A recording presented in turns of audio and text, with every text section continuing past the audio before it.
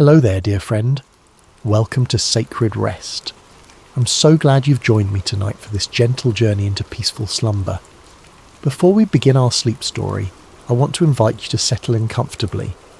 Find that perfect position where your body can fully relax.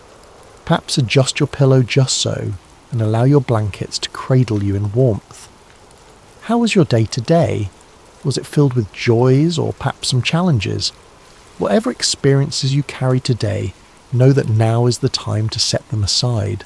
This is your moment for rest and renewal. What time is it for you right now? Late evening? The middle of the night? And where in the world are you resting tonight? Perhaps in a cosy apartment in a bustling city, or maybe a quiet home in the countryside. Wherever you are, I'm grateful that our paths have crossed in this peaceful moment. If you found comfort in tonight's journey, I warmly invite you to subscribe to Sacred Rest. Each night we create a sanctuary of calm together, a gentle refuge from the world's noise. Tonight we'll rest in the words of one of the most beloved psalms, a passage written for weary hearts, quiet minds, and those who long for peace.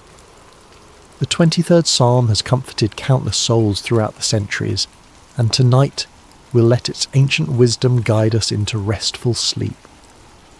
Take a deep breath with me now. Inhale slowly and exhale completely.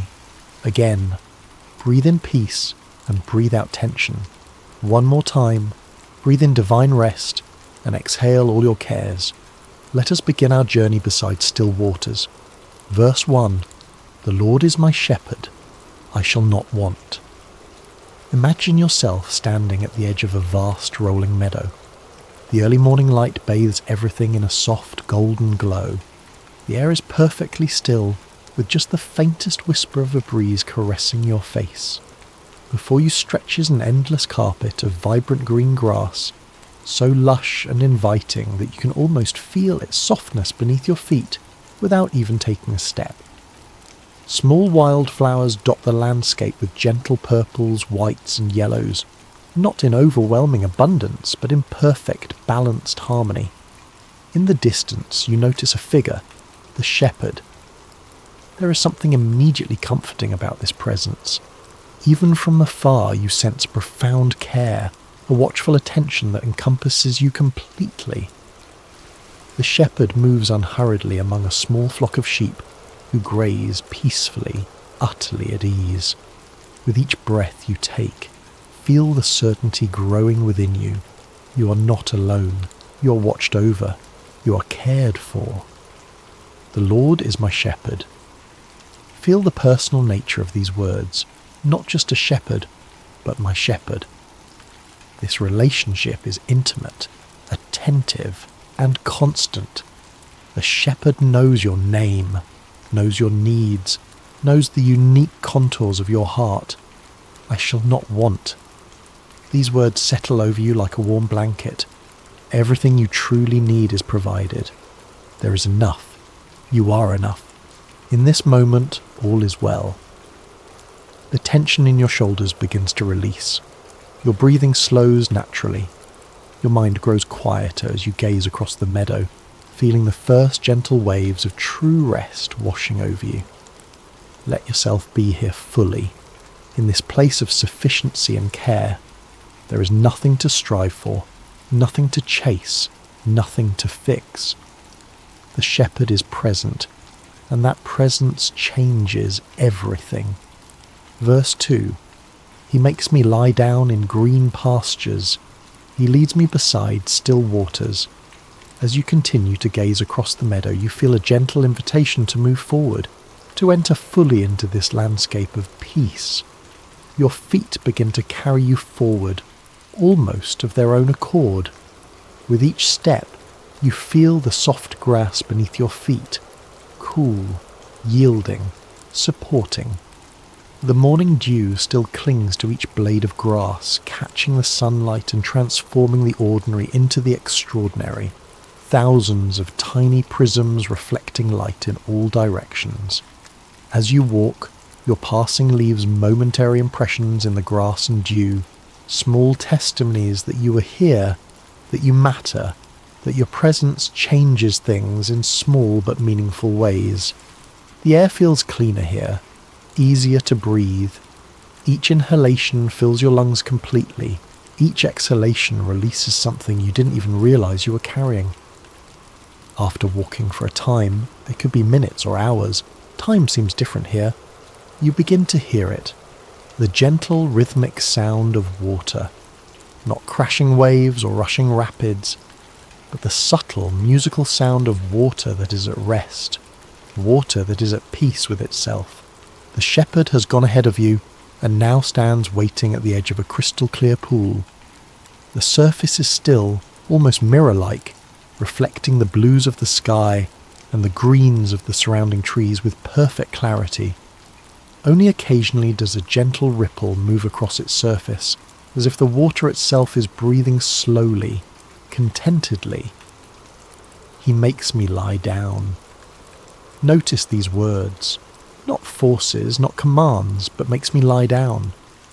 Like a parent who knows when their child needs rest before the child does. There is tender authority here, loving insistence. The shepherd knows that true rest isn't always automatic for us. Sometimes we need to be guided into it, led to surrender to it. Find a perfect spot near the water's edge. The grass here seems even softer, as if specially prepared for you. Allow yourself to lower down, to release the weight of your body fully into the earth that supports you. Lie back and look up at the vast blue sky above, wisps of white clouds moving with imperceptible slowness across its expanse. He leads me beside still waters. Still waters run deep, they say. There is profound quiet here, but it's not emptiness. It's fullness, completeness. The still waters offer reflection, clarity, and deep refreshment. Listen to the almost imperceptible sounds of the water gently lapping at the shoreline. A rhythm like slow breathing, like a heartbeat. Perhaps your own breathing begins to synchronize with this ancient rhythm. Inhale peace, exhale tension. Inhale trust, exhale worry. Feel the warmth of the sun on your face, the support of the earth beneath you, the watchful presence of the shepherd nearby. You're completely safe, completely held, completely at peace. Verse 3. He restores my soul. He leads me in paths of righteousness for his name's sake. As you rest beside the still waters, something remarkable begins to happen within you. It's subtle at first, like the first light of dawn or the first notes of a distant song. There's a sense of something being repaired, renewed, restored. He restores my soul. Restoration is different from replacement. The shepherd doesn't discard what is worn or broken. Instead, with infinite patience and skill, he mends, strengthens, and beautifies. All the frayed edges of your being, the worries that have worn thin your peace, the hurts that have torn your confidence, the fears that have unravelled your trust, all these are being gathered up by gentle, knowing hands. Imagine this restoration happening now with each breath you take, the scattered pieces of yourself being gathered, the depleted places being refilled, the dimmed lights being rekindled. Your soul, that deepest, truest part of you, being remembered to wholeness.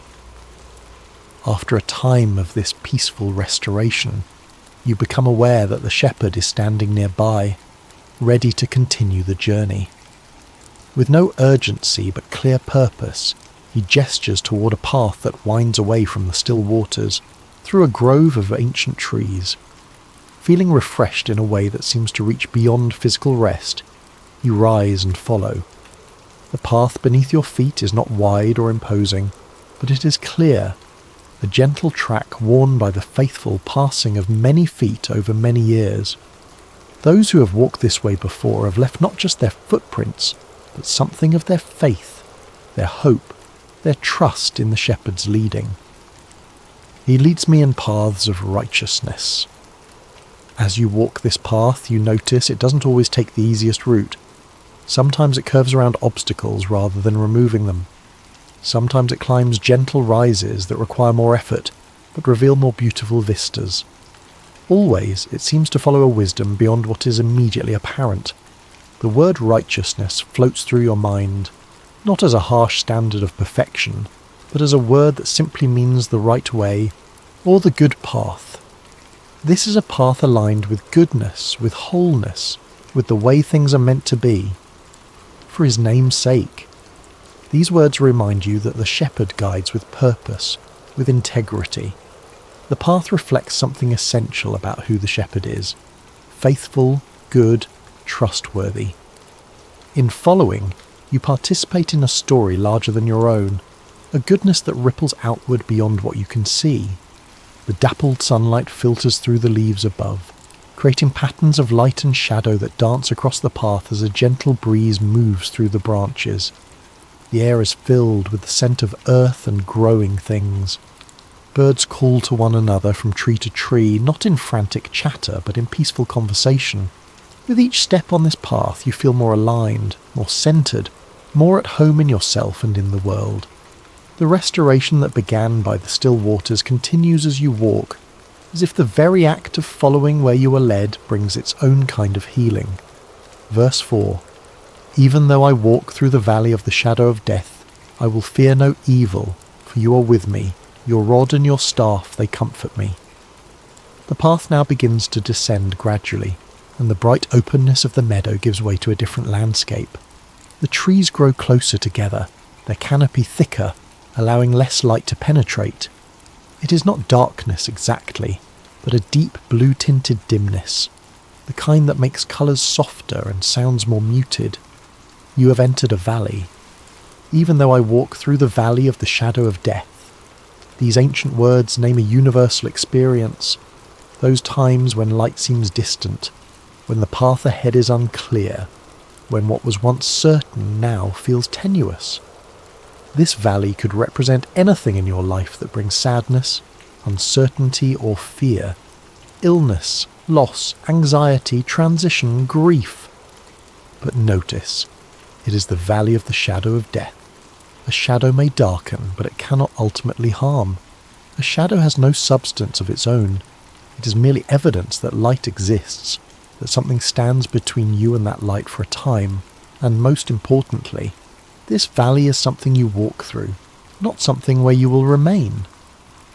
The path narrows here, requiring more attention to each step. The ground is uneven in places, scattered with small stones. Yet even in this challenging terrain you notice something remarkable. The shepherd's presence has changed. While before the shepherd led the way, now he walks directly beside you, closer than before. For you are with me. Feel the profound shift in these words. No longer speaking about the shepherd in the third person, he leads, but speaking directly to him. You are with me. In the deepest valley, the relationship becomes most intimate, the presence most palpable. In the shepherd's hand is a rod, a symbol of protection and authority. With the other hand, he carries a staff with a curved end, perfect for guiding, for rescuing, for drawing near what might stray. These are not weapons of aggression, but tools of care. Your rod and your staff, they comfort me. There is comfort in knowing you are protected, guided, kept close. The valley may be real, its challenges genuine, but you do not face them alone or unequipped. As you continue walking through this valley together, notice that your eyes have adjusted to the dimness. What first appeared as shapeless shadows now reveal themselves as ancient trees, their massive trunks testifying to all they have weathered and survived. The forest floor beneath your feet is soft with decades of fallen leaves, creating a natural cushion for your steps. Even here, especially here, there is beauty to be found. Small flowers that thrive in low light, the intricate patterns of moss growing on stone, the occasional shaft of sunlight breaking through, illuminating dust motes that dance like tiny stars in the beam. And always, the steady presence of the shepherd beside you, matching his pace to yours, unhurried, unworried, utterly present. With each step through this valley, your fear diminishes, not because the valley changes, but because your awareness of his presence grows. Verse 5, You prepare a table before me in the presence of my enemies. You anoint my head with oil. My cup overflows. The path begins to ascend again, gently but steadily. The trees thin out, allowing more light to filter through. After walking for a time, you and the shepherd emerge from the valley into a wide circular clearing surrounded by ancient olive trees. The light here is golden and warm, suggesting late afternoon approaching evening. In the centre of this clearing stands something unexpected and wonderful. A table. Not a rough outdoor table, but one that would be at home in a palace, beautifully crafted of polished wood, covered with a fine linen cloth that gleams white in the golden light. You prepare a table before me. The shepherd moves ahead and gestures for you to approach to take a seat. As you draw nearer, you see that the table is set for a feast. There are plates of bread still warm from the oven, bowls of olives and roasted vegetables, platters of fruit so ripe they glisten, and goblets of deep red wine catching the light like liquid rubies. And this feast has been prepared specifically for you, each element chosen with intimate knowledge of what delights you, what nourishes you, what you need most in this moment. In the presence of my enemies. The clearing is not entirely enclosed. There are gaps between the protective circle of trees, and through these openings you can glimpse shadowy forms moving at the edges of your vision. These represent whatever has opposed you, whatever has tried to convince you that you are unloved, unsafe, or without resources. Fear, doubt, regret, worry, pain. Yet here is the miracle. Their presence cannot touch this moment. They cannot approach the table. They cannot prevent the feast. They can only watch as you are honoured, nourished and delighted beyond measure. Taking your place at the table, you feel the shepherd's hands come to rest gently on your head. From a small alabaster jar, he pours fragrant oil that runs down warm and soothing. You anoint my head with oil. In ancient times, oil was poured on the heads of honoured guests, of those being healed, and of those being set apart for special purpose. To be anointed is to be distinguished, to be marked for blessing and protection. Feel this oil of gladness seeping into your very thoughts, soothing away tension, bringing clarity and peace. Before you on the table stands a simple clay cup. As you watch, the shepherd fills it with clear, sparkling water that catches the light like diamonds. But he doesn't stop when the cup is full. He keeps pouring until the water spills over the rim, running across the table in rivulets of abundance.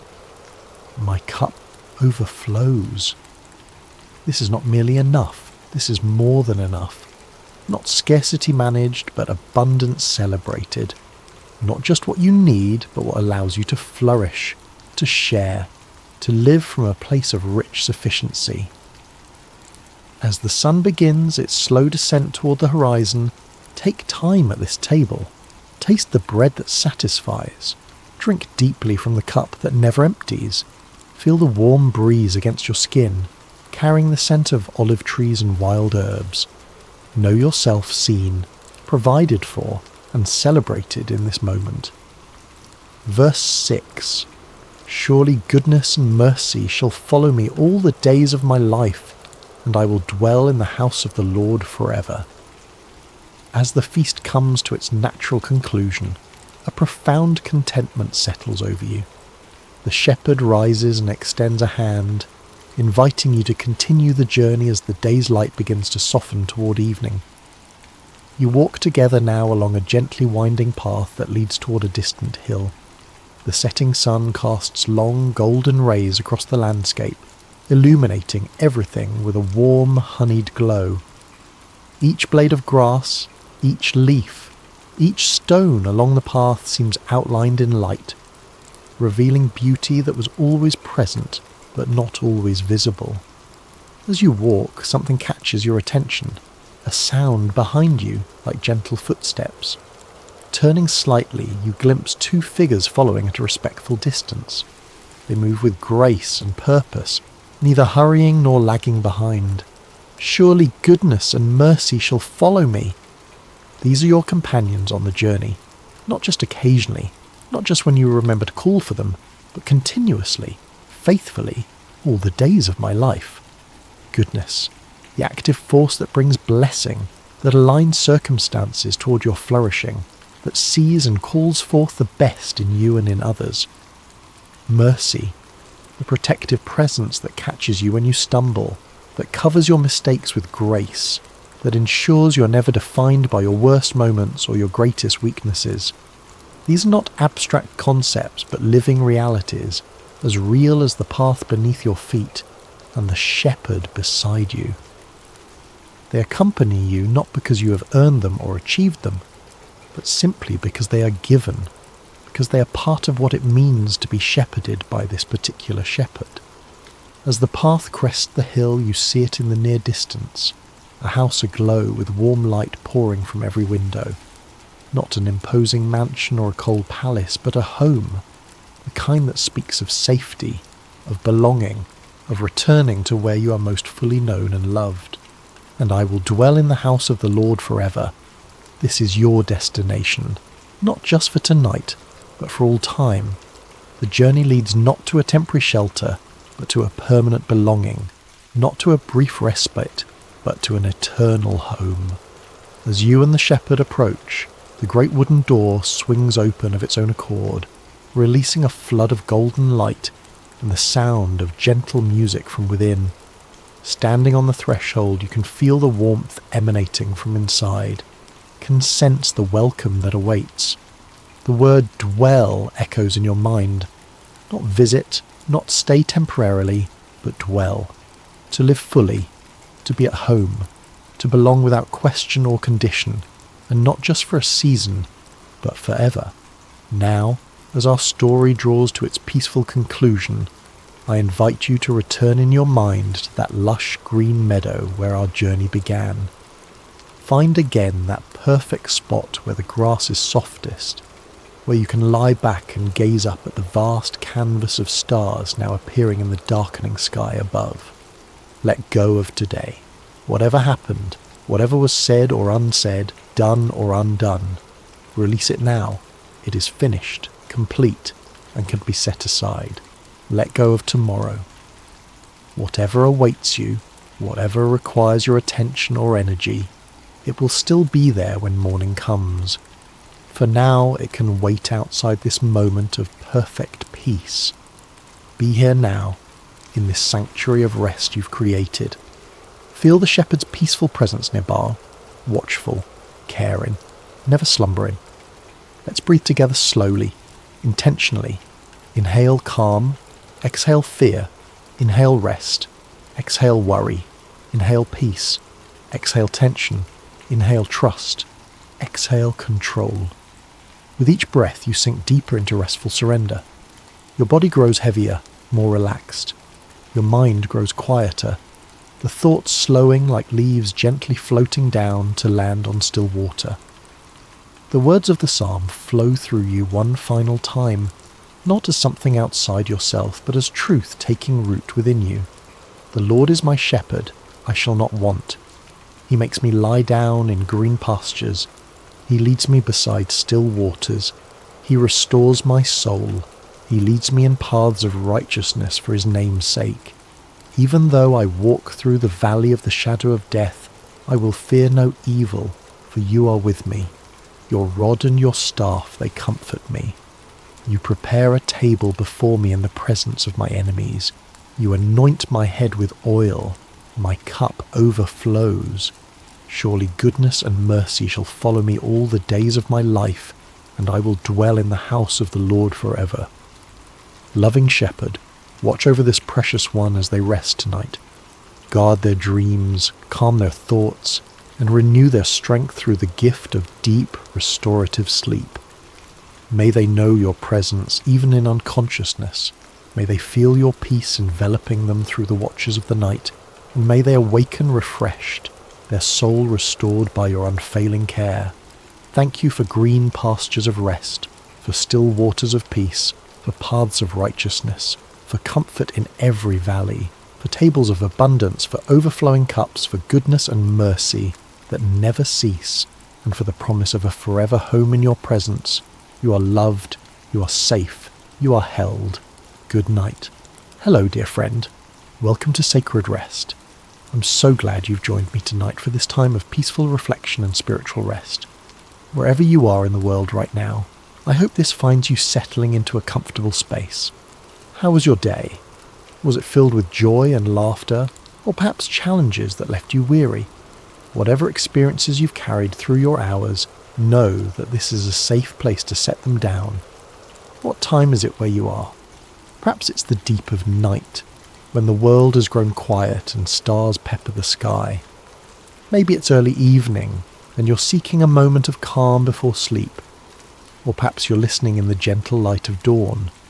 Wherever you're from in our vast, beautiful world, whether you're nestled in a busy city or somewhere quiet and remote, I welcome you to this sacred time. If you found comfort in these meditations, I'd be deeply grateful if you would subscribe to Sacred Rest. Your subscription helps this ministry continue providing peaceful, scripture-based sleep meditations to those who need them most. When we gather together in this digital sanctuary, we create a community of believers finding rest in God's presence. Now I invite you to settle more deeply into your bed or chair. Feel the weight of your body being supported. Notice where you might be holding tension, perhaps in your shoulders, your jaw, or your hands, and gently release it with each breath. Breathe in God's peace and exhale any lingering worries. Tonight, we'll journey across the Sea of Galilee with Jesus and his disciples. We'll witness how even the fiercest storms must bow to his gentle command. In your own life, whatever storms you face, anxiety, uncertainty, fear, or overwhelm, this story reminds us of a profound truth. The one who calms the seas can calm our hearts as well. Let's begin with a prayer. Loving Father, as we prepare for rest, we invite your peace to wash over us. Still our racing thoughts and calm our beating hearts. As we journey through this story of your Son's power over the storm, help us to trust you with the storms in our own lives. May this time be a sanctuary of rest and renewal. In Jesus' name, Amen. The day had been long, wonderfully full but exhausting. Jesus had been teaching since morning, sharing parables about seeds and lamps and the mysterious growth of God's kingdom. Crowds had pressed in around him, their faces eager and questioning, their needs endless. As the golden light of late afternoon stretched across the hillside surrounding the Sea of Galilee, Jesus looked out at the water, its surface catching the amber glow of the setting sun. "Let us go across to the other side," he said simply to his disciples. The men nodded, familiar with their rabbi's ways by now. When the crowds grew too large, when the demands became too constant, Jesus would often seek the quiet of the water or the solitude of the hills. They understood his need for moments of peace. The disciples began preparing a fishing boat, one they had used many times before. It wasn't large, but it was sturdy enough for the journey across the lake. Several of them were fishermen after all. Peter, Andrew, James, and John knew these waters intimately. They had spent countless nights on this very sea, reading its moods, respecting its power, harvesting its bounty. As the last remnants of the crowd dispersed, moving back toward the villages dotting the shoreline, the disciples helped Jesus into the boat. They couldn't help but notice the weariness in his movements, the heaviness in his shoulders. He had given so much of himself that day, healing the sick, answering questions, teaching with stories that somehow made the mysteries of heaven feel tangible and close. There were other boats setting out with them, smaller vessels carrying more followers who weren't ready to end their time with the teacher. The little flotilla pushed away from shore, wooden hulls creaking gently as they slipped into deeper water. Oars dipped rhythmically, creating small whirlpools that glinted copper in the fading light. In the stern of the boat, Jesus found a cushion, a simple thing made of cloth and stuffed with wool. Without ceremony, he laid his head upon it. The gentle rocking motion of the boat, the soft splashing of water against the hull, and the quiet murmuring of his friends' voices created a lullaby that his exhausted body could not resist. Within moments, Jesus was asleep, his breathing deep and even. The disciples continued their work, some rowing, others adjusting the small sail to catch what little breeze stirred across the water. They talked quietly among themselves, occasionally glancing back at their sleeping teacher with affection and protectiveness. "He pushed himself too hard again today," Peter whispered to John. "Did you see how many people he healed?" Matthew added. "And yet he had time to explain his parables to us afterward." "I'm still thinking about the mustard seed," Thomas said thoughtfully. "How something so small can become something so significant." As they conversed, the brilliance of sunset gave way to the soft indigo of early evening. Stars began to appear, first one, then dozens, then hundreds, until the heavens above them shimmered with light. The moon, nearly full, cast a silver pathway across the water. Under different circumstances, it would have been a perfect night for sailing. But the Sea of Galilee, nestled as it was in a basin surrounded by hills and mountains, was known for its sudden, violent storms. Cool air from the Mediterranean could rush down the mountain passes and collide with the warm air over the lake, creating tempests that arose with frightening speed. And on this night, as Jesus slept, the first signs of change began to appear. It started subtly, a freshening of the breeze that made the sail suddenly grow taut. The disciples, who were fishermen, exchanged knowing glances. They had felt this shift before. "Perhaps we should wake him," Andrew suggested, looking back at Jesus. "No," Peter replied. "Let him rest. We can handle a bit of wind." But the breeze continued to strengthen, becoming a wind, and then a gale. The surface of the water, which had been as smooth as polished glass, began to roughen. Small wavelets appeared, growing quickly into swells. The boat, which had been gliding peacefully, now began to pitch and roll. The other boats that had been following them were already turning back toward the shore they had left, their occupants clearly visible in the moonlight, faces turned upward at the darkening sky. But Jesus' boat was now nearly in the middle of the lake, equally distant from both shores. Turning back would be as dangerous as continuing forward. Within minutes the wind was howling through the rigging. The sail had to be quickly furled before it could tear or, worse, overturn the vessel. The disciples moved with the practiced efficiency of men who had faced such conditions before, but even they could not hide their growing concern. The sky, which had been clear and star-filled just moments before, was now obscured by fast-moving clouds that seemed to boil out of nowhere. The moon disappeared behind them, plunging the lake into shadowy darkness, broken only by the white foam of wave caps. Now the boat was being tossed violently. Waves crashed over the bow, sending frigid water cascading into the hull. Several of the men scrambled to bail with whatever containers they could find, while others struggled with the oars, trying to keep the vessel from being broadside to the swells. "This is getting dangerous," James shouted over the roar of the wind.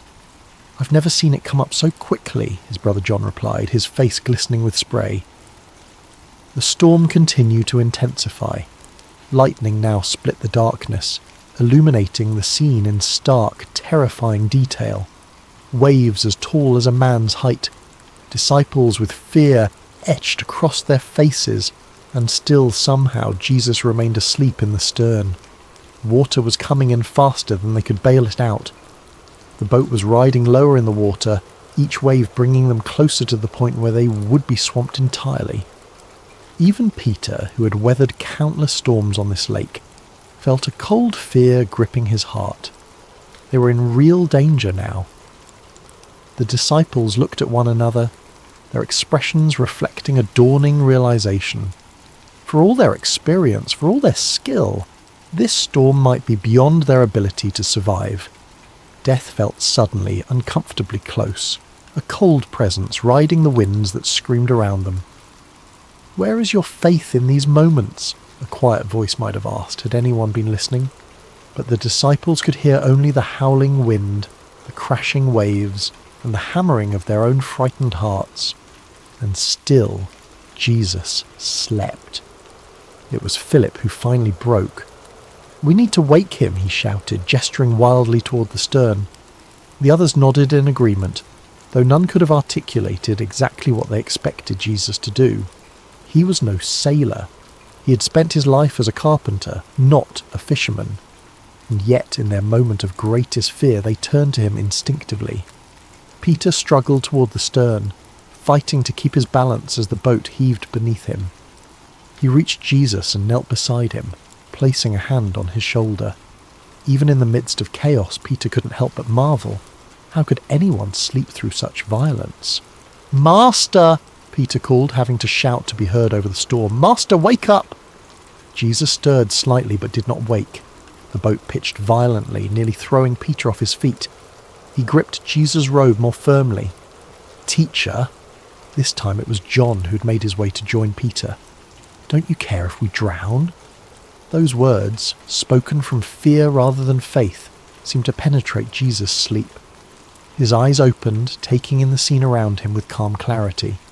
The water sloshing in the bottom of the boat, the sail straining against its ties, his friends' faces contorted with fear. There was no disorientation, no moment of confusion or alarm. Jesus simply sat up, his movements unhurried even as the boat threatened to capsize beneath him. Water streamed from his hair and beard. His robe was soaked through. Yet he showed no sign of the terror that had overcome his disciples.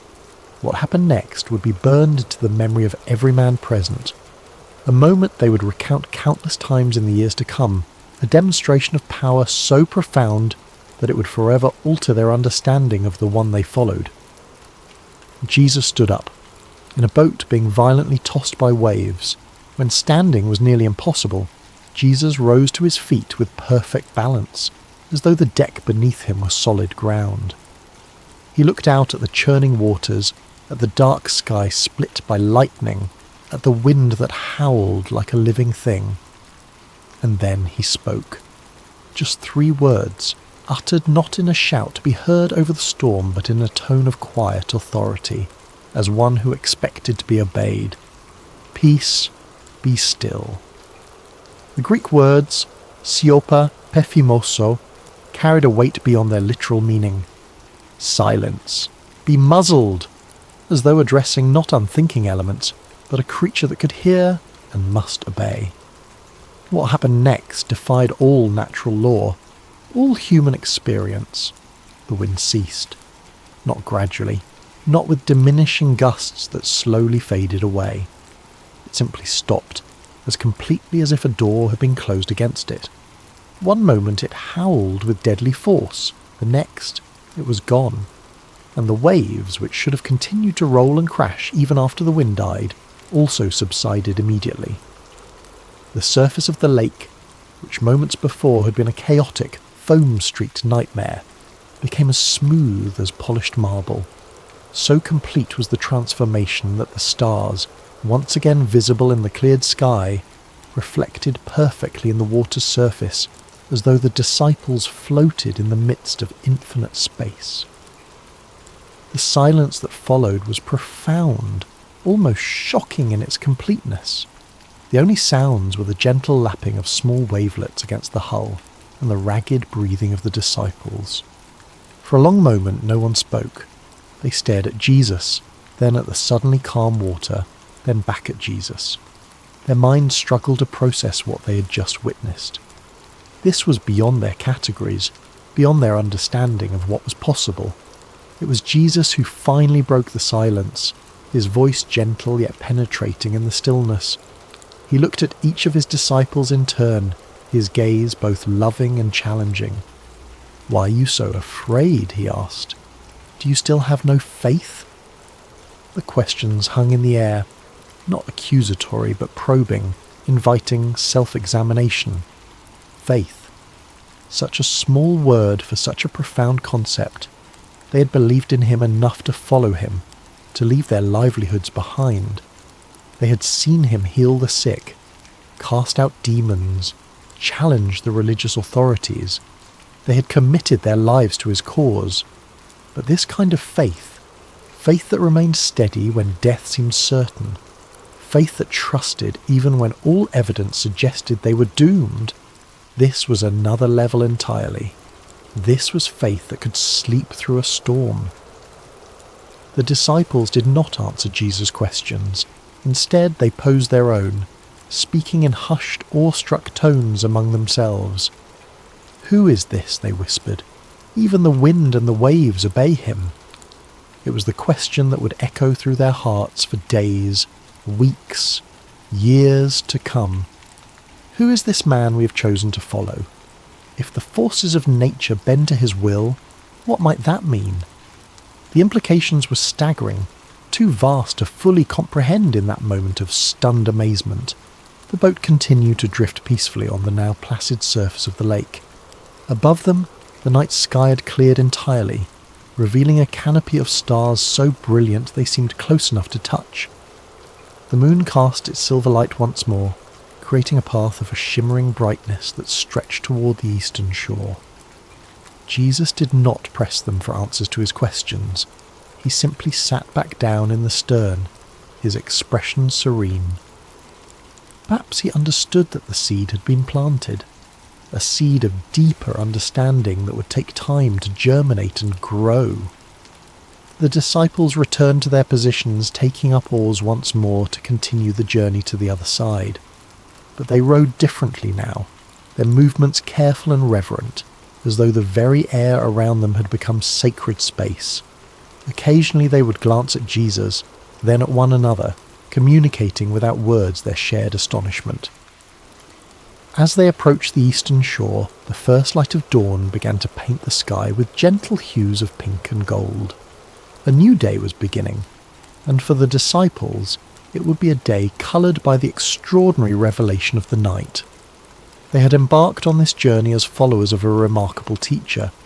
They would disembark with the dawning realization that they were in the presence of someone far greater than they had imagined. The boat's hull scraped gently against the shore. One by one, the disciples stepped out, their feet sinking into the wet sand.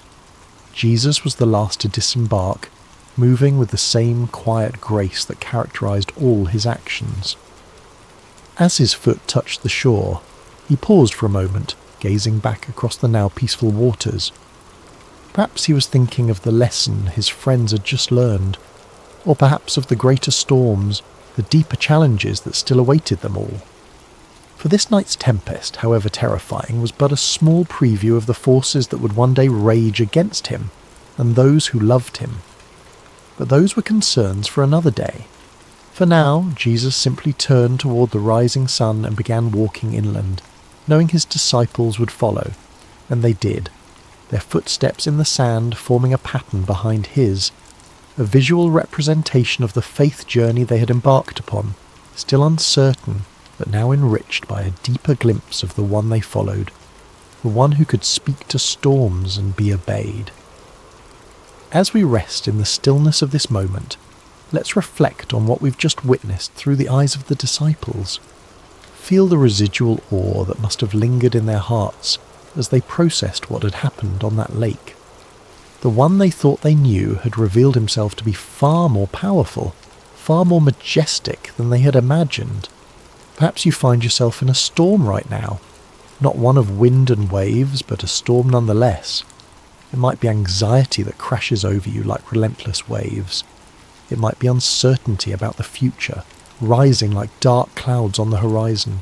It might be grief or loneliness or fear, emotions that howl through your heart like a gale-force wind. Take a moment to name your storm silently. What is causing turbulence in your life right now? What makes your heart race with worry or your mind churn with doubt? Pause. Now imagine Jesus in your boat. Yes, right there with you in the midst of your personal tempest. This is not wishful thinking or mere metaphor. It is the profound reality of the Christian faith. Emmanuel, God with us, not God observing from a safe distance. Not God waiting for us on the shore after we've weathered the storm alone, but God present in the very midst of our chaos. And here is something remarkable to consider. In the story we've just heard, Jesus didn't calm the storm immediately.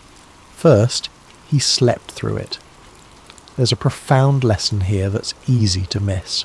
Sometimes the greatest demonstration of faith is not receiving an immediate solution to our problem, but finding peace in the midst of it. Peace so profound it can rest, even when everything around it is in chaos. Jesus sleeping in the storm wasn't indifference. It was a demonstration of absolute trust in the Father. It was a live sermon more powerful than any words he could have spoken. You can rest even when the storms rage, because you know who holds you. Take a deep breath and sit with that thought for a moment. Pause. Now consider the words Jesus spoke to the disciples. Why are you so afraid? Do you still have no faith? These weren't words of condemnation, but an invitation to growth. Jesus was gently showing them the gap between what they professed to believe about him and how they behaved when circumstances became frightening. He was calling them to a faith that remains steady even when situations suggest there's reason to panic. What might Jesus be inviting you to trust him with right now? Where in your life might he be saying, "Peace, be still"? Pause. There's another beautiful detail in this story that's worth lingering over. Jesus said to the disciples, "Let us go over to the other side." Not let us go into the middle of the lake and drown. He had already declared the destination before the journey began. Despite the storm that arose, his intention remained unchanged. They were going to reach the other side. In your own life, what other side has Jesus promised you? What word has he spoken over your situation that the current storm seems to contradict? Hold fast to his promise. The storm, no matter how violent, cannot prevent the fulfillment of his declared purpose. When Jesus commands something, whether it's peace, be still, to a raging sea, or let us go to the other side to his disciples, it will come to pass. His word does not return void. It accomplishes what he intends. There's a particular comfort in knowing that the same voice that commanded the elements has spoken over your life. The same authority that subdued the storm is engaged with your circumstances. The same love that prompted Jesus to stand and act on behalf of his frightened friends is extended to you as you navigate your own waters. Listen now for his voice in the quiet of your heart. Perhaps he's not removing your storm immediately. Perhaps, like the disciples, you're being invited to know him more deeply through the experience of watching him work in unexpected ways. But know this, he is in your boat, and because of that, you will reach the shore. Let the gentle rocking of the now calm waters lull you toward rest. Feel the tension leave your body as you entrust yourself to the one who commands the wind and waves. Whatever storms tomorrow may bring, tonight you rest in the presence of the storm calmer, the peace speaker, the Lord of wind and wave. Let these words wash over you like gentle waves. Peace, be still. You are safe in his hands. Let go of your worries. Let him hold them now. Peace, be still. Rest in this truth. If the winds and waves obey him, so can your anxious heart. You don't have to control the storm. You just have to rest with the one who can. As we come to the close of our time together, I want to offer a blessing over you as you prepare for sleep. May you rest tonight in the perfect peace that comes from knowing the master of the storm is watching over you. May you sleep deeply, secure in the knowledge that the same God who calmed the Sea of Galilee is present in your room, attentive to your breathing, mindful of your needs. May your dreams be serene, unthreatened by the storms of waking life. May the gentle rocking of God's love lull you into profound rest, the kind of rest that renews not just the body but the soul. May you awaken tomorrow with the disciples' question still echoing in your heart. Who is this? Even the wind and waves obey him. And may that wonder lead you into a day lived with greater trust and deeper peace. Let us pray. Loving Father, I thank you for the precious soul listening right now. You know their name, their face, their struggles, and their joys. You know the storms they've weathered, and the ones that may still lie ahead. I ask that you would spread your mantle of peace over them tonight. Quiet their racing thoughts, slow their breathing, release the tension from their muscles, guard their mind against anxious ruminations, and fill it instead with the truth of your loving presence. Lord Jesus, just as you stood in authority over the storm on Galilee, I ask you to speak peace, be still over any turbulence in their life. Calm the waters of their circumstances, quiet the winds of their worry, help them to rest in the boat with you, trusting that you will bring them safely to the other side. Holy Spirit, be the breath of God in this room tonight. Fill this space with your comforting presence. Minister to the deep places of hurt or fear that conscious thought cannot reach. Repair, restore, and renew as only you can do during the sacred hours of sleep. We rest tonight in the perfect love that casts out fear, in the mighty name of Jesus who calms all storms. Amen.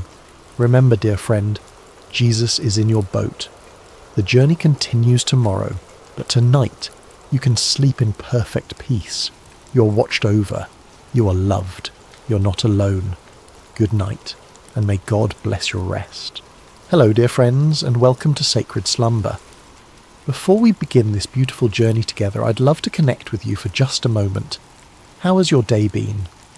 Whether it's morning, afternoon, or evening where you are in the world, I hope this story finds you in a peaceful place, ready to receive some comfort and inspiration.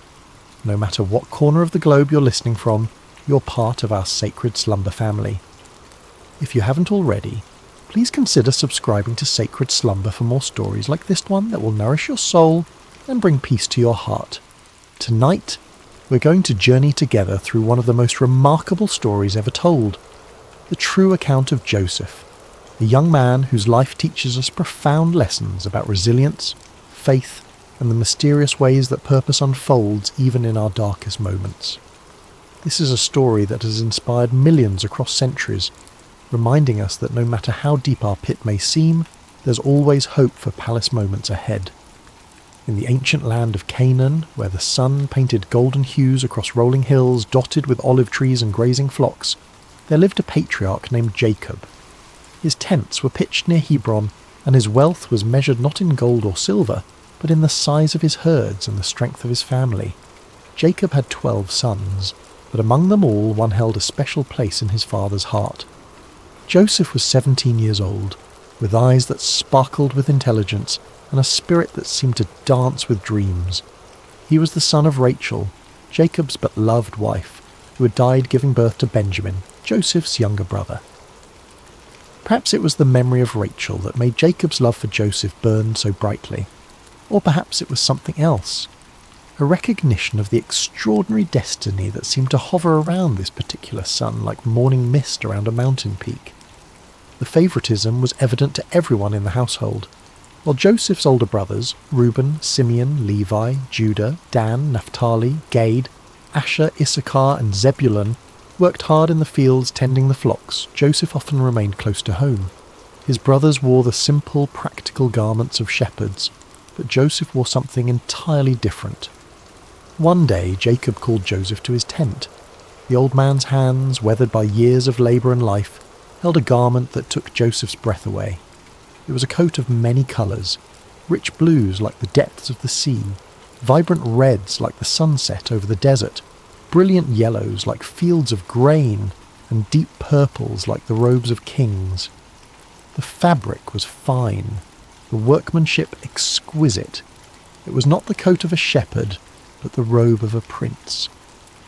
"My son," Jacob said, his voice thick with emotion as he placed the coat on Joseph's shoulders, "this is for you. You are precious to me beyond measure." Joseph felt the weight of the coat, but more than that, he felt the weight of his father's love and the unspoken promise it contained. As he walked among his brothers wearing this magnificent garment, he could feel their eyes following him, eyes that had grown cold with resentment and hard with jealousy. But the coat was only the beginning. Joseph had always been a dreamer, but now his dreams took on a quality that was both wonderful and troubling. One morning, as the family gathered for their meal, Joseph could no longer contain the vision that had visited him in the night. "Listen to this dream I had," Joseph said, his voice bright with excitement and innocence. "We were binding sheaves of grain out in the field, when suddenly my sheaf rose and stood upright, while your sheaves gathered around mine and bowed down to it." The silence that followed was deafening. His brothers exchanged glances that spoke volumes. Reuben's jaw tightened. Simeon's hands clenched into fists. Judah shook his head in disgust.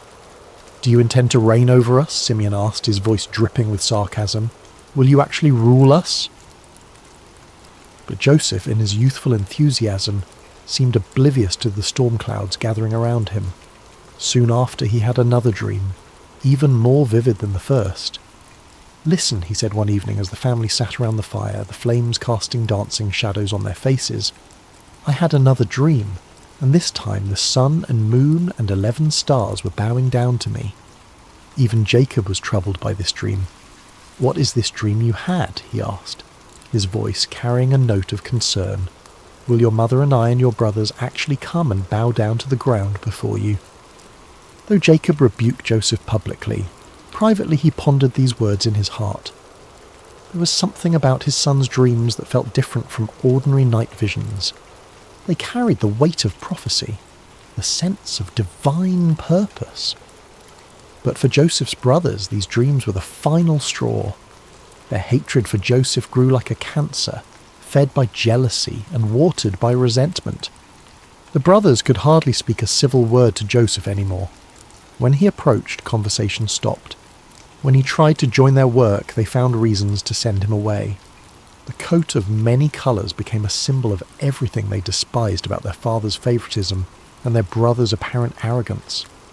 One day, Jacob sent Joseph to check on his brothers who were grazing the flocks near Dothan, several days' journey from home. As Joseph set out, wearing his beautiful coat and carrying provisions for his brothers, he had no idea that he was walking toward a destiny that would change not only his life, but the course of history itself. The brothers saw him coming from a long distance, the colours of his coat visible even across the rolling hills. As that familiar figure approached, the resentment that had been building for years finally reached its boiling point. "Here comes that dreamer," one of them said with venom. "Let's kill him," another suggested. "We can throw him into one of these cisterns and say that a ferocious animal devoured him. Then we'll see what comes of his dreams." For a moment, murder hung in the air like a storm cloud ready to burst. But Reuben, the eldest, felt the weight of responsibility on his shoulders. "Let's not take his life," he said quickly. "Throw him into this cistern here in the wilderness, but don't lay a hand on him." Privately, Reuben planned to rescue Joseph later and return him to their father. When Joseph finally reached his brothers, he greeted them with a smile, completely unaware of the dark thoughts that had been brewing in their hearts. But instead of the warm welcome he expected, they seized him roughly. Hands that should have embraced him tore at his beautiful coat, stripping it from his body. Before he could fully comprehend what was happening, they had grabbed him and thrown him into an empty cistern. The pit was deep and dry, its walls smooth stone that offered no hope of escape. As Joseph hit the bottom, the breath knocked from his lungs. He looked up to see the circle of sky above growing smaller as his brothers walked away. The silence was overwhelming. One moment he had been walking free under the open sky, and the next he was trapped in a hole in the ground, abandoned by his own family. Above him, his brothers sat down to eat their meal as if nothing had happened. The casual way they consumed their bread and cheese while their brother suffered below spoke volumes about how completely their hearts had been hardened by jealousy. But God's purposes are rarely thwarted by human cruelty. And even as Joseph sat in that pit, wondering if he would die there, divine providence was already at work. In the distance, a caravan of Ishmaelite traders appeared on the horizon, their camels loaded with spices, balm and myrrh bound for Egypt. Judah, perhaps feeling some stirring of conscience, looked at his brothers and said, "What will we gain if we kill our brother and cover up his blood? Come, let's sell him to the Ishmaelites and not lay our hands on him. After all, he is our brother, our own flesh and blood." The brothers agreed, seeing an opportunity to rid themselves of Joseph while making a profit. They pulled Joseph out of the cistern and sold him to the traders for 20 shekels of silver. As the caravan disappeared into the distance with Joseph bound among the slaves, the brothers took his coat of many colours and tore it. Then they killed a goat and dipped the coat in its blood. When they returned home, they presented the bloodied coat to their father. "We found this," they said. "Examine it to see whether it is your son's robe." Jacob recognized it immediately. The colours that had once brought him such joy now brought only anguish. "It is my son's robe," he cried. "Some ferocious animal has devoured him. Joseph has surely been torn to pieces." Jacob tore his clothes in grief and put on sackcloth. He mourned for his son many days, and though all his sons and daughters came to comfort him, he refused to be comforted. "No," he said, "I will continue to mourn until I join my son in the grave." Meanwhile, the caravan carrying Joseph continued its journey toward Egypt, each step taking him further from everything he had ever known and loved.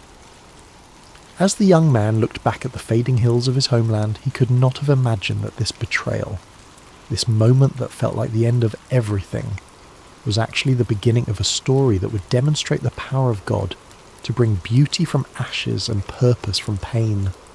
The journey to Egypt was long and grueling. Joseph, who had never known anything but comfort and privilege, now found himself chained among slaves, his feet bloody from walking across rough terrain, his throat parched from the desert sun. The traders were not cruel, but neither were they kind. He was simply merchandise to them, a commodity to be delivered in good condition to fetch the best price. As the caravan crested the final hill before entering Egypt, Joseph's eyes widened at the sight before him. Egypt was unlike anything he'd ever seen.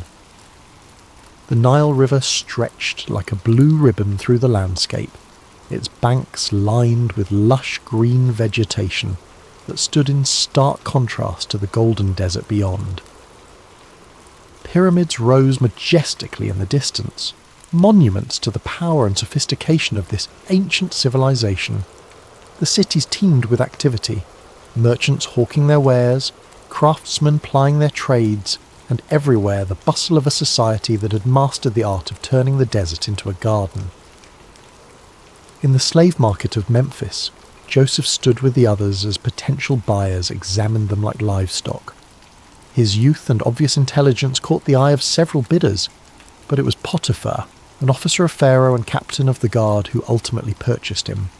Potiphar was a man of considerable wealth and influence, with a household that required numerous servants to maintain its operations. Joseph's new life began in Potiphar's house, where he was assigned to work among the other servants.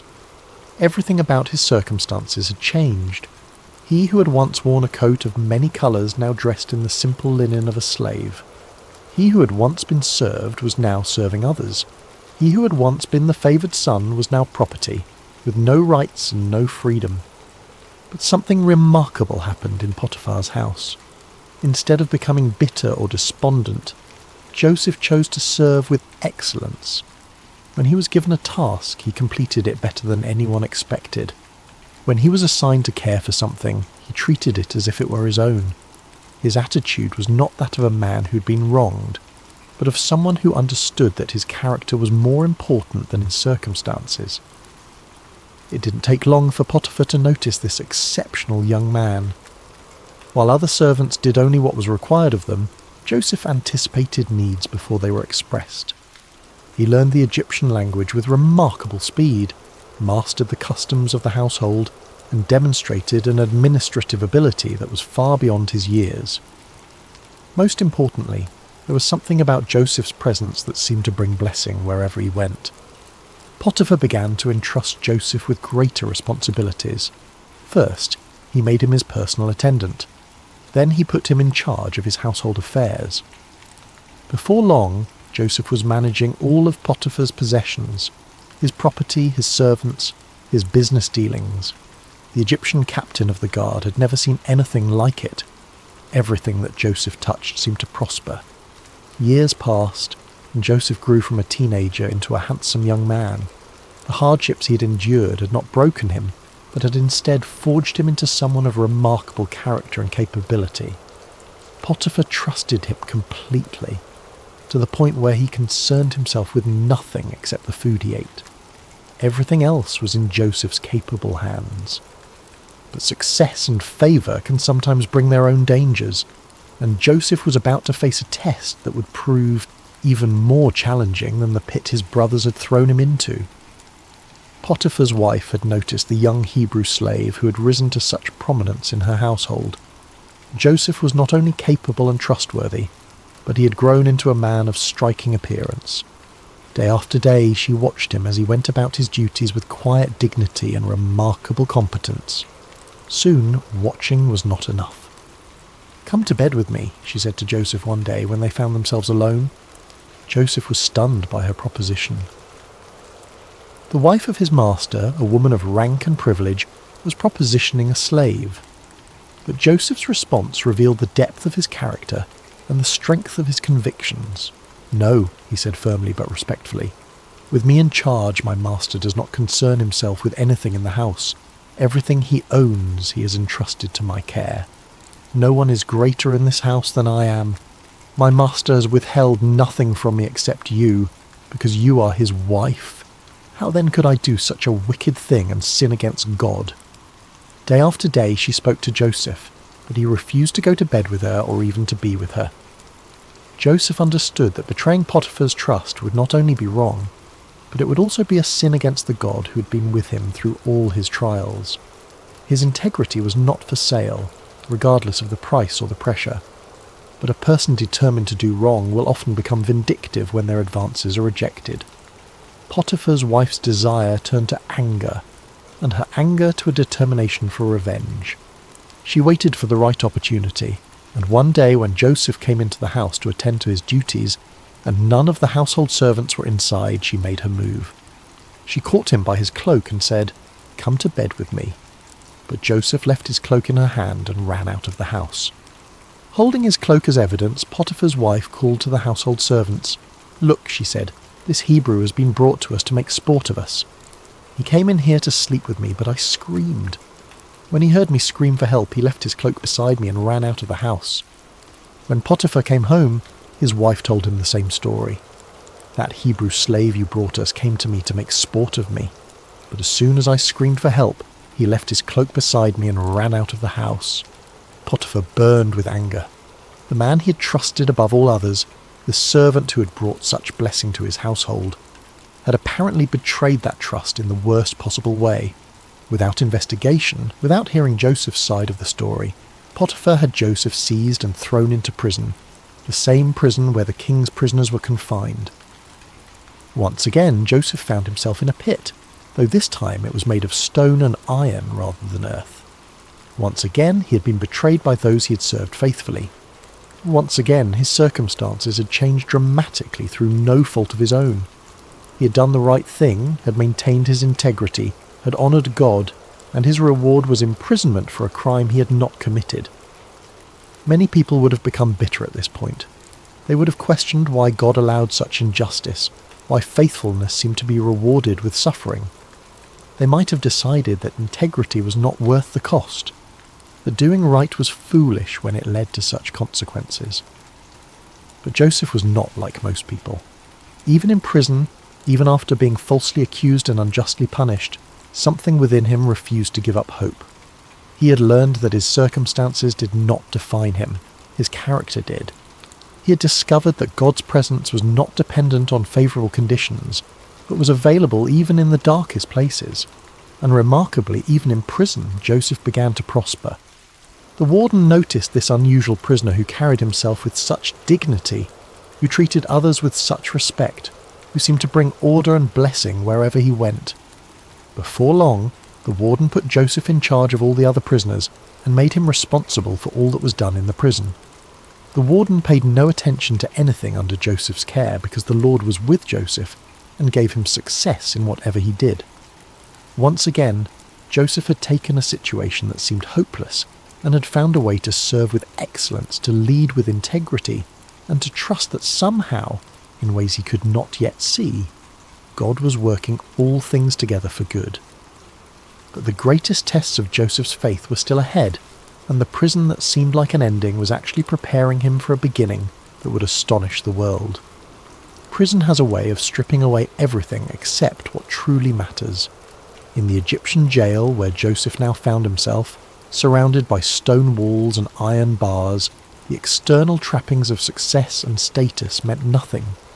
Here, in this place reserved for those who had supposedly committed crimes against Pharaoh, Joseph faced the ultimate test of his character. Days turned into months, and months into years. Joseph had now spent more time as a slave and prisoner than he had as the favoured son in his father's house. The dreams of his youth, the sheaves bowing down, the sun and moon and stars paying homage, seemed like the fantasies of another lifetime. If someone had asked him during those long, dark nights whether he still believed in those dreams, he might have wondered himself. But Joseph had learned something profound during his years of hardship, that faith is not about understanding God's timeline, but about trusting God's character. He had seen evidence of divine favour even in the darkest circumstances. When he was in Potiphar's house, God had blessed his work.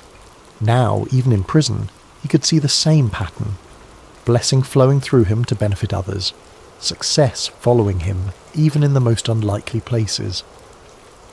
The other prisoners noticed something different about Joseph.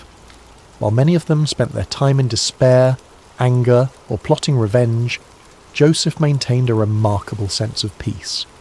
He listened to their stories with compassion, helped resolve disputes with wisdom, and carried himself with a dignity that prison walls could not diminish. The warden had made him the unofficial leader among the prisoners, and everyone, guards and inmates alike, respected him. One morning Joseph noticed that two of his fellow prisoners seemed particularly troubled. They were not ordinary criminals, but former members of Pharaoh's household, the chief cupbearer and the chief baker. Both had been imprisoned for offences against their royal master, and both carried themselves with the dignity of men, accustomed to positions of privilege and responsibility. "Why do you look so sad today?" Joseph asked them. The cupbearer answered, "We both had dreams, but there is no one to interpret them." In the ancient world, dreams were considered messages from the gods, and their interpretation was a specialized skill typically reserved for trained priests and wise men. To have a significant dream and no way to understand its meaning was a source of genuine distress. Joseph's response revealed both his humility and his faith. "Do not interpretations belong to God? Tell me your dreams." The chief cupbearer went first. "In my dream," he said, "I saw a vine in front of me, and on the vine were 3 branches. As soon as it budded, it blossomed, and its clusters ripened into grapes. Pharaoh's cup was in my hand, and I took the grapes, squeezed them into Pharaoh's cup, and put the cup in his hand." Joseph listened carefully, and as the cupbearer spoke, understanding came to him with a clarity that felt like sunrise after a long night. "This is what it means," Joseph said. "The 3 branches are 3 days. Within 3 days, Pharaoh will lift up your head and restore you to your position, and you will put Pharaoh's cup in his hand, just as you used to do when you were his cupbearer." The cupbearer's face lit up with hope. Joseph continued, "But when all goes well with you, remember me and show me kindness. Mention me to Pharaoh and get me out of this prison. I was forcibly carried off from the land of the Hebrews, and even here I have done nothing to deserve being put in a dungeon." When the chief baker saw that Joseph had given a favourable interpretation to the cupbearer's dream, he eagerly shared his own vision. "I too had a dream," he said. "On my head were 3 baskets of bread. In the top basket were all kinds of baked goods for Pharaoh, but the birds were eating them out of the basket on my head." Joseph's expression grew grave as he received understanding of this dream as well. The interpretation was not pleasant, but Joseph knew he had to speak the truth. "This is what it means," he said gently. "The 3 baskets are 3 days. Within 3 days, Pharaoh will lift off your head and impale your body on a pole, and the birds will eat away your flesh." 3 days later, it was Pharaoh's birthday, and he gave a feast for all his officials. He lifted up the heads of the chief cupbearer and the chief baker in the presence of his officials. He restored the chief cupbearer to his position, so that he once again put the cup into Pharaoh's hand. But he impaled the chief baker, just as Joseph had said to them in his interpretation. The accuracy of Joseph's interpretation should have marked him as a man of extraordinary ability, someone worthy of attention and favour. The chief cupbearer had been restored to his position of influence, with direct access to the most powerful man in Egypt. Surely he would remember the prisoner who had correctly interpreted his dream and had specifically asked to be remembered. But the chief cupbearer forgot about Joseph. This forgetting was perhaps one of the most difficult trials Joseph had yet faced. It was not the active betrayal of his brothers or the false accusation of Potiphar's wife, but the passive neglect of someone who simply failed to keep his word. Day after day, Joseph waited, hoping that this would be the day when guards would come to release him, when word would arrive that Pharaoh wanted to see him. But the days passed in silence. Months turned into a year, and then another year. 2 full years passed, and still the cupbearer, busy with his restored duties and privileges, did not remember the Hebrew slave who had correctly interpreted his dream. It was as if Joseph had been forgotten not just by one man, but by the entire world. During these 2 years of waiting, Joseph could have become bitter. He could have concluded that helping others was pointless, that kindness was wasted on those who would not return it. He could have decided that his gift for interpreting dreams was worthless if it could not even secure his own freedom. Many people would have given up hope entirely. But Joseph continued to trust, continued to serve, continued to maintain his character even when it seemed to bring no reward. He understood something that many people never learn, that our calling is to be faithful, not to control outcomes. His job was to use his gifts with integrity and kindness. God's job was to handle the timing and the results. In the darkness of those 2 forgotten years, Joseph's faith was refined like gold in a furnace. The dreams of his youth were still alive within him, but they had been purified of any pride or presumption. He was learning that God's promises are always fulfilled, but rarely on our timeline or in the way we expect. And unbeknownst to Joseph, his time of preparation was nearly complete. All the lessons he had learned, about integrity under pressure, about leadership in difficult circumstances, about maintaining faith when it seemed unrewarded, were about to be put to their ultimate test. The pit had prepared him for the palace, but first he would need to prove that he was ready for both the privilege and the responsibility that awaited him. The stage was being set for one of the most dramatic turnarounds in human history, and the forgotten prisoner was about to become the second most powerful man in the greatest empire on earth. Pharaoh stood on the balcony of his palace, looking out over the magnificent kingdom that stretched as far as the eye could see. The Nile flowed majestically past the royal residence, its waters reflecting the first light of dawn. Egypt was at the height of its power and prosperity, with abundant harvests, thriving trade, and monuments that would stand for millennia as testaments to its greatness. But on this particular morning, Pharaoh was deeply troubled. For 2 nights in a row, he had been visited by dreams so vivid and disturbing that they left him unable to rest. These were not ordinary dreams. They carried the weight of divine communication, the sense that the gods were trying to tell him something of vital importance. But what? The first dream had been strange and unsettling. Pharaoh had dreamed he was standing by the Nile when 7 cows, fat and sleek, came up out of the river and began grazing among the reeds.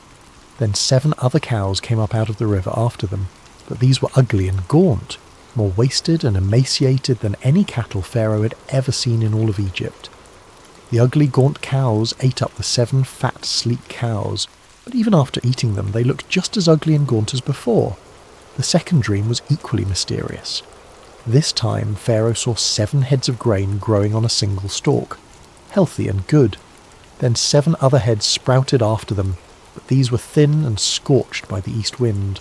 The thin heads of grain swallowed up the 7 healthy full heads. Pharaoh woke from each dream with a sense of foreboding that he could not shake. These dreams meant something, but what?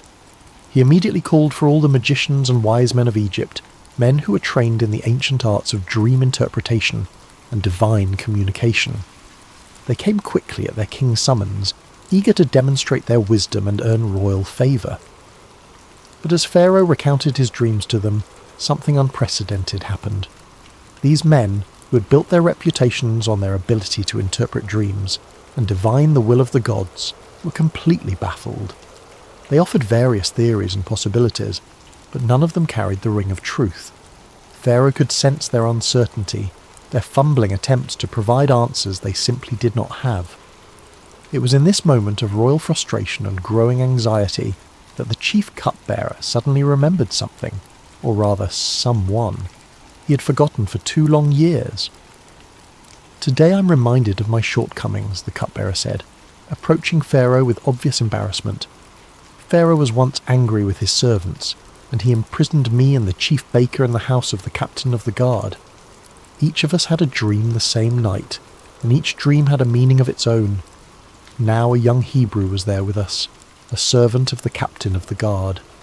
We told him our dreams, and he interpreted them for us, giving each man the interpretation of his dream, and things turned out exactly as he interpreted them to us. I was restored to my position, and the other man was impaled." Pharaoh's eyes sharpened with interest.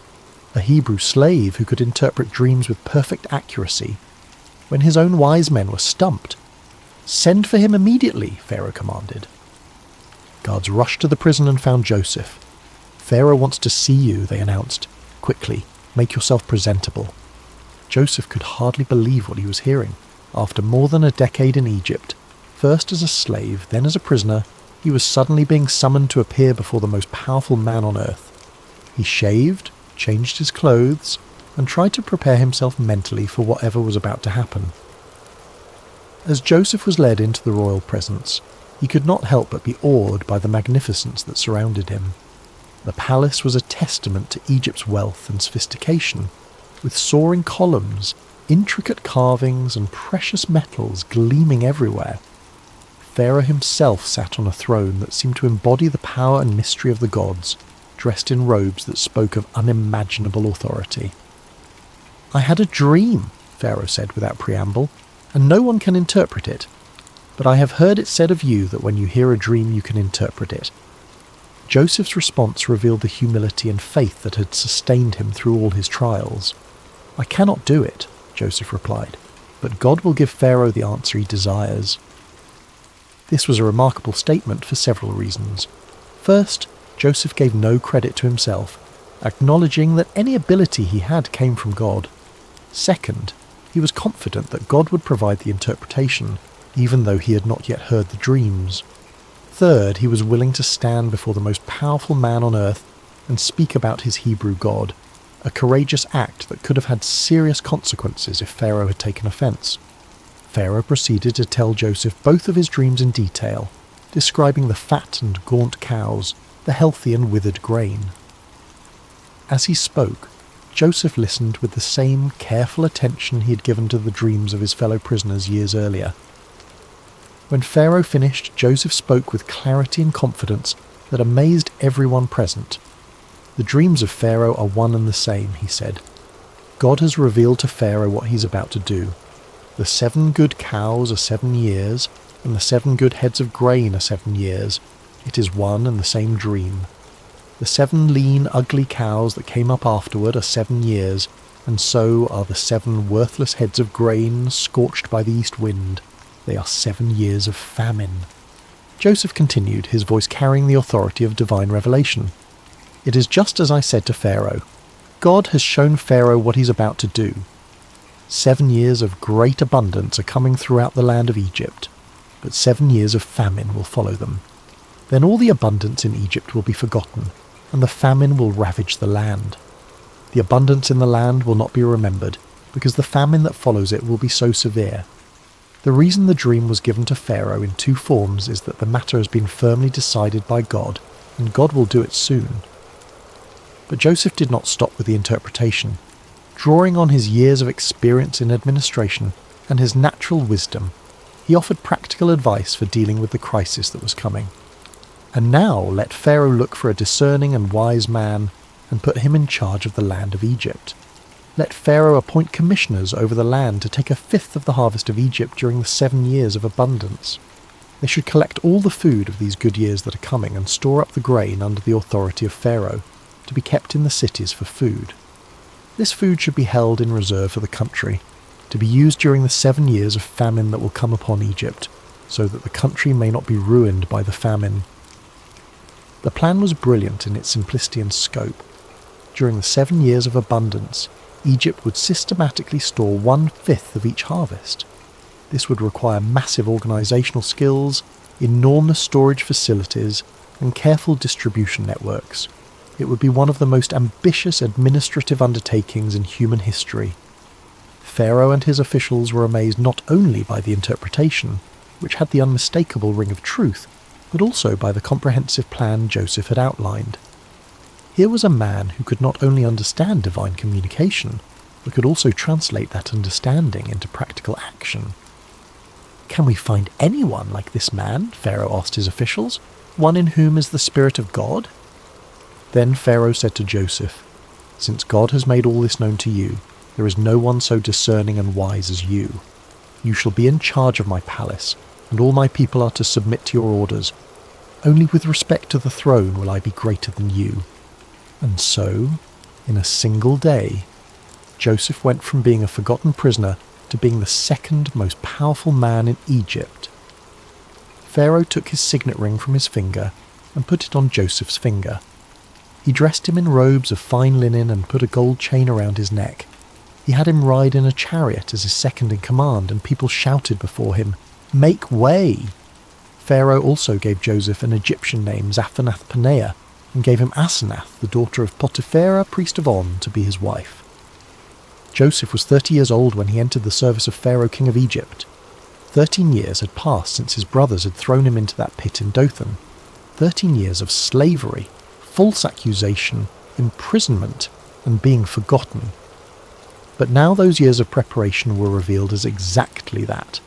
Preparation for a responsibility that would affect not just Egypt, but the entire known world. As Joseph began his new role, organising the massive project of storing grain for the coming famine, he could not help but remember the dreams of his youth. The sheaves bowing down, the sun and moon and stars paying homage. Those dreams had seemed so impossible during the dark years of his trials. But now he was beginning to see how God had been weaving a story of redemption that was far grander than anything he could have imagined as a 17-year-old boy in his father's house.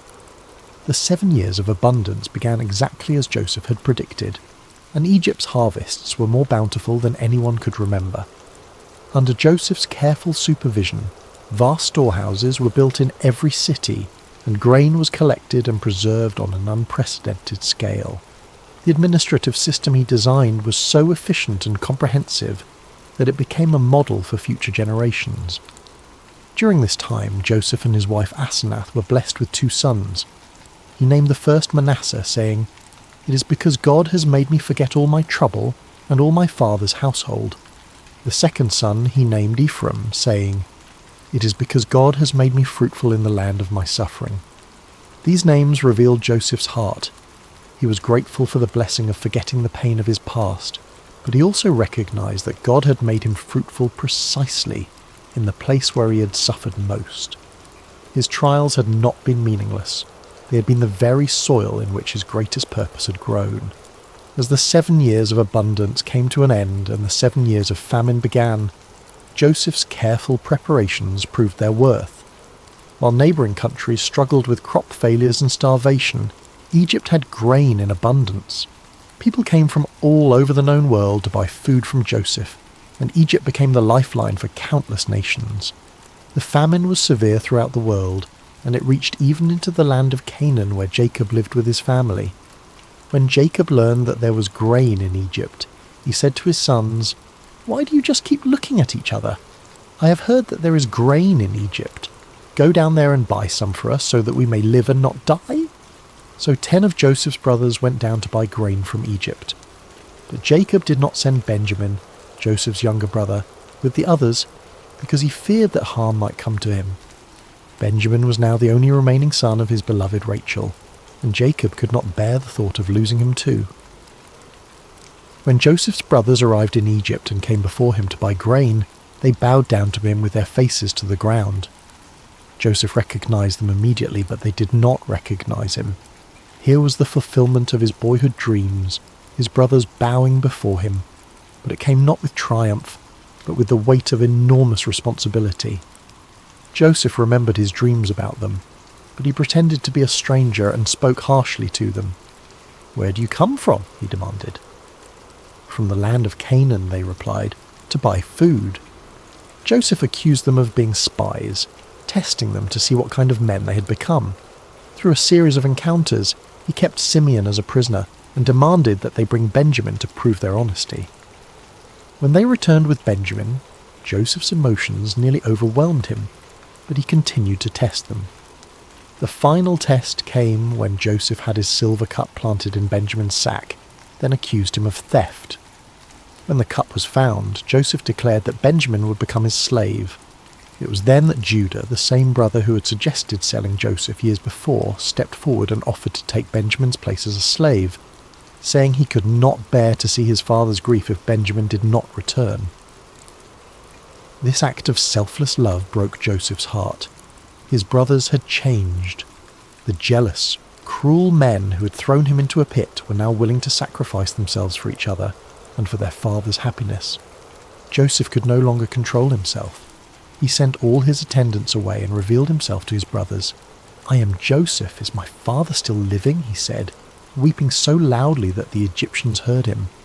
His brothers were terrified, but Joseph reassured them, "Come close to me. I am your brother Joseph, the one you sold into Egypt. And now, do not be distressed and do not be angry with yourselves for selling me here, because it was to save lives that God sent me ahead of you. For 2 years now there has been famine in the land, and for the next 5 years there will be no ploughing and reaping. But God sent me ahead of you to preserve for you a remnant on earth, and to save your lives by a great deliverance. So then, it was not you who sent me here, but God." This was the heart of Joseph's story, not revenge, but redemption, not bitterness, but blessing. He had learned to see God's hand even in the betrayal and suffering he had endured. "You intended to harm me," he would later tell them, "but God intended it for good to accomplish what is now being done, the saving of many lives." Joseph brought his entire family to Egypt, where they were given the best land in Goshen. Jacob, who had mourned Joseph as dead for over 20 years, was reunited with his beloved son. The family was restored, the famine was survived, and the promises God had made to Abraham, Isaac, and Jacob continued to unfold through their descendants. When Jacob died years later, Joseph's brothers feared that he might finally take revenge on them. But Joseph wept and said, "Don't be afraid. Am I in the place of God? You intended to harm me, but God intended it for good to accomplish what is now being done, the saving of many lives. So then, don't be afraid. I will provide for you and your children." Joseph lived to be 110 years old, seeing his family multiply and prosper in Egypt. Before he died, he made his brothers promise that when God eventually led them back to the Promised Land, they would carry his bones with them. Even in death, Joseph's faith looked forward to the fulfillment of God's promises.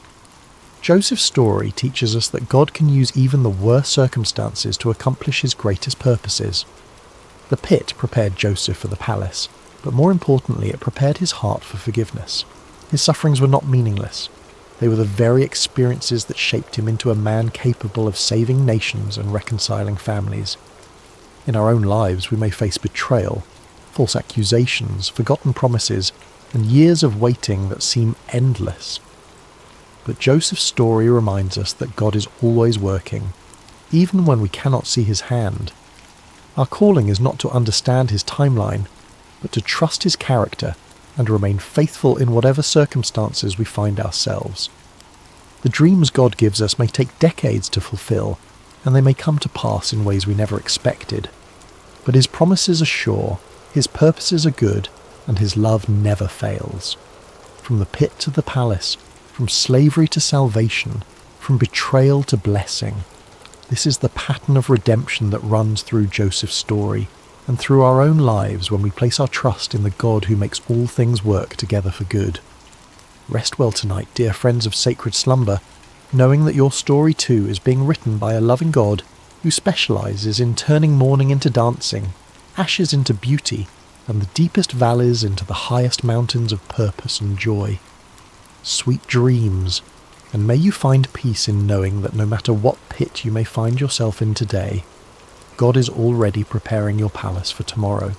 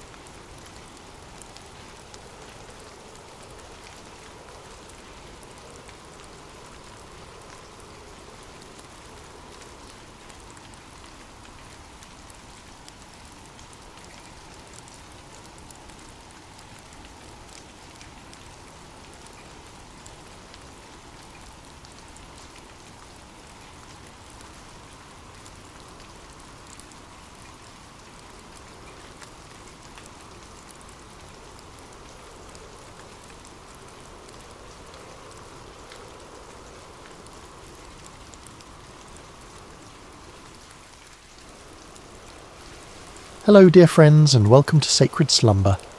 Before we begin tonight's story, I'd love to connect with you for just a moment. How has your day treated you? Perhaps you're settling into evening wherever you are in the world, or maybe you're finding a quiet moment in the middle of your day to pause and breathe. Whether you're listening from a bustling city or a quiet countryside, from the mountains or by the sea, you are welcome here. What time is it where you are right now? Are you watching the sun set through your window, or perhaps the stars are already painting the sky above you? No matter where you find yourself in this beautiful world we share, you've found your way to this sacred space, and I'm so grateful you're here. If this story brings you peace tonight, I'd be honoured if you'd consider subscribing to Sacred Slumber. Your presence in our community means the world to us, and it helps us continue sharing these timeless stories that remind us of hope, faith, and the gentle strength that carries us through life's seasons. Now let's settle in together for tonight's story. Take a deep breath with me. Let your shoulders drop. Let your heart rest. Tonight, we journey to an ancient land, to a time of great drought and scarcity, where we'll meet a widow whose small act of faith would echo through the ages. This is the story of bread in the drought, the story of the widow of Zarephath. The sun beat down mercilessly on the cracked earth of Israel, its rays sharp as bronze swords piercing through air that shimmered with heat. Not a cloud had crossed the sky for months, and the land lay barren and broken, crying out for relief that would not come. This was the drought that Elijah had prophesied, the drought that would bring a proud king to his knees and teach a nation that there was still a God in Israel. Elijah moved like a shadow across the wilderness, his weathered feet finding paths where others saw only desolation. His dark hair hung long and wild, his beard streaked with dust from countless days of wandering. The rough camel's hair that wrapped around his lean frame had become his second skin, and the leather belt at his waist held the simple tools of a man who had learned to survive on little. But Elijah was no ordinary wanderer. He was a prophet of the Most High God, and his words had the power to shut up the heavens themselves. When he had stood before King Ahab in his glittering palace, surrounded by the false prophets of Baal and Asherah, Elijah had spoken with the authority of heaven itself. As the Lord, the God of Israel, lives, whom I serve, there will be neither dew nor rain in the next few years except at my word. Those words had sealed his fate as a fugitive. Ahab's rage had been swift and terrible, and Queen Jezebel's thirst for the prophet's blood was legendary throughout the land. So Elijah had fled, following the voice of God that whispered to him in the wind, that spoke to him in the silence of the wilderness, that guided his steps away from the palaces of men and toward the humble places where faith still flickered like a candle in the darkness. For months God had provided for his prophet in the most unlikely ways. By the brook Cherith, ravens had brought him bread and meat morning and evening, their black wings carrying sustenance from heaven itself. Elijah had learned to read the language of divine provision, to trust in a God who could command the birds of the air and the streams of the earth to serve his purposes. But as the drought deepened and the brook dried up, God's voice came to Elijah again, gentle but unmistakable. Go at once to Zarephath in the region of Sidon and stay there. I have directed a widow there to supply you with food. Zarephath. The name itself meant refining or smelting place, a fitting destination for a prophet who was learning daily what it meant to be refined by fire, to have the dross of self-reliance burned away until only faith remained. It was a small coastal town in Phoenicia, in what we now call Lebanon, far from the borders of Israel and the reach of Ahab's soldiers. As Elijah walked the dusty roads towards Zarephath, his mind turned over the peculiar nature of God's provision. Not to a wealthy merchant's house would he go, not to a palace or a place of abundance. God was sending him to a widow, a woman who in that ancient world would have been among the most vulnerable, the most likely to be in need herself. And she was a Gentile, a foreigner, one who did not worship the God of Israel. Yet this was how the Almighty worked, Elijah had learned. He chose the foolish things of the world to shame the wise, the weak things to shame the strong. He provided for his servants not through the expected channels of power and wealth, but through the humble offerings of those who had little to give but gave it anyway. The journey to Zarephath took Elijah through landscapes that told the story of the drought's devastation. Wells that had once bubbled with clear water stood empty, their stones exposed and cracking in the heat. Fields that should have been green with growing grain stretched out like brown parchment. The soil so hard it rang under his footsteps like pottery. Trees that had weathered centuries of seasons now stood leafless and dying, their branches reaching toward a pitiless sky like the arms of supplicants begging for mercy. In the villages he passed through, Elijah saw the human cost of the judgment he had pronounced. Children with hollow eyes clung to their mothers' skirts, their small faces etched with the premature wisdom that comes from knowing hunger. Men sat in the shade of buildings, their hands idle because there was no work to be done in fields that would not grow. Women walked great distances with empty water jars, returning with barely enough to wet their families' lips. Yet Elijah did not waver in his conviction that he had spoken truly the word of the Lord. This drought would serve its purpose in drawing the hearts of the people back to the God they had abandoned for the seductive promises of Baal, the god of storms and fertility who had proven powerless to bring rain when it was most needed. Sometimes the mercy of God looked like judgment, and the healing had to begin with the pain of truth. As he crested the final hill before Zarephath, Elijah could smell the salt of the Mediterranean Sea, could hear the distant cry of gulls wheeling over waters that mocked the thirsty land with their abundance. The town spread before him, small and unpretentious, its whitewashed buildings clustered around a modest marketplace. Smoke rose from only a few chimneys, and even here, far from Israel, the drought had left its mark in the form of empty gardens and worried faces. Elijah paused at the crest of the hill, looking down at the place where God had promised him provision. Somewhere in that humble town was a widow who would supply him with food, though she herself was surely struggling to survive. The prophet's heart stirred with curiosity and a deep sense of anticipation. What manner of woman would God choose for such a task? What kind of faith would he find in this foreign place? The sun was beginning its descent toward the western horizon as Elijah made his way down the hill and through the narrow streets of Zarephath. The town was quiet in the afternoon heat, most of its people taking shelter in the cool shadows of their homes. A few merchants sat listlessly beside their stalls, their wares meagre and their customers few. Children played half-heartedly in the dust, their games subdued by the oppressive weight of want that hung over everything like a heavy blanket. Elijah walked with purpose toward the town gate, the place where travellers traditionally stopped to rest and where the business of daily life was conducted. It was there, God had whispered to his spirit, that he would find the woman who would provide for him. As he approached the gate, his eyes searched the few people moving about in the late afternoon shadows, looking for a sign, a divine indication of which among them was the widow God had prepared. And then he saw her. She was gathering sticks near the city gate, her movements slow and deliberate, like someone conserving every ounce of strength for an essential task. Elijah knew immediately that this was the woman God had sent him to find, not through any dramatic sign or heavenly voice, but through the quiet certainty that settled in his spirit like dew on morning grass. The widow of Zarephath was neither young nor old, but somewhere in that indefinite middle season of life where hope and despair wage their daily battle in a woman's heart. Her dark hair was partially covered by a simple headscarf, and her clothes, though clean and carefully mended, spoke of years of making do with little. Her hands, as she bent to gather the dry branches scattered near the gate, were the hands of one who had worked hard for everything she had ever possessed. There was something in her posture, in the careful way she selected each stick and added it to her small bundle, that spoke of finality. These were not the movements of someone gathering fuel for many meals to come, but of someone preparing for a last act, a final ceremony before surrendering to whatever fate awaited. Elijah approached her slowly, not wanting to startle her. In her concentration on her task, she had not yet noticed the travel-worn prophet making his way toward her. When she finally looked up, her eyes registered first surprise, then the wary caution of a woman who had learned to be careful around strangers.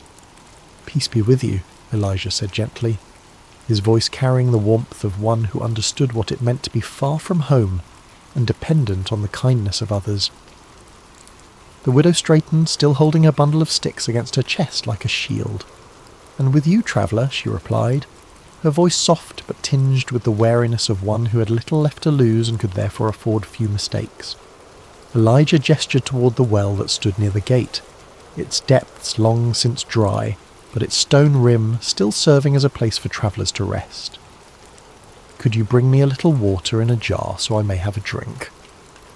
The request was simple enough, the kind of hospitality that travellers routinely requested and that kind hearts routinely provided.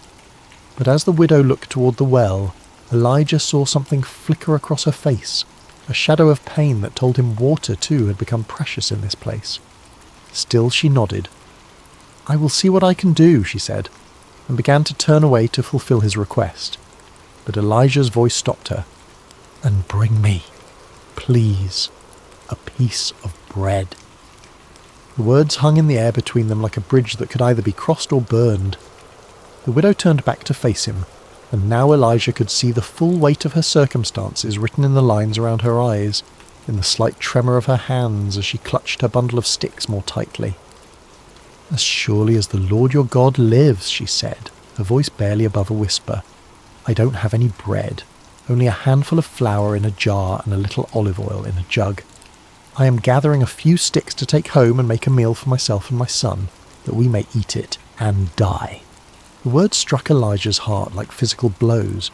Here was not abundance hiding behind false modesty, not plenty disguised as poverty. Here was the raw truth of scarcity, spoken with the quiet dignity of one who had already made peace with her fate. This woman was preparing her last meal, gathering these few sticks to kindle a final fire that would cook the final handful of flour into one last piece of bread for herself and her child. In her simple statement, Elijah heard echoes of every widow's story, every mother's nightmare. She had watched her resources dwindle day by day, week by week, had portioned out ever smaller meals until there was nothing left to portion. Now she'd reached the end of her rope, the bottom of her jar, the last of her oil. She'd perhaps spent sleepless nights calculating and recalculating, hoping against hope that somehow her meagre supplies would stretch just one more day, one more meal. And here was a stranger, a foreign prophet, asking her to share even this last morsel. Elijah looked into her eyes and saw not just physical hunger, but the deeper starvation of hope deferred, of prayers that seemed to fall on deaf ears, of a God who had seemed absent in her hour of greatest need. Yet he also saw something else, something that made his heart leap with recognition. He saw faith. Not the bold, declarative faith of those who had much to lose, but the quiet, desperate faith of those who had nothing left but trust. The prophet's next words would either build a bridge of hope or collapse the last foundation of this woman's world. He chose them carefully, knowing that he was not speaking merely his own thoughts, but carrying a message from the heart of God himself. "Don't be afraid," Elijah said, his voice gentle but filled with an authority that seemed to come from somewhere beyond himself. "Go home and do as you have said, but first make a small loaf of bread for me from what you have and bring it to me, and then make something for yourself and your son." The widow's eyes widened. Was this stranger mad? Was he so callous, so utterly without compassion, that he would ask a dying woman to feed him before she fed her own child? The request seemed to defy every principle of human decency, every natural law of survival and maternal love. But Elijah was not finished speaking. "For this is what the Lord, the God of Israel, says, the jar of flour will not be used up, and the jug of oil will not run dry until the day the Lord sends rain on the land." The promise hung in the air like morning mist, beautiful and insubstantial, the kind of words that could either transform a life or break a heart with false hope. The widow stared at this strange prophet with his wild hair and sun-darkened skin, this man who claimed to speak for the God of Israel, a foreign deity she had heard of but never worshipped. How could she possibly believe such a thing? How could a handful of flour become an endless supply? How could a few drops of oil multiply like the stars of heaven? Every practical bone in her body, every lesson learned through years of careful management and hard-won survival, told her this was impossible. Yet something in Elijah's eyes, something in the quiet confidence with which he spoke these impossible words, awakened an echo in her heart. Perhaps it was the memory of childhood stories her grandmother had told, tales of gods and miracles from the ancient days. Perhaps it was the sheer desperation of a mother who would try anything, believe anything, if it meant one more day of life for her son. Or perhaps it was something deeper, something that recognized in this weathered prophet's promise the voice of the same divine love that had sustained her through every previous trial, that had somehow always provided just enough, just when she needed it most, until now. The widow looked down at her bundle of sticks, then back at Elijah. She thought of her son waiting at home, trusting her to return with enough fuel to cook their final meal. She thought of the empty jar that had once held pounds of flour, now scraped clean except for that last precious handful. She thought of the oil jug that had once gurgled with golden liquid, now holding barely enough to moisten the flour into dough. And then she thought of something else, the strange peace that had settled over her heart as Elijah spoke his impossible promise. It was not the peace of understanding, for she understood nothing of what he proposed. It was not the peace of certainty, for everything in her circumstances screamed that his words were foolishness. It was the peace of surrender, the peace that comes when one has exhausted all human possibilities and stands at the edge of mystery, ready to step into the unknown. "I will do as you have said," she whispered, her voice carrying the weight of a decision that would echo through all eternity. The walk back to her small home felt both eternal and instantaneous to the widow. Each step carried her further from the safety of reasonable despair and closer to the dangerous territory of hope. The bundle of sticks in her arms seemed to grow heavier with each pace, not because of their weight, but because of what they represented, the fuel for a miracle she dared not quite believe in, yet could not quite dismiss. Her house stood at the end of a narrow alley, its walls built of the same white stone as most of the buildings in Zarephath, its roof flat and practical. It was small but carefully maintained, the kind of home that spoke of pride surviving in the face of poverty. A few clay pots stood near the doorway, empty now except for the dust that had settled in them during the long months of drought. As she approached her door, the widow could hear movement inside, the soft sounds of her son moving about in the dim interior. He was perhaps 10 years old, still young enough to trust completely in his mother's ability to provide, yet old enough to understand the gravity of their situation. He had not complained when the meals grew smaller and less frequent, had not questioned why she sometimes gave him her portion while claiming she wasn't hungry. Now she would have to explain to him that she was going to give away their last food to a stranger. The door opened with a soft creak of wood that had swollen and shrunk through many seasons. Inside, the house was cool and shadowy, a welcome relief from the blazing heat of the afternoon sun. Her son looked up from where he sat near the window, his young face brightening at her return. "Did you find enough wood, Mother?" he asked, his voice carrying the careful optimism of a child who'd learned not to expect too much, but could not quite stop hoping. The widow set down her bundle of sticks and looked around the familiar space of her home. Everything was clean and in its place, though there was precious little to arrange. A few cooking vessels, some worn but serviceable garments, a small table, sleeping mats that she rolled up each morning and spread each evening. The jar of flour sat in the corner where she always kept it, and beside it the small jug of oil. The son followed her gaze to the corner where their last provisions waited. He had watched those containers grow emptier day by day, had seen his mother peer into them each morning with expressions that grew more worried as the contents diminished. He knew, with the intuitive wisdom that children possess, that today would be their last day of having anything to eat. "Mother," he said again, sensing something different in her manner, something that hadn't been there when she left to gather the wood. The widow moved to the corner and lifted the flour jar, feeling the pitiful weight of what remained inside. Then she picked up the oil jug, tilting it slightly to gauge how little was left.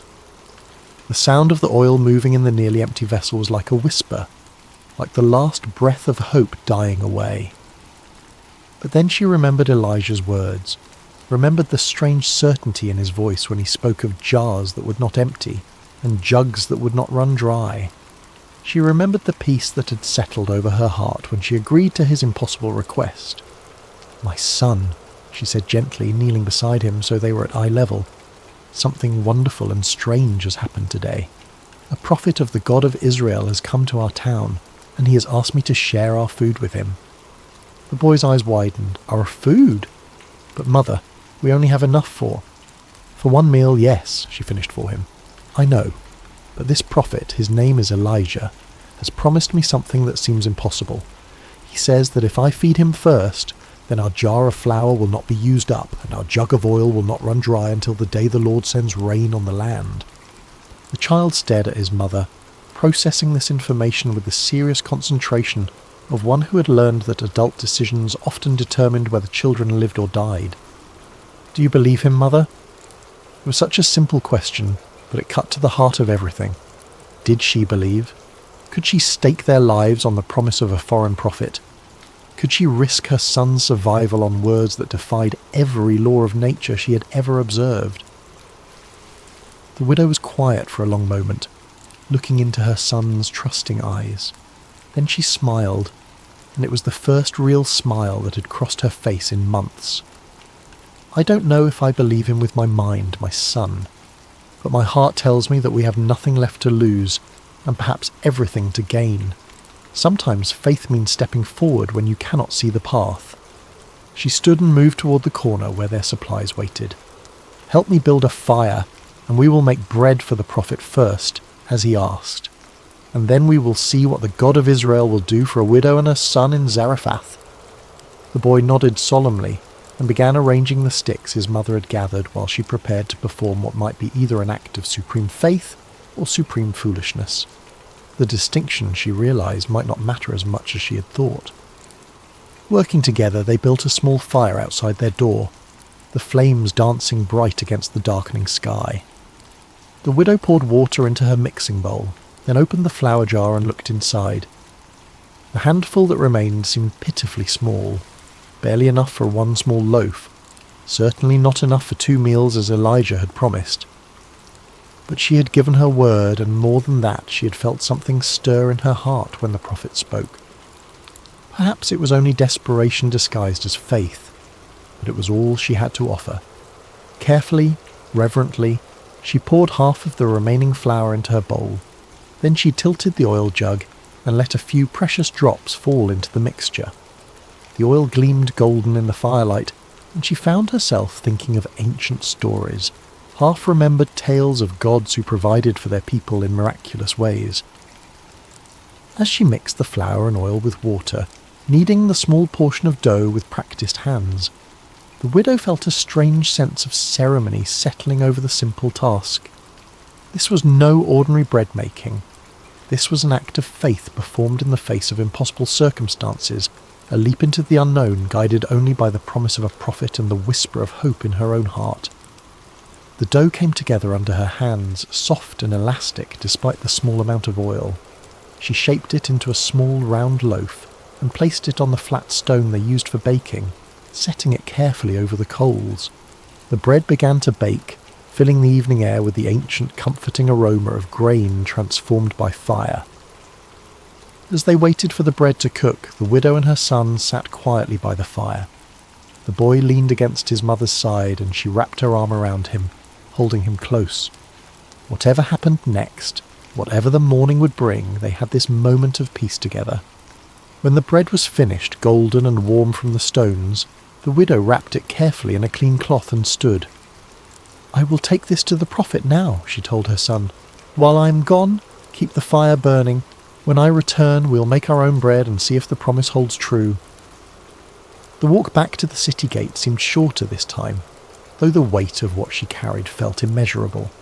This small loaf represented everything she had left in the world, the last of her resources, the final hedge against starvation.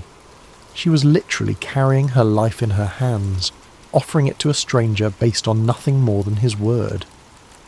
Elijah was waiting where she had left him, sitting quietly in the gathering dusk. When he saw her approaching with the wrapped bread, his face lit up with a smile that transformed his austere features. It was not the smile of one who had expected to be obeyed, but of one who was genuinely moved by the sacrifice he was witnessing. "Thank you," he said simply as she placed the bread in his hands. "What you have done requires more courage than facing down armies or calling fire from heaven. You have chosen to trust when you had every reason to doubt." The widow watched as he unwrapped the bread, still warm and fragrant from the fire. "I pray your God honours your promise, prophet. My son and I have nothing left but this hope you have given us." Elijah broke the bread and ate it slowly, savouring each bite not just for its nourishment but for what it represented.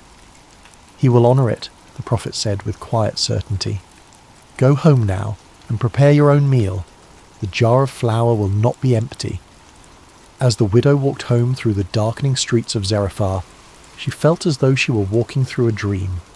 Had she really just given away their last food to a stranger? Had she really staked everything on the promise of a foreign god? The practical part of her mind screamed that she had made the most foolish decision of her life. But another part of her, a deeper part that had been silent for so long she had almost forgotten it existed, whispered that she had just participated in something holy, something that would echo through eternity. She'd chosen faith over fear, trust over self-preservation, hope over despair. Now she would discover whether faith was strong enough to fill an empty jar. The widow's hands trembled slightly as she reached for the flour jar upon returning home. Her son sat by the fire, his young face illuminated by the dancing flames, watching his mother with the intense attention of one whose very life hung in the balance of what would happen next. The jar felt the same in her hands as it had an hour before, neither heavier nor lighter. There was no external sign that anything miraculous had occurred, no glow of divine presence, no heavenly music announcing supernatural intervention, just a simple clay vessel that might contain their salvation or their final disappointment. The widow closed her eyes for a moment, offering a wordless prayer to whatever divine power might be listening. Then she lifted the jar and looked inside. The flower was there, not overflowing, not abundant, but there. The same handful that had been there before, perhaps even a little more. Enough for another small loaf of bread, enough for one more meal. The widow blinked, wondering if her desperate hope was playing tricks on her vision. She reached into the jar with trembling fingers, feeling the soft texture of the flower, confirming that it was real and not some mirage born of starvation and desperation. "Mother," her son whispered, seeing the wonder in her expression. "Is it true? Is the flower still there?" "It's still here," she replied, her voice filled with amazement. "There's enough for our bread." With reverent hands, she measured out flour for their evening meal, leaving what appeared to be the same small amount in the bottom of the jar. Then she reached for the oil jug, tilting it carefully to pour just enough to bind the flour into dough. The oil flowed golden and pure, and when she set the jug aside, it still contained what seemed to be the same small amount it had held before. As she mixed their bread, the widow felt as though she were participating in something beyond the natural order of things. Each movement of her hands felt sacred, each ingredient holy. This was not just food preparation, this was communion with the divine, a daily miracle made manifest through the simple elements of flour and oil and fire. The bread they ate that night tasted different somehow, though it was made from the same ingredients as countless other loaves she had baked over the years. It tasted of hope, of promise, of a future that extended beyond the next meal. As they shared the warm bread in the light of their small fire, the widow and her son spoke in hushed tones, as if they were in the presence of something too wonderful to fully comprehend. That night, as the widow spread their sleeping mats and prepared for rest, she found herself looking repeatedly toward the corner where the flour jar and oil jug sat. Would they still contain their precious contents in the morning, or would she wake to find them empty, the miracle revealed as nothing more than a cruel dream? But when dawn broke over Zarephath, painting the walls of her small home with gentle rose-coloured light, the widow's first sight was of the flour jar sitting exactly where she had left it. With her heart pounding, she crept quietly across the room, not wanting to wake her son until she knew whether their hope would survive the night. The flour was there, the oil was there, enough for another day, another meal, another small victory against the spectre of starvation that had haunted their home for so long. And so began a rhythm that would sustain them through the long months of drought that followed. Each morning, the widow would check the jar and jug with a mixture of faith and anxiety, never quite able to take the miracle for granted, always amazed to find their supplies replenished. Each day she would measure out enough for their daily bread, always careful to leave something behind, always trusting that tomorrow would bring the same mysterious provision. Word of the miracle did not spread through Zarephath, for the widow was a careful woman who understood that some blessings were meant to be treasured quietly, rather than proclaimed from rooftops. She continued her daily routines, drawing water when it could be found, tending to her small home, caring for her son.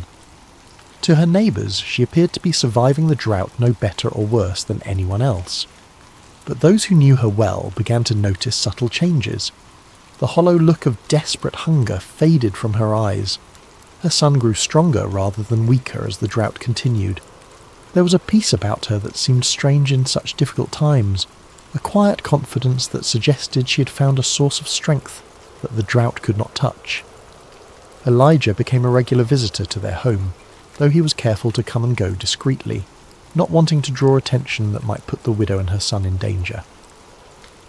The prophet had found lodging in a small room at the edge of town, but he took many of his meals with the family he'd come to think of as his own.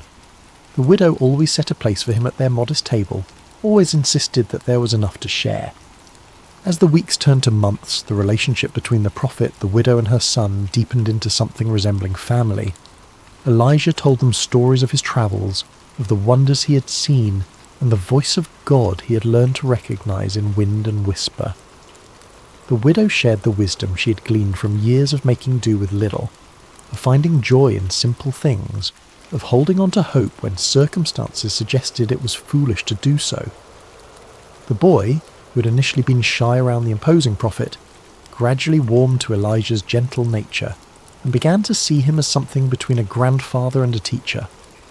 Elijah taught him to read the Hebrew alphabet, to recognize the patterns of weather and season, to understand that the God of Israel was not just a God of the Israelites, but a God who cared for all his children, regardless of their nationality or circumstances. Through it all, the miracle continued. Day after day, week after week, month after month, the jar of flour did not become empty, and the jug of oil did not run dry. Sometimes the widow would peer into the containers and see what appeared to be exactly the same amount as the day before. Other times there seemed to be a little more, as if the divine provider had sensed their need for extra sustenance, or simply wanted to remind them of his abundant love. The miracle was not one of overwhelming abundance. The widow never found her home suddenly filled with grain sacks or her courtyard overflowing with amphoria of oil. The provision was measured daily, sufficient. It was the miracle of enough for today, enough for now, enough to take the next step in faith. As the months passed, the widow began to understand that she was living in the midst of a parable, a living illustration of how divine providence works in the world. God did not promise to fill her storehouses with abundance, but he promised that each day would bring what was needed for that day. It was a lesson in trust, in living one day at a time, in believing that the same power that provided today would provide tomorrow. The drought continued to devastate the land around them. Wells dried up completely, rivers became cracked beds of stone, crops failed utterly. Neighbouring towns reported widespread famine, and travellers brought stories of desperation and death from across the region. Yet in the small home at the end of the narrow alley in Zarephath, a widow and her son and a prophet of God continued to eat bread each day, sustained by flour that did not diminish and oil that did not fail. There were moments when the widow found herself wondering if she was dreaming, if the whole experience was some elaborate fantasy created by a mind pushed to the brink by starvation. But then she would see Elijah's weathered face across their simple table, would hear her son's laughter as he played in the courtyard, would taste the reality of the bread in her mouth, and she would know that she was living in the midst of the miraculous. The widow learned to live with wonder as her constant companion. Each morning brought the possibility of disappointment, yet each morning brought instead the confirmation of promise kept. She learned that faith was not a single dramatic leap, but a daily choice to trust, a daily decision to act on belief rather than sight. As the seasons cycled and the drought persisted, the widow's faith deepened from desperate hope to quiet confidence. She had seen the faithfulness of God demonstrated not in spectacular signs and wonders, but in the daily grace of provision, in the steady reliability of a promise kept day after day after day. Her son, too, was changed by their experience. The boy who had faced starvation learned that he served a God who provided for his children, who noticed the needs of the small and insignificant, who could be trusted to keep his word even when all evidence suggested otherwise.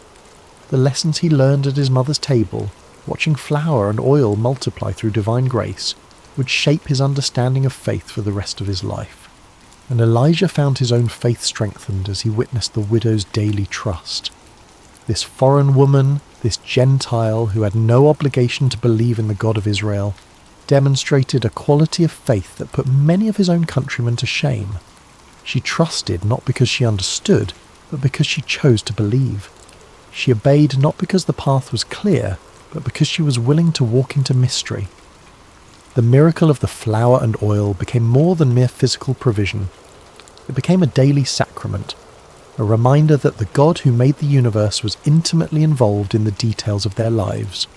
Every meal was a communion, every shared bread a celebration of divine faithfulness.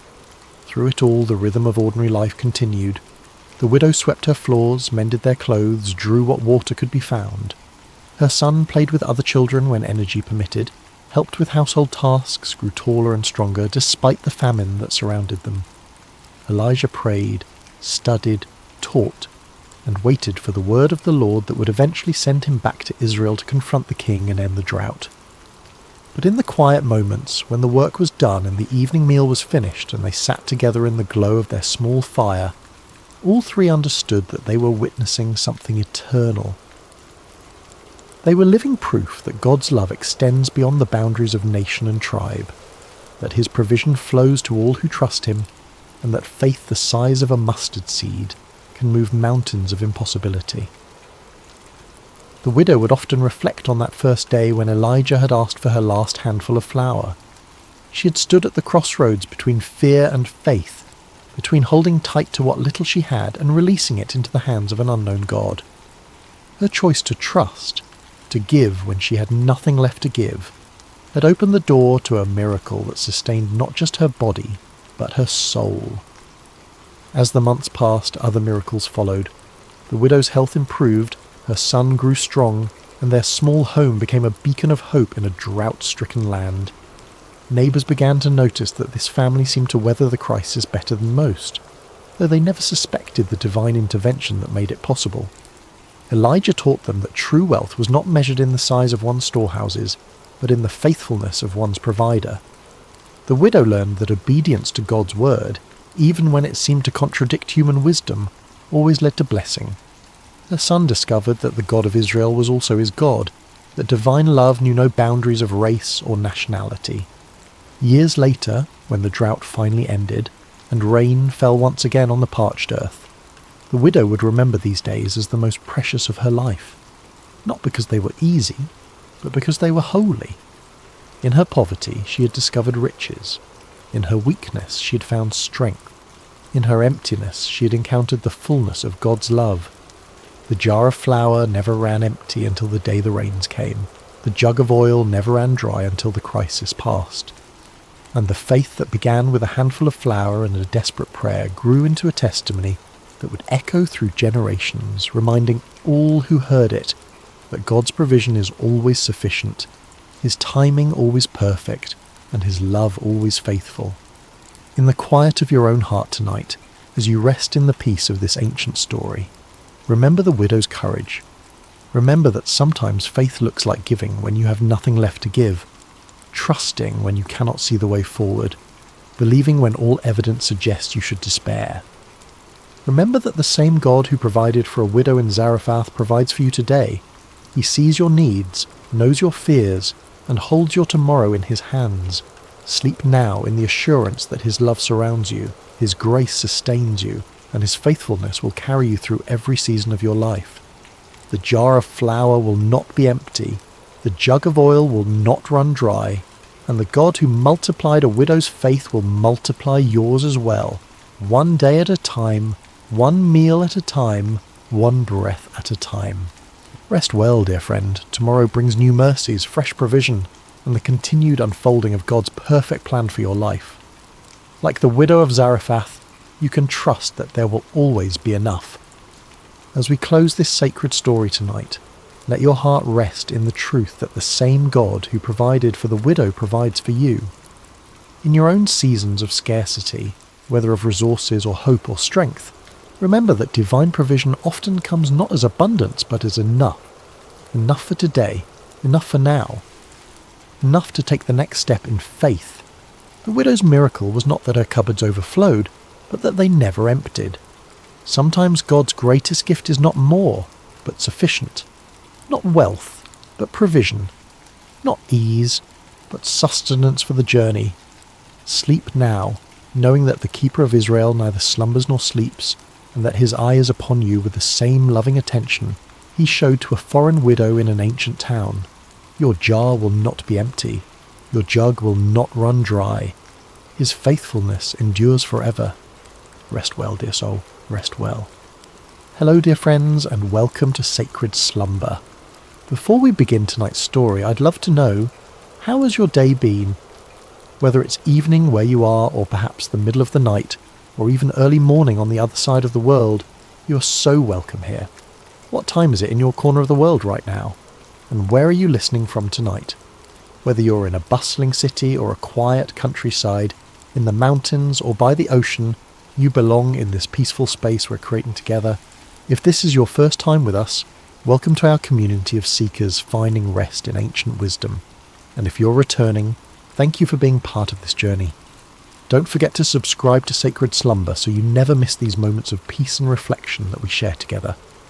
Now let's settle in as we travel back to ancient Israel, to a time of prophets and miracles, to discover a story about trust, provision, and the surprising ways that hope can multiply in our darkest hours. The morning sun cast long shadows across the dusty village streets, but Miriam barely noticed its warmth. She stood in the doorway of her small stone house, watching her 2 young sons sleep on their woven mats, their faces peaceful in the golden light. For a moment she allowed herself to pretend that everything was as it had been before the illness took her husband, before the debts mounted like stones upon her chest, before the collectors began their visits with increasingly stern voices and hardening faces. But pretending was a luxury she could no longer afford. The sound of approaching footsteps made her stomach clench with familiar dread. She knew that measured pace, those heavy sandals against the packed earth. The debt collectors had returned, and this time she knew they would not leave empty-handed. Miriam's husband, Obadiah, had been a good man, a servant in the school of prophets, devoted to following Elisha and learning the ways of the Lord. But goodness, she had learned, did not always translate to prosperity. When the drought had stretched on for months, when the harvest had failed, Obadiah had borrowed money to keep food on their table and oil in their lamps. He had been certain that better times were coming, that the Lord would provide as he always had. Then the fever came, swift and merciless, taking Obadiah before the rains returned, before the debts could be repaid, before he could see his sons grow into men. Now 3 men stood at her threshold, their faces grim with business. The lead collector, a man named Josiah with calculating eyes and soft hands that had never known hard labour, stepped forward. Miriam, widow of Obadiah, he announced formally, though they all knew each other's names in this small village. The time for payment has come and gone. Your husband's debts must be settled. Miriam's throat felt as dry as sand. Please, I have explained our situation. I am a widow with nothing. Give me more time, and I will find a way. Time is a luxury that costs money, Josiah interrupted, his voice neither cruel nor kind, simply matter-of-fact. We have been patient, but patience does not feed our families, or pay our own obligations. The law is clear about what must be done when debts cannot be paid. Behind him, the other 2 men shifted uncomfortably. They knew what came next, and while they might not relish it, they would not hesitate to carry out what the law demanded. Your sons, Josiah continued, his eyes flicking toward the doorway where the boys still slept. They will come with us. 7 years of service will settle your husband's debt. It is more merciful than we are required to be. The words hit Miriam like a physical blow. She gripped the door frame to keep from falling, her knuckles white against the worn wood. 7 years. Her sons were only 8 and 10 years old. By the time they returned, they would be grown men who barely remembered their mother's face. No, she whispered, then louder. No, please. They're all I have left. There must be another way. But even as she spoke, she knew the futility of her words. She had nothing of value to offer. No jewellery, no livestock, no land. The house itself belonged to her husband's brother, who had graciously allowed her to remain but could offer no financial help of his own. I will give you until tomorrow morning to say your goodbyes, Josiah said, and there was perhaps the smallest note of sympathy in his voice. We will return at sunrise. As the men walked away, their sandals raising small clouds of dust that caught the morning light, Miriam sank to her knees in the doorway. The weight of hopelessness pressed down upon her like a stone, threatening to crush what little breath remained in her lungs. Her sons stirred behind her, waking to another day they assumed would be like all the others. Simple, poor perhaps, but together. How could she tell them that their childhood was about to end?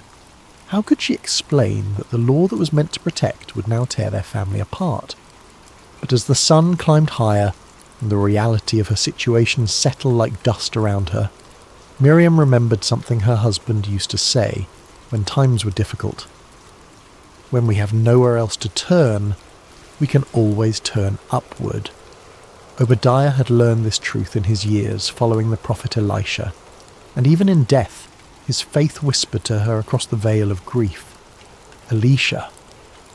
The prophet was still in the region, still teaching and performing the wonders that had made him famous throughout Israel and beyond. If anyone could help her, if anyone might know a way where there seemed to be no way, it would be the man of God who had been her husband's teacher and guide. Miriam rose to her feet, dust falling from her simple brown robe.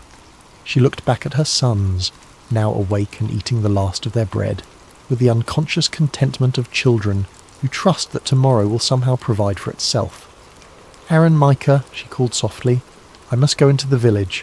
Stay close to home and watch out for each other."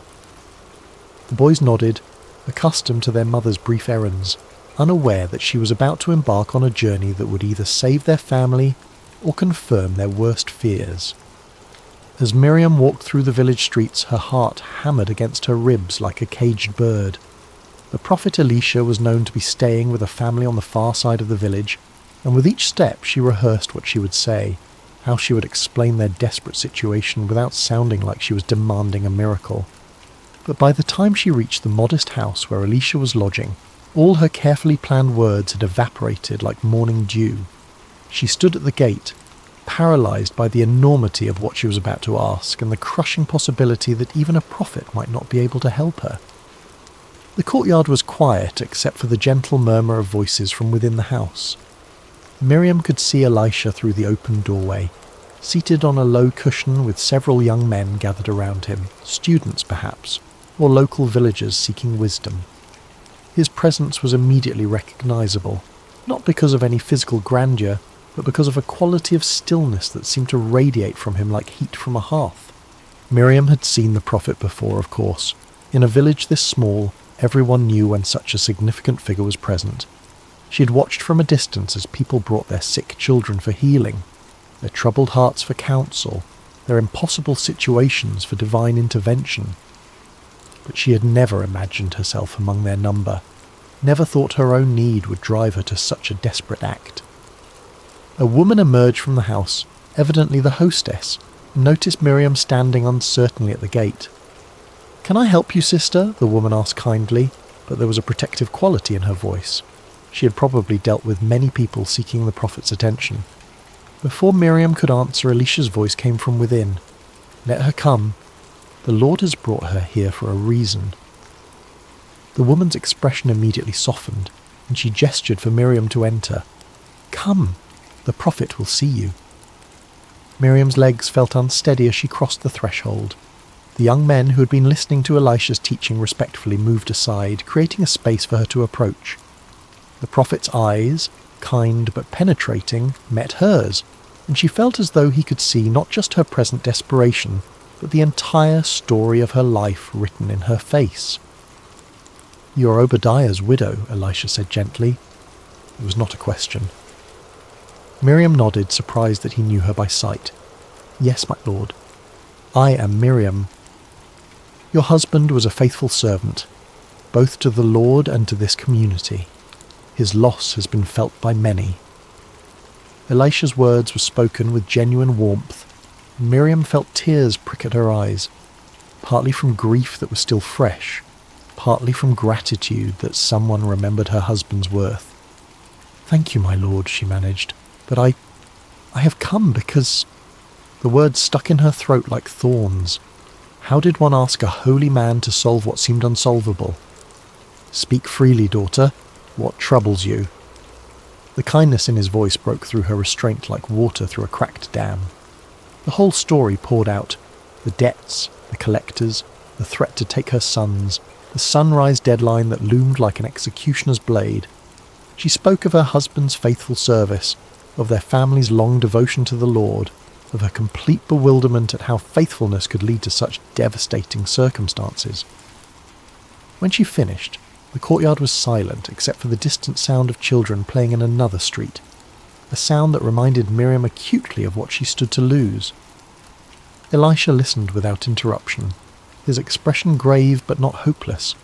When she fell silent, he sat quietly for a moment, as though listening to a voice only he could hear. Finally he spoke. "Tell me, what do you have in your house?" The question caught Miriam off guard. What did she have? The very essence of her problem was that she had nothing. No money, no valuables, no resources with which to pay her debts, or provide for her family. "Nothing, my lord," she said, her voice barely above a whisper. "I have nothing at all." But Elisha's gaze remained steady, patient. "Look again. What do you have in your house?" Miriam searched her memory, walking through their small home in her mind. A few pieces of simple furniture, some clay pots, worn clothing, sleeping mats. Nothing of any value. Certainly nothing that could solve a debt large enough to require 7 years of servitude to repay. Then she remembered. There is a small jar of olive oil," she said hesitantly. "Just a little. Barely enough for a few meals." She almost apologized for mentioning something so insignificant, but the prophet's face had changed. There was something in his expression now. Not quite a smile, but a kind of quiet intensity that made the air in the courtyard feel charged with possibility. "A jar of oil," Elisha repeated thoughtfully. "How much oil?" "Very little, my lord. Perhaps enough to fill a cup, no more." The prophet nodded slowly, as though this small detail was exactly what he had been hoping to hear. He stood up, his movements deliberate and purposeful. "Here is what you must do," he said, his voice carrying the authority of someone who spoke not just his own words, but those of the Almighty. "Go to all your neighbours, not just the ones nearby, but throughout the village. Ask them to lend you their empty jars and vessels. Don't ask for just a few. Collect as many as you can carry." Miriam blinked in confusion. Empty jars? What good would empty vessels do when her problem was that she had nothing to fill them with? "I don't understand, my lord. If I had oil to fill jars, I would not be in this position." "Understanding comes after obedience, not before," Elisha said, but his tone was gentle, not reproving. "Trust in the Lord's provision, even when his ways seem strange to our human reasoning." He continued with his instructions. "When you have gathered the empty vessels, go into your house with your sons. Close the door. This miracle is not for the curious eyes of the neighbours, but for the desperate faith of a mother. Then take your small jar of oil and begin to pour." "Pour into what, my lord?" "Into the empty jars. Pour until they are full." The instruction seemed impossible, even absurd. How could she pour from a nearly empty jar into multiple vessels? The physical laws that governed their world simply didn't work that way. But as Miriam looked into the prophet's eyes, she saw something that gave her pause. Not madness, not delusion, but absolute certainty. This was a man who had seen the impossible become routine, who had learned to expect miracles the way others expected sunrise. "Do you trust me?" Elisha asked simply. Miriam thought of her sons, sleeping peacefully this morning while she faced the possibility of never tucking them in again. She thought of her husband's faith, unwavering even in illness, even in poverty, even at the end. She thought of the alternative, doing nothing, accepting defeat, watching her children be led away at sunrise. "Yes, my lord, I trust you." "Then go. The Lord will not fail you." As Miriam prepared to leave, one of the young men who had been listening spoke up. "Master, shouldn't we accompany her?" "Help her carry the vessels." But Elisha shook his head. This work must be hers alone. Faith cannot be borrowed or carried by another. It must be exercised by the one who needs the miracle. Walking back through the village streets, Miriam felt as though she were in a dream, or perhaps more accurately, as though she had just awakened from the nightmare of the past few months into a reality where impossible things might be possible. The prophet's instructions echoed in her mind: collect empty jars, as many as possible, then pour from her nearly empty vessel into them. It made no earthly sense. But then again, neither did most of the stories she had heard about Elisha and his master Elijah before him. Prophets who had called down fire from heaven, raised the dead, and fed multitudes with meagre supplies. Perhaps the very impossibility of the instruction was itself a sign that she was about to witness something beyond the natural order. Her first stop was at the house of her neighbour Sarah, an elderly woman who had been kind to Miriam since Obadiah's death, often sharing vegetables from her garden when she had none to spare. "Sarah," Miriam called softly at the gate, "may I speak with you?" The older woman emerged, wiping flour from her hands on her apron. "Of course, child. You look different somehow. Is everything well?" Miriam almost laughed at the question. Nothing was well, and yet somehow everything felt different than it had this morning. "I need to ask a favour. Do you have any empty jars or vessels that I might borrow?" Sarah's eyebrows rose in surprise. Empty jars? Whatever for? How could Miriam explain without sounding like she had lost her mind? "The prophet Elisha has given me instructions. I need to gather as many empty containers as I can." To her credit, Sarah didn't ask for further explanation. In a community where prophets occasionally walked among them, people had learned that divine instructions often defied human logic. "I have several clay jars that I use for storing grain, but they're empty now since the harvest was so poor. You're welcome to them. Let me help you carry them." As they loaded the vessels into Miriam's arms, Sarah's expression grew concerned. "Miriam, the whole village knows about your situation with the debt collectors. If there's anything else I can do—" "Pray," Miriam said simply. "Pray that the Lord remembers his promises to care for widows and orphans." Her next stop was at the home of Rebecca, a woman with several children who had always been friendly but not particularly close. Here, Miriam felt more nervous about making her request. "Rebecca, I know this will sound strange, but I need to borrow any empty jars or pots you might have." Rebecca looked puzzled but not unfriendly. "Empty jars? Are you planning to store something? I heard about your troubles. Surely you're not thinking of buying oil or grain?" "No, nothing like that. The prophet Elisha has asked me to collect empty vessels. I'm not entirely sure why, but I trust that he knows what he's doing." At the mention of Elisha's name, Rebecca's demeanour changed immediately. "The prophet gave you instructions? Of course, take whatever you need." "Children," she called into the house. "Bring out all the jars and pots we're not using, quickly now." Soon Miriam's arms were full again, and Rebecca's children were helping to carry the additional vessels. Word seemed to be spreading through the village. She could see neighbours emerging from their houses, curious about the unusual activity. By the time she reached the house of David the potter, she didn't even need to make her request. He was already waiting with an armload of clay vessels, not his finest work, but good serviceable jars in various sizes. "I heard you were collecting empties on the prophet's instructions," he said with a grin. "I've got plenty of these. Consider it my contribution to whatever miracle is about to happen." "You really think there will be a miracle?" Miriam asked, suddenly feeling the weight of what she was attempting.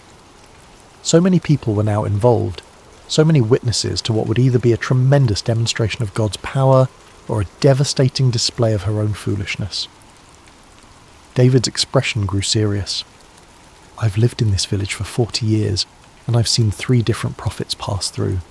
Not once have I seen one of them give instructions that didn't lead to something remarkable. The real question isn't whether there will be a miracle, it's whether we'll have enough faith to receive it." As Miriam continued through the village, she was amazed by the response. People she barely knew were offering their vessels, and those who had no jars to spare were spreading the word to others who might. Children ran ahead of her, announcing to each household what was needed. Even some of the village elders, usually stern and cautious about anything that disrupted the normal order, were nodding their approval and contributing what they could. By mid-afternoon, Miriam's small house was surrounded by more clay vessels than she had ever seen in one place. There were large storage jars that could hold enough oil for a family for months, medium-sized pitchers perfect for daily use, and small vessels suitable for lamps and cooking. Some were beautifully crafted, others rough and practical. Some were new, others showed the wear of years of faithful service. Her sons, Aaron and Micah, had awakened to find their home transformed into something resembling a pottery merchant's stall. They helped carry the vessels inside, their eyes wide with excitement and confusion. "Mother, what are all these for?" Aaron asked.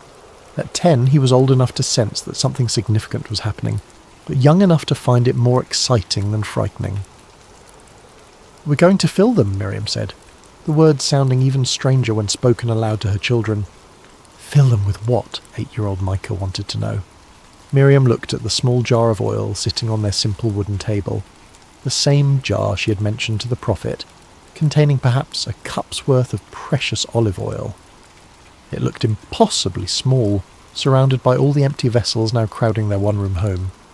"With oil," she said, and saw her sons exchange the kind of look children give when they're certain their parent has said something that makes no sense but are too polite to argue.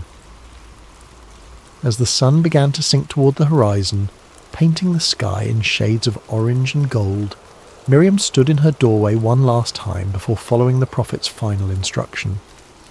The village around her looked the same as it had this morning, but everything had changed. This morning she'd been a desperate woman with no options. Now she stood on the threshold of either a miracle or a disaster. But at least she was no longer passive in the face of her circumstances. She could see a few neighbours lingering in their own doorways, clearly curious about what would happen next. News of the prophet's instructions had spread throughout the village, and while no one was bold enough to ask for details, there was a sense of anticipation in the air, as though the entire community was holding its breath. Tomorrow morning the debt collectors would return, expecting to claim her sons, but tonight belonged to faith, to the impossible, to the hope that a God who had parted seas and raised the dead might still care about one widow's desperate prayer. "Come, boys," she said, stepping back inside their small home. "It's time to close the door." The interior of their small house felt different with the door closed and the outside world shut away. The late afternoon light filtered through the single window, casting long shadows among the collection of empty vessels that now filled nearly every available space. Aaron and Micah stood close to their mother, sensing that they were about to witness something extraordinary, though they couldn't possibly understand what. Miriam picked up the small jar of oil with hands that trembled slightly, not from fear now, but from anticipation. The prophet had been so certain, so confident in his instructions.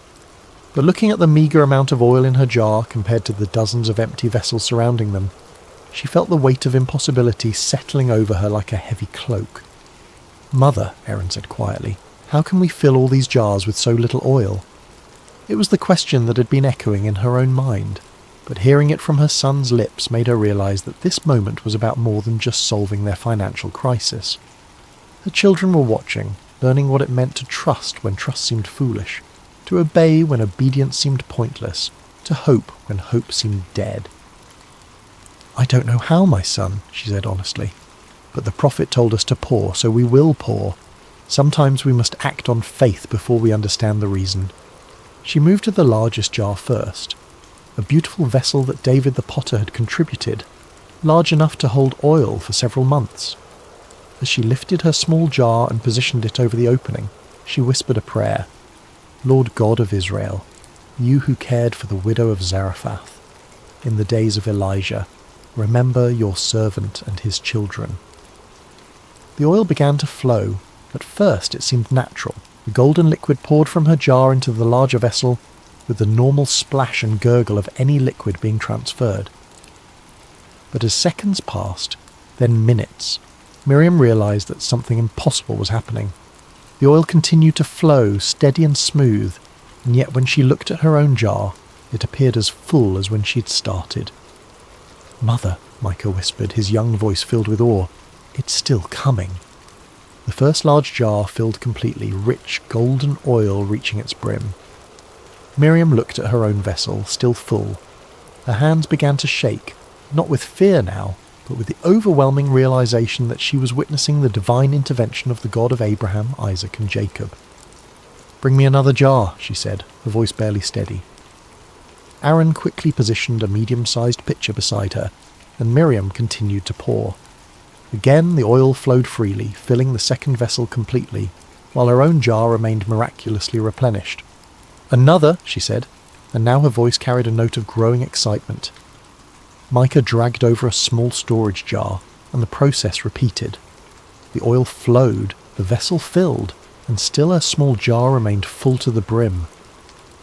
As they continued, a rhythm developed. The boys would position each new vessel, Miriam would pour until it was full, then they would move it aside and bring the next one. With each jar they filled, their excitement grew, and what had begun as nervous obedience transformed into joyful celebration. "It's not stopping," Aaron laughed, no longer trying to whisper in the presence of miracle. "Mother, it's really not stopping." Miriam found herself laughing too, tears of relief and wonder streaming down her face as she poured jar after jar. The oil continued to flow, inexhaustible, impossible, absolutely real. This was the God her husband had served, the God who had parted the Red Sea and provided manna in the wilderness, and he was here in their small house, multiplying oil for a desperate widow and her children. The sun set completely as they worked, and Aaron lit their oil lamp, using oil from one of the newly filled jars. The warm light danced across the growing collection of filled vessels, each one a testament to divine provision, each one a step away from the disaster that had threatened to destroy their family. They filled the large storage jars first, then the medium pitchers, then the smaller vessels for daily use. Oil for cooking, oil for lamps, oil for anointing, oil for trade. More oil than their family could use in a year, more than they could use in several years. "Mother," Micah said during a brief pause, "will we ever run out of empty jars?" Miriam looked around their home.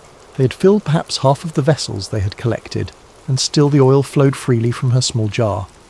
"I hope not, my son. I hope we never run out." But even as she spoke, she realized they were approaching the end of their supply of empty containers. Only a handful of vessels remained unfilled, the smallest ones suitable for perfumes and medicines. As she filled the second-to-last jar, a delicate little vessel that Rebecca had contributed, Miriam felt a change. The oil still flowed, but there was something different in its quality, as though it was beginning to recognize that its work was nearly complete. She reached for the final jar, the smallest one in the collection, barely large enough to hold oil for a single lamp. As she positioned her small jar above it and began to pour, the oil flowed out in a steady stream, filling the tiny vessel to its brim.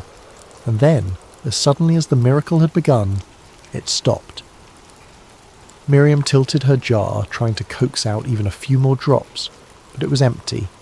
Completely, naturally, normally empty, as though the laws of physics had suddenly remembered themselves and returned to their usual operation. The silence that followed was profound. For hours their small house had been filled with the sound of flowing oil, excited whispers, and occasional exclamations of wonder. Now, surrounded by dozens of filled vessels, they stood in the golden lamplight and absorbed the magnitude of what had just occurred. Aaron was the first to speak. "Is it over?" Miriam looked at her empty jar, then at the abundance surrounding them. "Yes, my son. It's over because we have no more empty vessels to fill." "What does that mean?" Micah asked. Before Miriam could answer, she remembered something the prophet had implied in his instructions. The miracle was not limited by the amount of oil God could provide, but by the amount of faith they could exercise, represented by the number of empty vessels they had been able to gather. "It means," she said slowly, understanding dawning on her like sunrise, "that God's provision is only limited by our capacity to receive it. If we had gathered 100 jars, he would have filled 100 jars. If we had gathered 1,000... The implications took her breath away. They had gathered many vessels, yes, but now she wondered, could they have gathered more? Had their own limited vision constrained the miracle? It was a question that would follow her for the rest of her life, a reminder to always ask for more, expect more, prepare for more when seeking God's intervention. But such thoughts were for later reflection. Tonight, surrounded by the tangible evidence of divine love and provision, there was only gratitude and wonder. "Tomorrow," she told her sons as they prepared for sleep among the filled vessels, "we will go to the prophet and then to the marketplace. We will sell this oil, pay our debts, and secure our future." As her boys settled onto their sleeping mats, their faces glowing with excitement and the security of knowing they would not be taken away, Miriam sat beside the window and looked out at the village where she had lived her entire life. Tomorrow she would no longer be known as the desperate widow who had nothing. She would be the woman whom God had remembered, the mother whose children had been saved, the recipient of a miracle that would be told and retold for generations. But tonight she was simply a woman who had learned that emptiness was not the absence of provision, but the presence of possibility, and that sometimes the most important thing you can bring to God is not what you have, but what you lack. The oil lamps flickered gently in the darkness, fueled by the miracle oil casting dancing shadows on the walls of their transformed home, and in the quiet of the night, Miriam whispered prayers of thanksgiving to the God who multiplies hope in the hands of those who dare to pour out their faith, one empty jar at a time. Morning came with a gentle golden light that seemed especially bright as it streamed through the window of their small house. Miriam awakened to a sight that confirmed the previous evening had not been a dream. Dozens of clay vessels filled with rich golden olive oil crowded every surface and corner of their home. Aaron and Micah were already awake, sitting among the jars with expressions of continued amazement, as though they expected the oil to disappear with the sunrise. "It's still here," Aaron said wonderingly. "All of it." "Did you think it wouldn't be?" Miriam asked, though she understood his disbelief. Miracles had a quality of unreality about them, even to those who experienced them directly. "I dreamed about it," Micah said. "I dreamed that we were pouring oil forever and ever, and there were jars as tall as trees, and the oil turned into rivers that flowed through the whole village." Miriam smiled at her younger son's imagination, but then paused to consider his words. In a way, wasn't that exactly what had happened? The oil had flowed beyond their immediate need, beyond their ability to contain it all, beyond what seemed possible in their small, constrained world. A knock at their door interrupted her thoughts. Through the window she could see the familiar figure of Elisha standing in their courtyard, his presence as calm and assured as it had been the day before. "The prophet," Aaron whispered excitedly. Miriam quickly adjusted her headscarf and opened the door, her heart racing with anticipation and gratitude. "My lord," she said, bowing respectfully, "please, come in and see what the Lord has done." Elisha entered their transformed home, his eyes taking in the abundance with what appeared to be satisfaction, but not surprise. This was clearly not the first time he had witnessed the Lord's provision in response to desperate faith. "It is well," he said simply, then looked directly at Miriam. "Tell me what happened." Though he had given the instructions and surely knew what to expect, Miriam realized he wanted to hear her testimony, to let her put into words the miracle she had experienced. So she told him everything: the gathering of vessels, the closing of the door, the first hesitant pour, the growing amazement as jar after jar filled with oil that seemed to come from an inexhaustible source. "We filled every vessel we had collected," she concluded. "When the last jar was full, the oil stopped flowing." Elisha nodded thoughtfully. "And what do you understand from this?" The question surprised her. She had expected congratulations, perhaps instructions for what to do next, but not an examination of her theological understanding. I understand that the Lord remembers his promises to care for widows and orphans," she said slowly, "and that his provision is beyond what we can imagine or contain." "Yes," Elisha agreed. "And what else?" Miriam thought about the experience, about the rhythm of pouring and filling, about the moment when the oil finally stopped. "The miracle was limited only by our preparation," she said, with growing insight. "If we had gathered more vessels—" "The oil would have continued to flow," Elisha confirmed. "God's provision is not constrained by scarcity, but by our capacity to receive abundance. Remember this lesson, and teach it to your sons." He moved toward the door, then turned back with final instructions. "Now go. Sell the oil and pay your debts. You and your sons will live on what remains." "How much should I sell?" Miriam asked, suddenly practical concerns rushing back as she realized she had no experience as a merchant. "Take the oil to the marketplace in portions. Don't flood the market all at once, or you'll drive down the price. Sell slowly, over time, and you'll receive full value. The Lord has given you not just provision for today, but wisdom for managing tomorrow." After the prophet left, Miriam stood in her doorway watching his retreating figure until he disappeared around a corner. Then she turned back to face her transformed reality. The first practical task was obvious. She needed to begin transporting oil to the market. But first there was another matter to address. The sound of approaching footsteps made her look up. 3 familiar figures were walking down her street, the debt collectors, returning as promised at sunrise to claim her sons. But this time Miriam felt no fear, no desperate helplessness. She stood calmly in her doorway, watching their approach with something approaching pity for men who lived in a world too small to contain miracles. "Miriam," Josiah called as they drew near, "are you prepared to surrender the boys?" "I am prepared to pay the debt," she replied evenly. The 3 men stopped walking, clearly taken aback by her confident tone. "Pay the debt?" Josiah repeated sceptically. "Yesterday you claimed to have nothing. What has changed overnight?"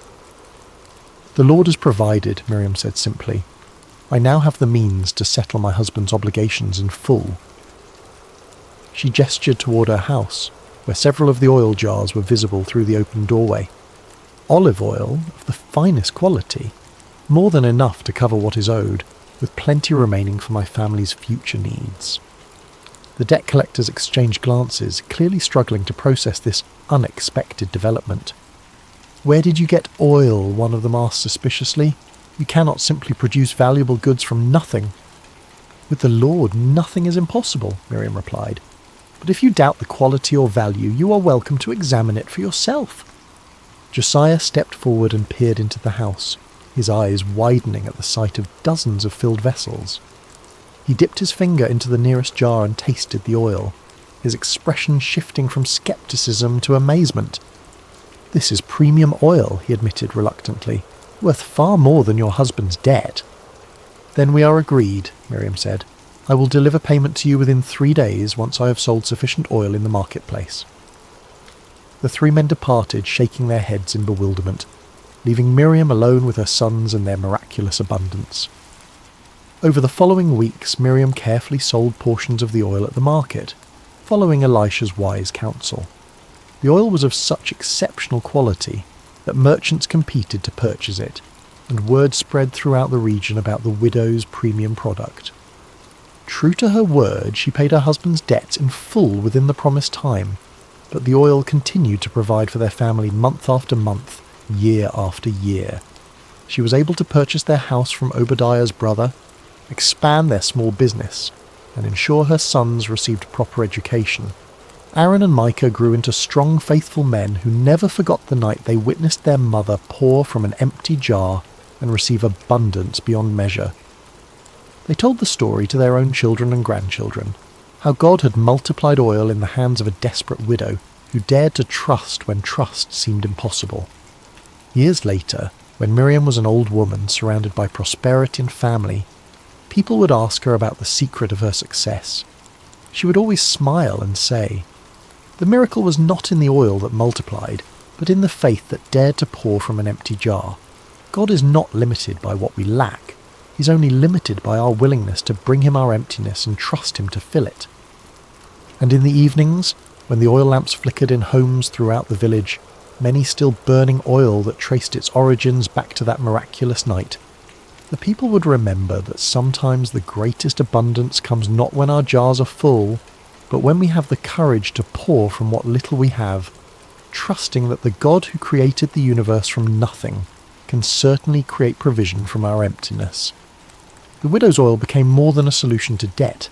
It became a testament to the truth that faith, like oil, multiplies when poured out in trust, and that the God who notices empty jars is the same God who delights in filling them beyond our wildest dreams.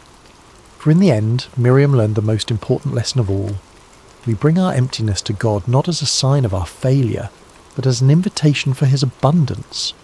And when we dare to pour out our faith, even from the smallest jar, we discover that his provision knows no limits except those we place on our own capacity to receive. The story of the widow's oil echoed through generations, a reminder that in the hands of the Almighty, even our deepest need can become our greatest testimony to his faithfulness. Hello, dear friends, and welcome to Sacred Slumber. Before we begin our journey together into this timeless story of faith and courage, I want to take a moment to connect with you, wherever you are in the world tonight. How has your day been? Perhaps you're settling in as the evening draws near, or maybe you're starting your morning with this gentle retelling. Whether it's midnight where you are, or the sun is just beginning to rise, know that you're exactly where you need to be. I'm curious about where this story is finding you tonight. Are you listening from a cozy bedroom in North America? Perhaps watching the stars appear through your window? Or maybe you're in Europe, beginning a peaceful morning with this tale. Perhaps you're in Asia, Africa, Australia, or anywhere else across our beautiful world. Wherever you are, you're part of our global sacred slumber family, and we're so grateful to have you here.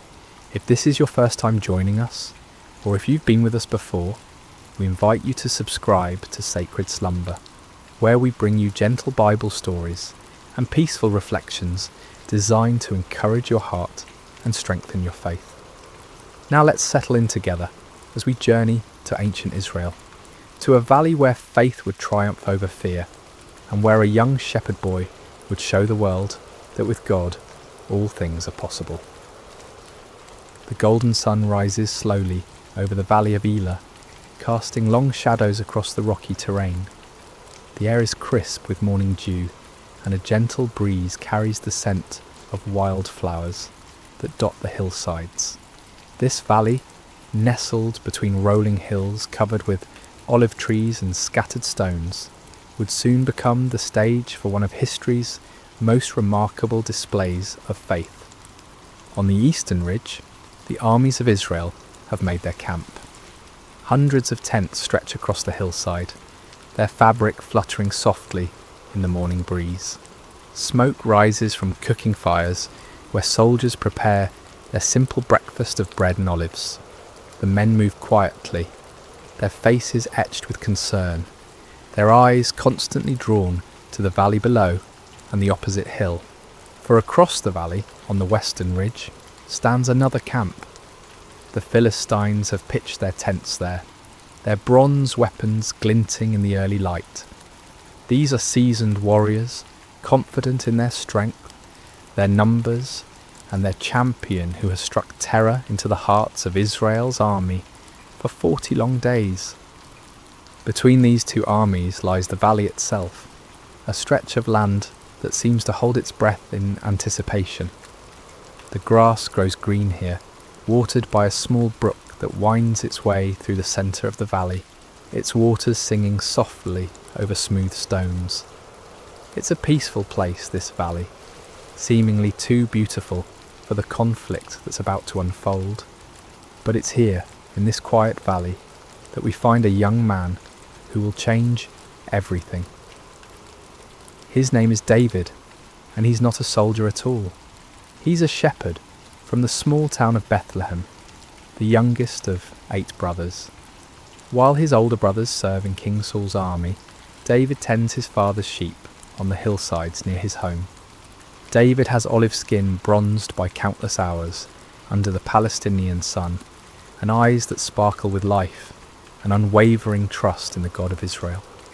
His hands, though young, are strong from years of guiding sheep, playing his harp and practicing with his simple shepherd's sling.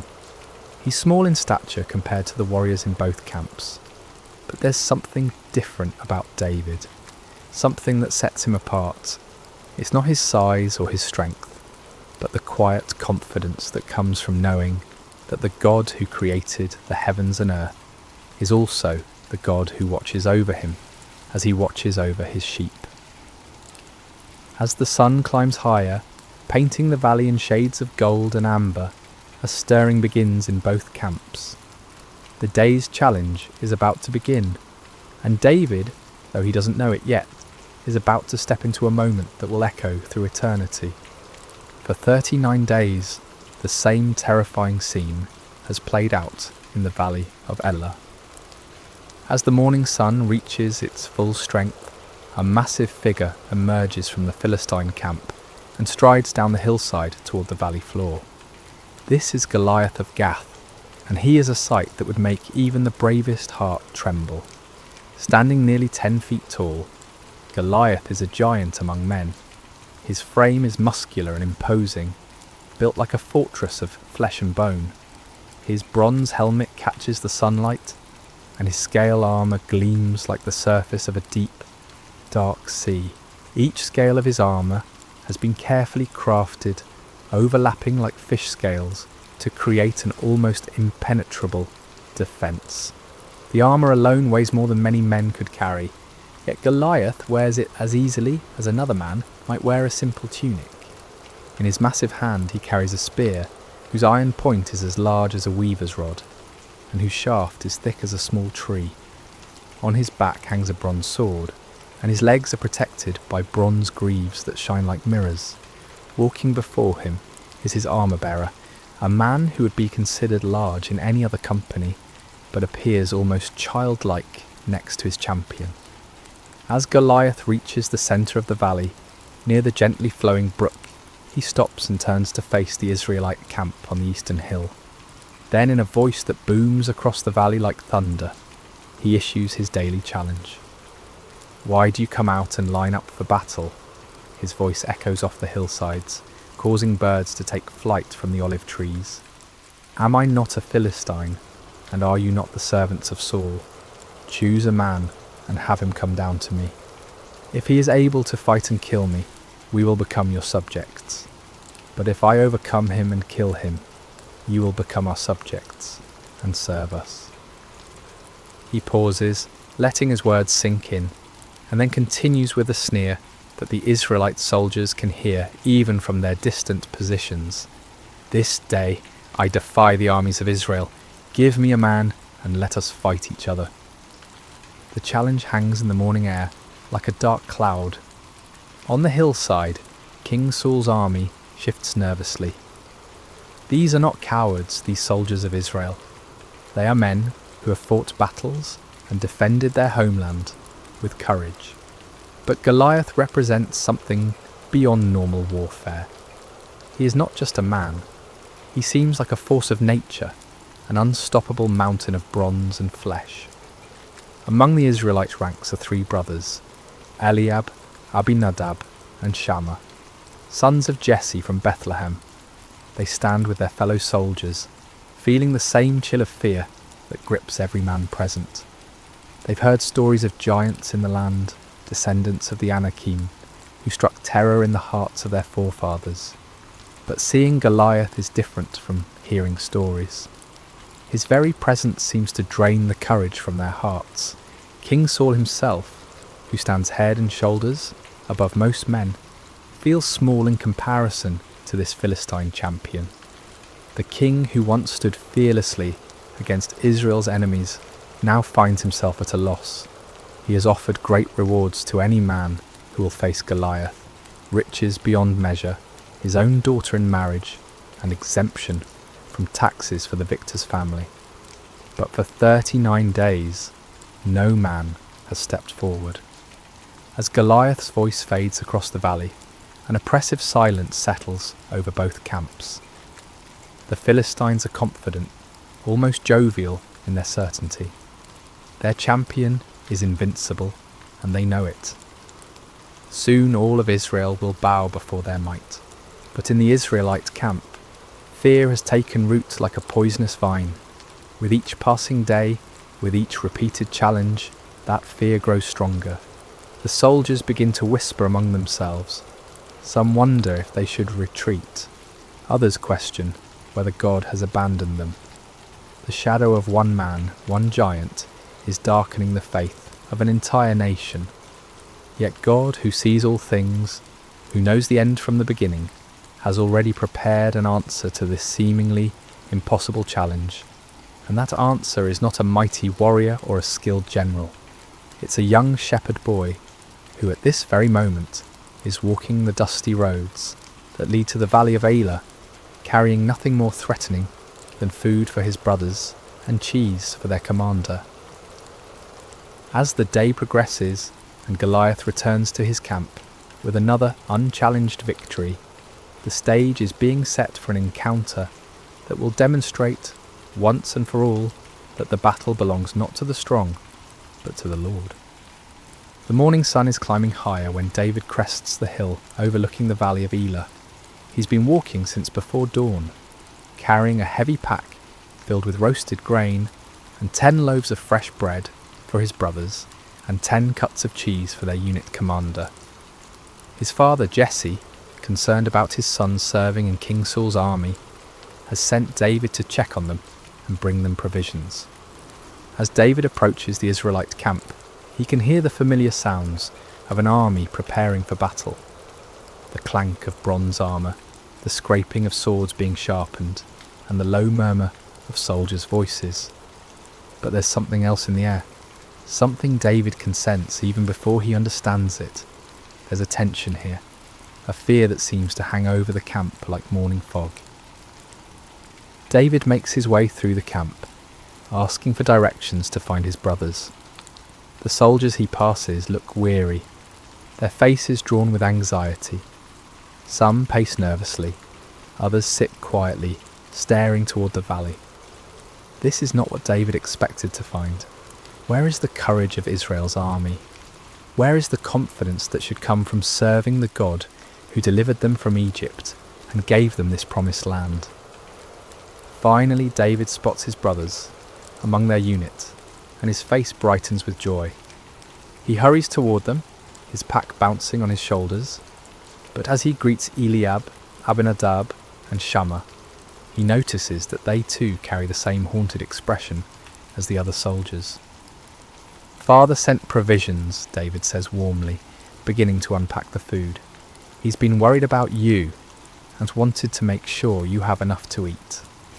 But before his brothers can respond fully to his greeting, a sound begins to build from across the valley.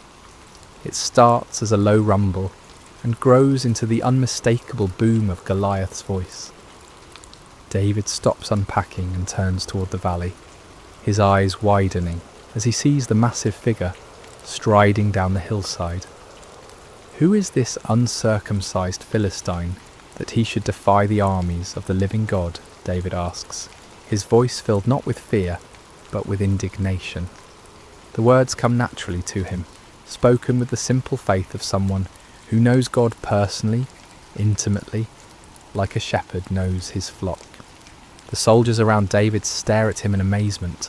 Some even step back, as if his words might bring Goliath's wrath down upon them. But David isn't speaking recklessly. He's speaking from a heart that has experienced God's faithfulness. In the quiet places, in the fields where he tends sheep, under the stars where he plays his harp and sings psalms to the God who made them.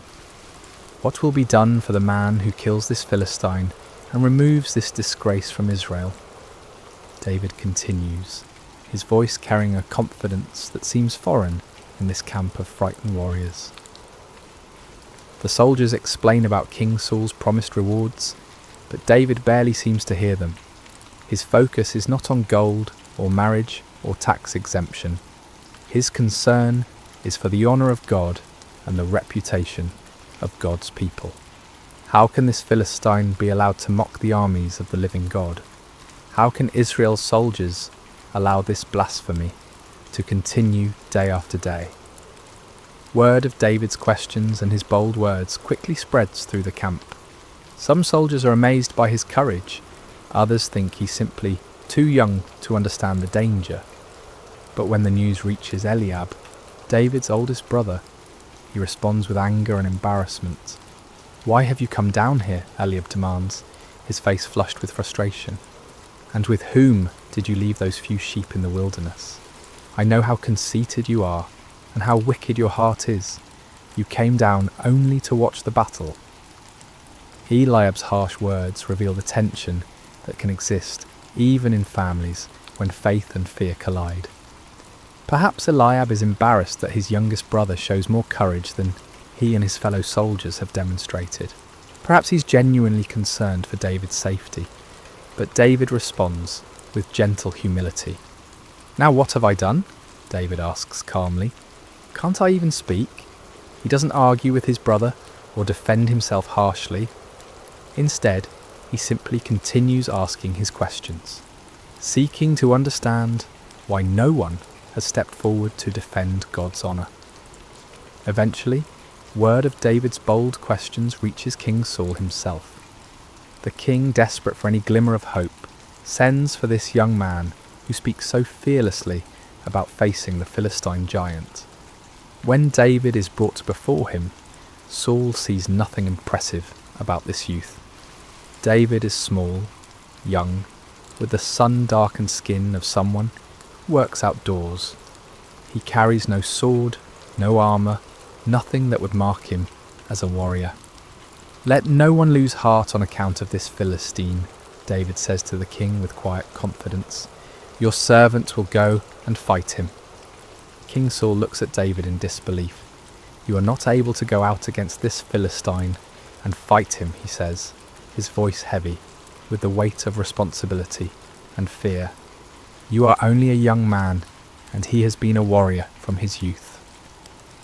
But David's response comes from a wellspring of faith that has been tested and proven in the wilderness places where no one was watching. "Your servant has been keeping his father's sheep," David begins, his voice steady and sure. "When a lion or a bear came and carried off a sheep from the flock, I went after it, struck it, and rescued the sheep from its mouth. When it turned on me, I seized it by its hair, struck it, and killed it. Your servant has killed both the lion and the bear. This uncircumcised Philistine will be like one of them, because he has defied the armies of the living God." David pauses, and in that pause the tent seems to fill with the presence of something greater than human courage. "The Lord who rescued me from the paw of the lion and the paw of the bear will rescue me from the hand of this Philistine." Here is the key to David's confidence. It's not based on his own strength or skill. It's not rooted in pride or youthful foolishness. David's courage comes from his personal experience of God's faithfulness. In the quiet places when no one was watching except God, David learned to trust.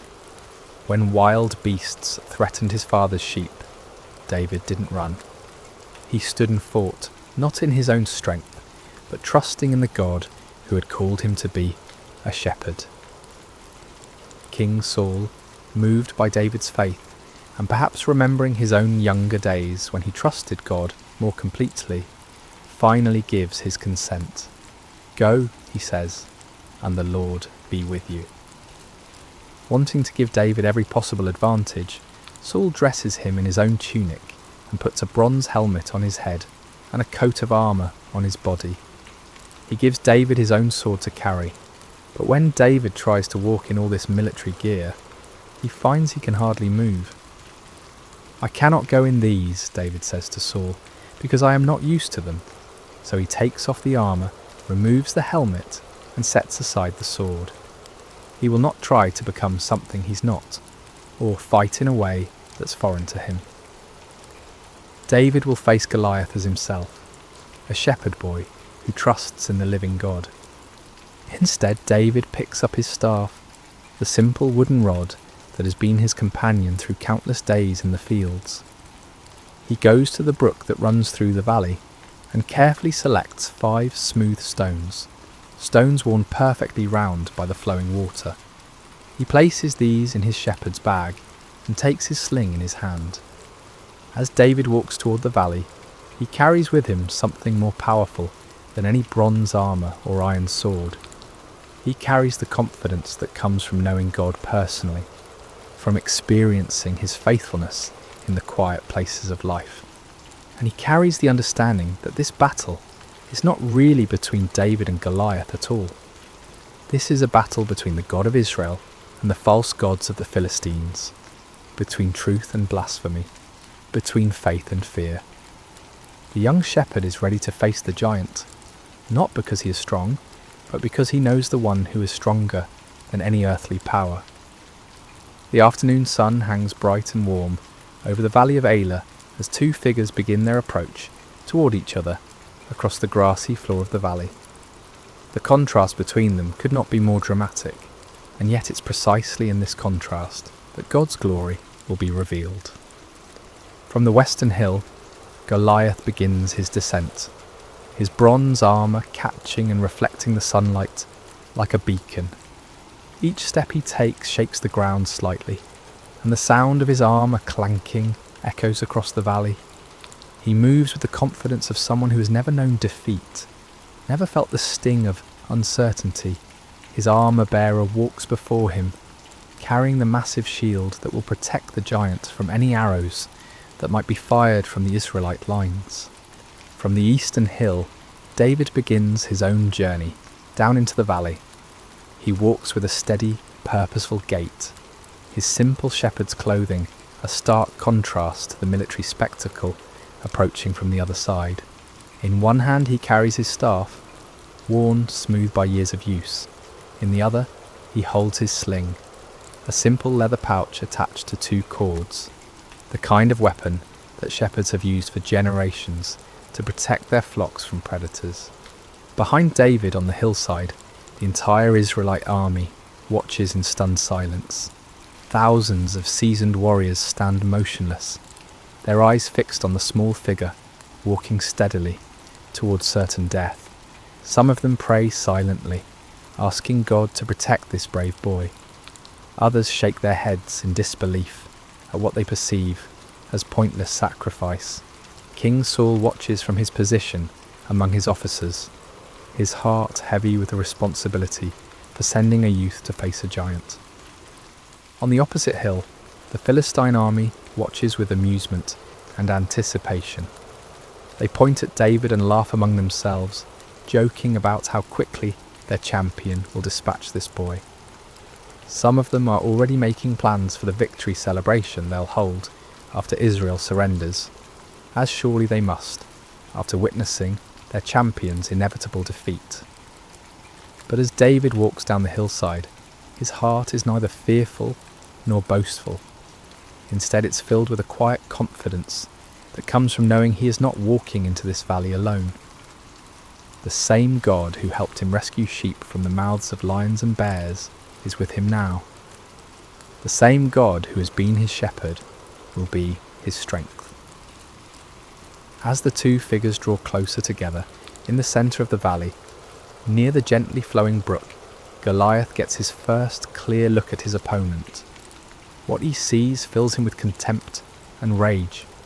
This is not a warrior, this is just a boy, ruddy and handsome, carrying a shepherd's simple tools instead of weapons of war.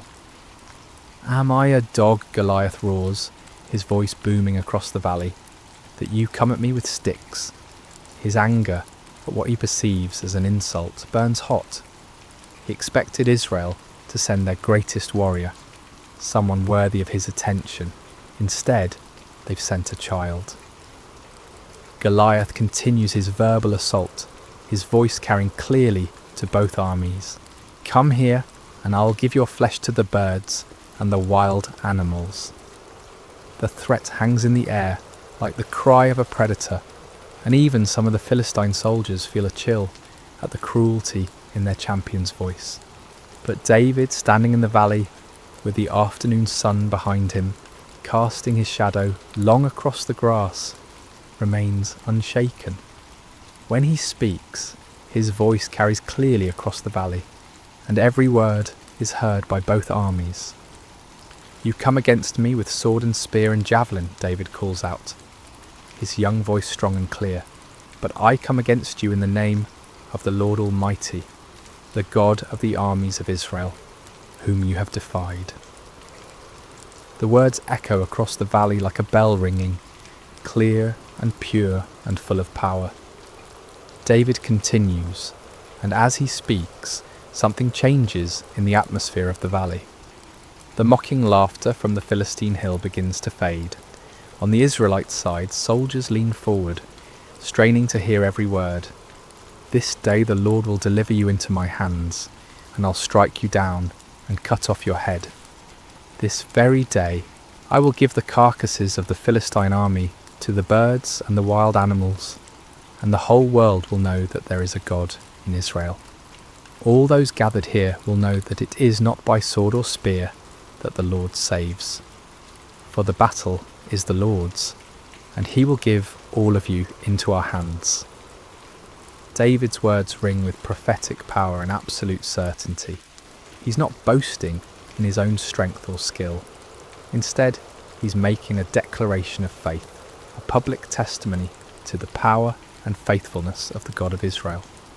This battle, David understands, is not ultimately about military might or human courage. It's about the honour of God and the revelation of his power to both Israel and the surrounding nations. Goliath, enraged by what he sees as blasphemous arrogance from a mere boy, begins moving quickly toward David, his massive frame covering the ground with surprising speed. His armour clanks and his weapons gleam as he bears down on his small opponent like an avalanche of bronze and iron. But David doesn't flee. Instead, he runs toward Goliath, closing the distance between them with swift, determined steps. As he runs, he reaches into his shepherd's bag and takes out one of the smooth stones he selected from the brook. With practiced ease, born of countless hours protecting sheep, he places the stone in his sling. The sling is not a child's toy, though it may appear simple. In the hands of a skilled shepherd, it's a precision weapon capable of tremendous force. David has used his sling to drive off wolves and bears, to guide wandering sheep, and to strike targets with accuracy at considerable distances. Now as he runs toward Goliath, all those years of practice culminate in this single, crucial moment. With fluid motion, perfected through countless repetitions, David begins to swing the sling around his head, building momentum. The leather pouch whispers through the air as it spins, faster and faster. Goliath, seeing David's movement, may have raised his shield or adjusted his position, but his great size, which has always been his advantage, now works against him. He cannot change direction quickly, cannot dodge with the agility of a smaller man. At the perfect moment, when the geometry of angle and distance and momentum align exactly right, David releases one of the cords. The stone flies from the sling like an arrow, swift and straight and true, guided by skill and powered by faith. The stone strikes Goliath in the centre of his forehead, at the one spot where his bronze helmet doesn't protect him, with tremendous force. The sound of impact echoes across the valley like the crack of thunder. For a moment time seems suspended. The giant warrior, seemingly invincible in his bronze armour, stands motionless. Then, like a great tree falling in the forest, Goliath topples forward and crashes to the ground. The earth trembles under the impact of his massive frame. His weapons clatter beside him, his armour scrapes against the stones, and then there is silence. David runs to where Goliath lies and stands over the fallen giant. Finding no sword of his own, David draws Goliath's own massive sword from its sheath, and with effort befitting his size, uses it to cut off the giant's head, fulfilling his prophecy exactly as he had spoken it. Then David lifts Goliath's head high above his own, and his voice rings out across the valley one more time, "The battle is the Lord's." The silence that follows is profound and complete, broken only by the gentle sound of the brook flowing peacefully through the valley, washing the smooth stones that remain in David's shepherd's bag. The sight of their fallen champion creates an immediate and dramatic transformation in both armies. On the Philistine hillside, the confident laughter and casual conversation die away instantly, replaced by stunned silence and then growing panic. These seasoned warriors, who moments before were planning their victory celebration, now stare in disbelief at the impossible scene in the valley below. Their champion, their giant, their seemingly invincible Goliath lies motionless in the grass, his own sword in the hands of the shepherd boy, who stands triumphant beside his massive form. The psychological impact is devastating. If Goliath could fall to this young Israelite, what protection did they have? What power could stand against the God of Israel? On the eastern hillside, the transformation is equally dramatic, but runs in the opposite direction. The Israelite soldiers, who have been paralysed by fear for 40 days, suddenly find their voices in a great roar of triumph that echoes off the surrounding hills. The sound builds and builds, a crescendo of relief and joy and renewed confidence that seems to shake the very foundations of the valley. "The Lord has given us victories," they cry. "God has delivered the Philistines into our hands." Swords are drawn from sheaths, not in fear this time, but in confidence. Spears are raised high, and the entire army begins to surge down the hillside like a mighty river breaking through a dam. King Saul, watching from his position among his officers, feels his own heart lift with amazement and gratitude. The burden of fear that has pressed down on him for weeks suddenly lifts, replaced by the returning memory of what it means to serve the living God. He gives the command that his army is already anticipating. Charge! The Philistine army, seeing the Israelites rushing toward them and having lost their champion and their confidence in a single moment, turns and flees. What had been an organised military force becomes a scattered mob running for their lives across the hills and valleys of the countryside. The rout is complete and devastating. But as the armies chase and flee across the landscape, David remains in the valley beside the brook, holding Goliath's head and looking up toward heaven with a heart full of gratitude. He has not forgotten, even in this moment of triumph, that the victory belongs to the Lord. This was never about David's skill with a sling. Though his years of practice were important, this was never about David's courage. Though his faith was essential, this was about God's power to save his people and his determination to show both Israel and the nations around them that he alone is God. David understands something that many of the celebrating soldiers rushing past him have not yet grasped. This victory in the valley of Elah is not an end in itself, but a beginning. It's a demonstration of what becomes possible when someone is willing to trust completely in God's power and step forward in faith, even when the circumstances seem impossible.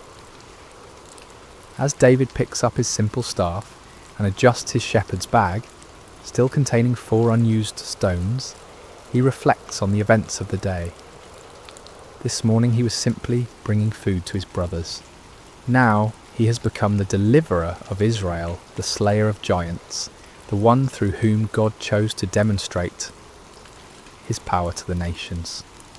But David's heart remains humble. He knows that he was simply the instrument God chose to use.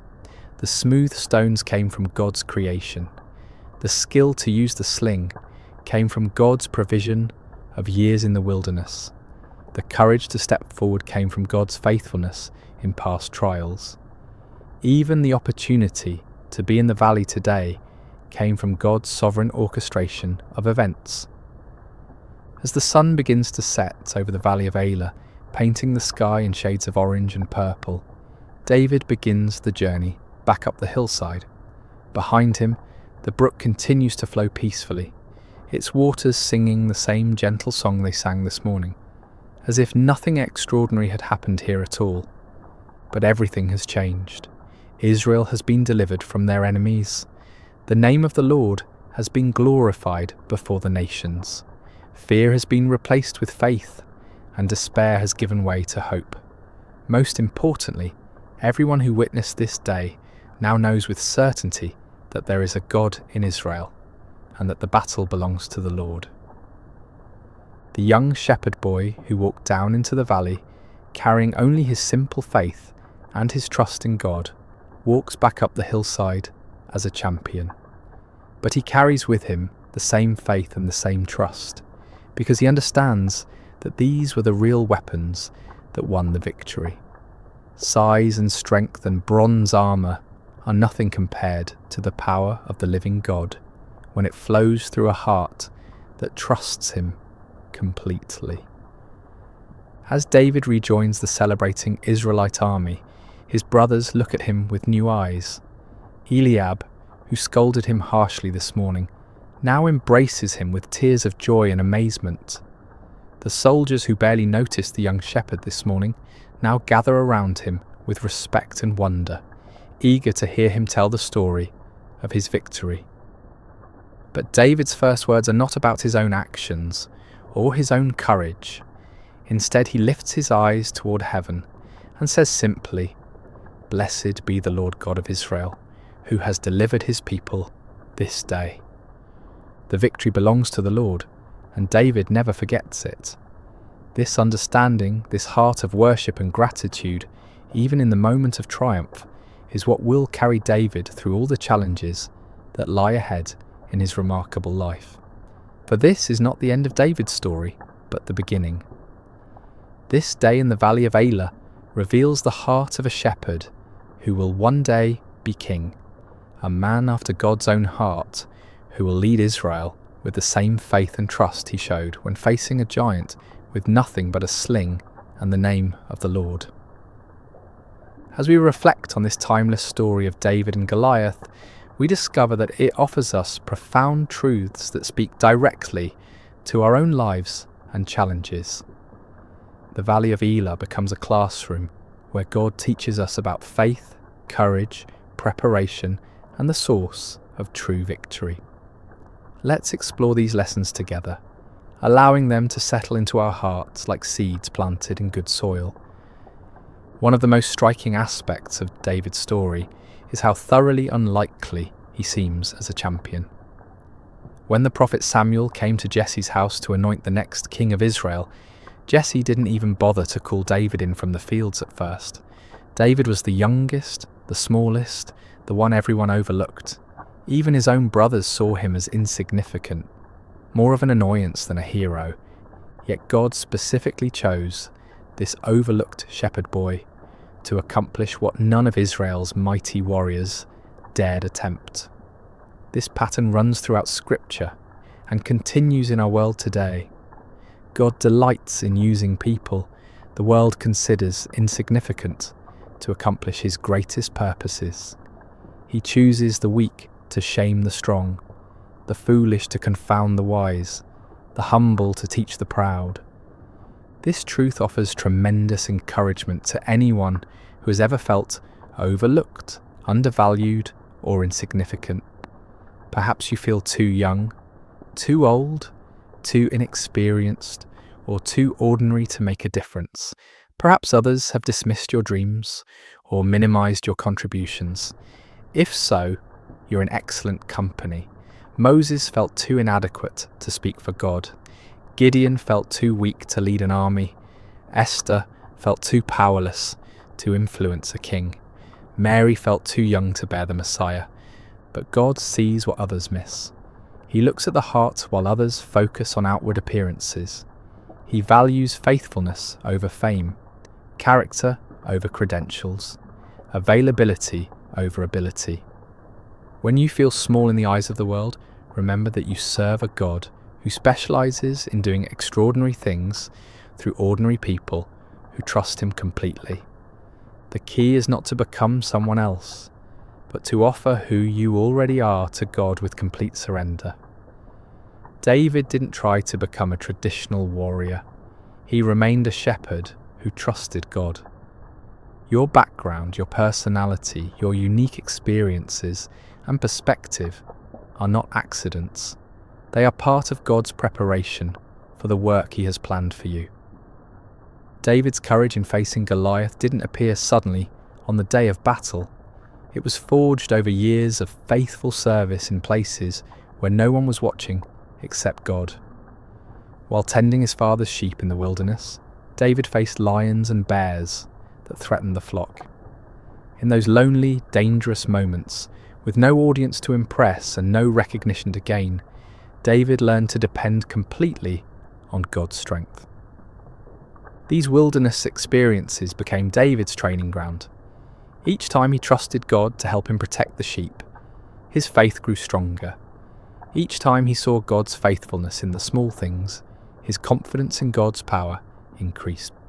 By the time he faced Goliath, David had a history with God, a track record of divine assistance that gave him unshakable confidence. This principle applies directly to our lives. The character we develop in private, the faithfulness we demonstrate when no one is watching, the trust we build through small challenges prepare us for the larger battles we'll face later. God often prepares us through what seem like insignificant experiences, developing in us the spiritual muscles we'll need for greater tasks. Perhaps you're in a season of quiet preparation right now. Maybe you're in a job that feels unimportant, dealing with challenges that seem mundane, or serving in ways that go unnoticed.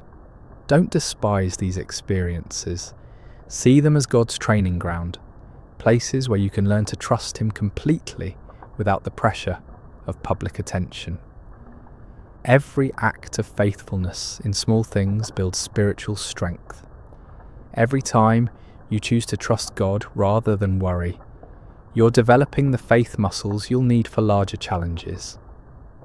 Every moment you spend in prayer, study, and worship during the ordinary days creates the spiritual foundation that will hold firm when storms come. David's Psalms reflect a man who knew God intimately through countless hours of communion in the wilderness. His worship wasn't reserved for public occasions. It was the natural overflow of a heart that had learned to recognize God's presence in solitary places. This private relationship with God became the source of his public courage. The contrast between David's response to Goliath and that of Israel's army reveals the transformative power of proper perspective. The Israelite soldiers saw Goliath's size and focused on their own inadequacy. They measured themselves against the giant and found themselves wanting. Fear paralyzed them because they were looking at the problem instead of at God. David saw the same giant but responded completely differently. Instead of focusing on Goliath's size, David focused on God's greatness. Instead of measuring himself against the Philistine champion, he remembered God's faithfulness in past challenges. Most importantly, David saw this confrontation not as David versus Goliath, but as the God of Israel versus the false gods of the Philistines. This shift in perspective made all the difference. When we focus on our problems, they appear insurmountable. When we focus on God, our problems find their proper proportion. The same challenge that paralyzes us with fear can become an opportunity to witness God's power when we view it through the lens of faith. Your Goliath may not be a 9-foot giant in bronze armor, but it's probably just as real and just as intimidating. It might be a health diagnosis that fills you with dread, a financial crisis that keeps you awake at night, a broken relationship that seems beyond repair, or a dream that feels impossible to achieve. Whatever giant you're facing, the same God who empowered David is available to you today. The key is learning to see your challenges through God's eyes rather than your own. When you focus on how big your problems are, they grow larger in your mind, and your faith shrinks. But when you focus on how big your God is, your problems find their proper place, and your faith grows stronger. Faith doesn't mean pretending problems don't exist or minimizing real challenges. David didn't pretend Goliath was small. He acknowledged the giant's formidable appearance and weapons. But faith means recognizing that God is greater than any challenge we face, and that His power is available to those who trust Him completely. Perhaps the most important lesson from David's story is his understanding that victory belongs to God alone. David never claimed credit for defeating Goliath. He never boasted about his skill with a sling or his courage in facing the giant. Instead, he consistently pointed to God as the source of his victory. This humility wasn't false modesty, it was accurate theology. David understood that without God's strength, he would have been just another casualty in the valley. With God's power, he became an instrument of divine deliverance. The difference was not in David himself, but in David's relationship with God and his willingness to trust completely in divine strength. This principle protects us from both despair and pride. When we face challenges that seem impossible, we can take courage from knowing that we don't have to rely on our own strength. The same God who empowered David is available to empower us. When we experience victory and success, we can maintain humility by remembering that every good gift comes from above. Recognizing that victory belongs to the Lord also frees us from the crushing pressure of trying to achieve success through our own efforts alone. We can work diligently, prepare thoroughly, and act courageously, but we do so knowing that ultimate success depends on God's blessing and power. This perspective brings both peace in the struggle and gratitude in the victory. As we conclude our time together in the Valley of Elah, I want you to imagine yourself standing where David stood. The sun is setting behind you, casting long shadows across the grass. In front of you lies whatever giant has been challenging your faith, threatening your peace, or blocking your path forward. Your Goliath might be fear itself, that persistent anxiety that whispers lies about your future and your security. It might be doubt that questions God's goodness when life becomes difficult. Perhaps it's a pattern of sin that seems too strong to break, a relationship that appears too damaged to heal, or a dream that feels too big to pursue. Maybe your giant is loneliness that echoes in empty rooms and quiet evenings, or it could be anger that burns hot and destroys relationships. Perhaps it's despair that covers your days like a dark cloud, making it hard to see hope or purpose. Whatever giant you're facing, remember David's words, "I come against you in the name of the Lord Almighty." You don't have to face your challenges alone. You don't have to rely solely on your own strength, wisdom, or resources. The same God who empowered a shepherd boy to defeat a giant warrior is present with you today.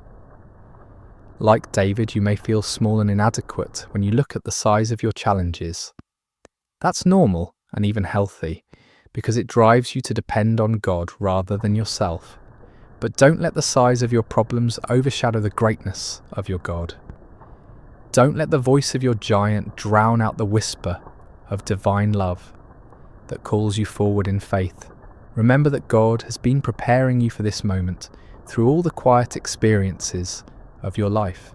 Every time you've chosen trust over worry, every moment you've experienced God's faithfulness in small things, every prayer you've whispered in the darkness has been building the spiritual strength you need for this challenge.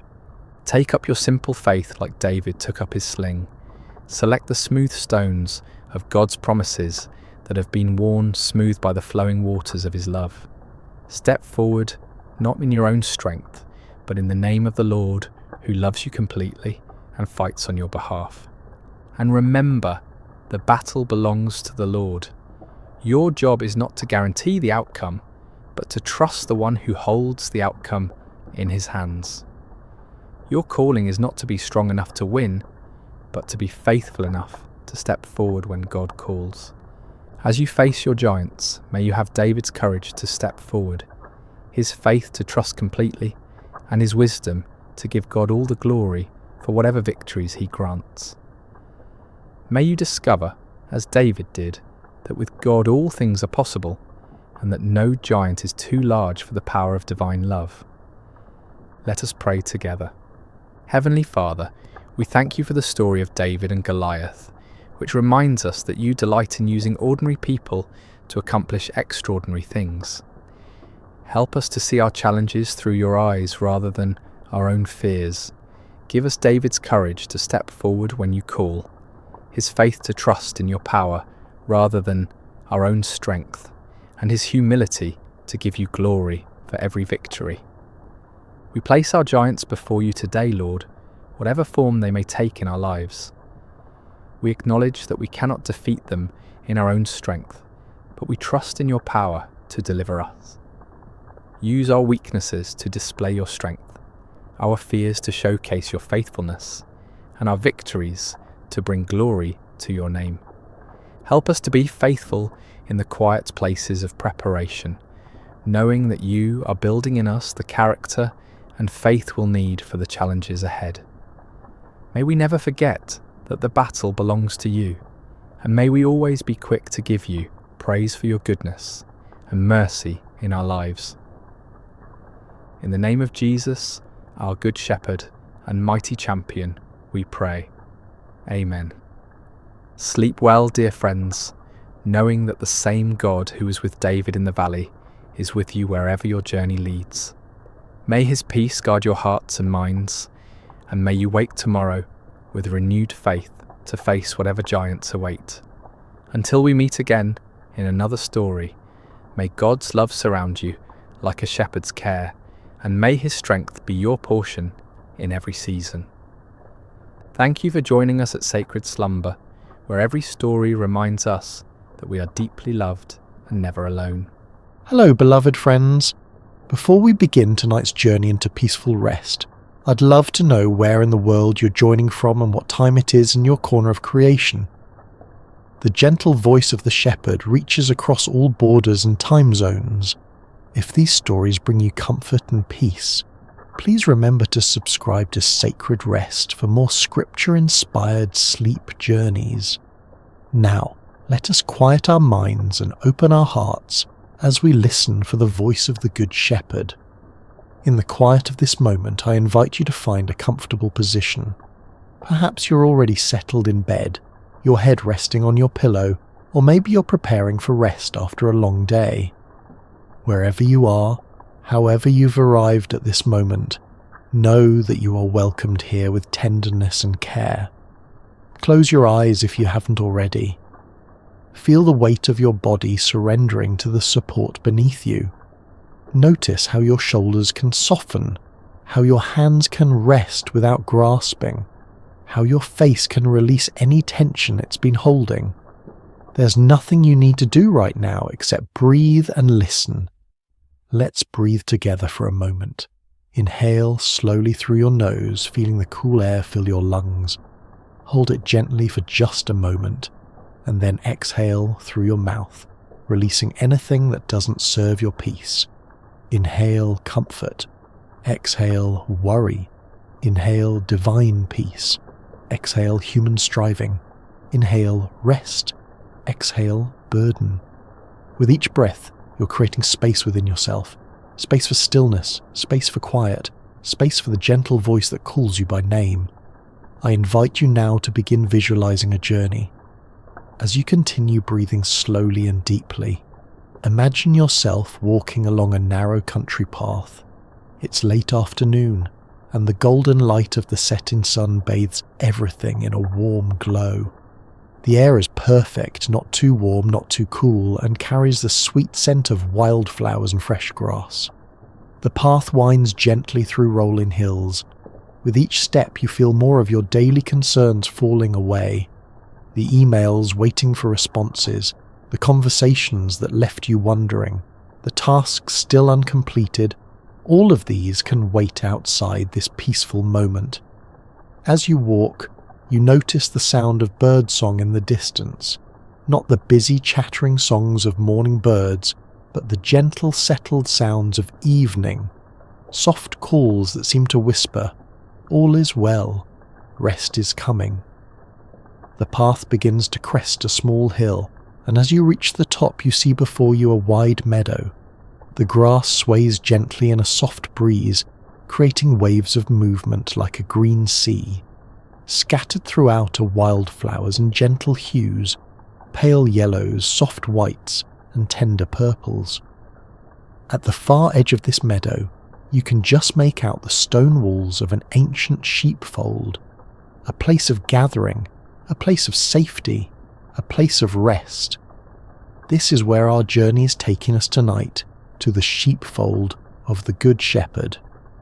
As you descend the hill toward the meadow, you feel a sense of being both completely free and completely held. The vast open sky above reminds you of boundless possibility, while the path beneath your feet assures you that you're being guided. With each step, your breathing continues to deepen.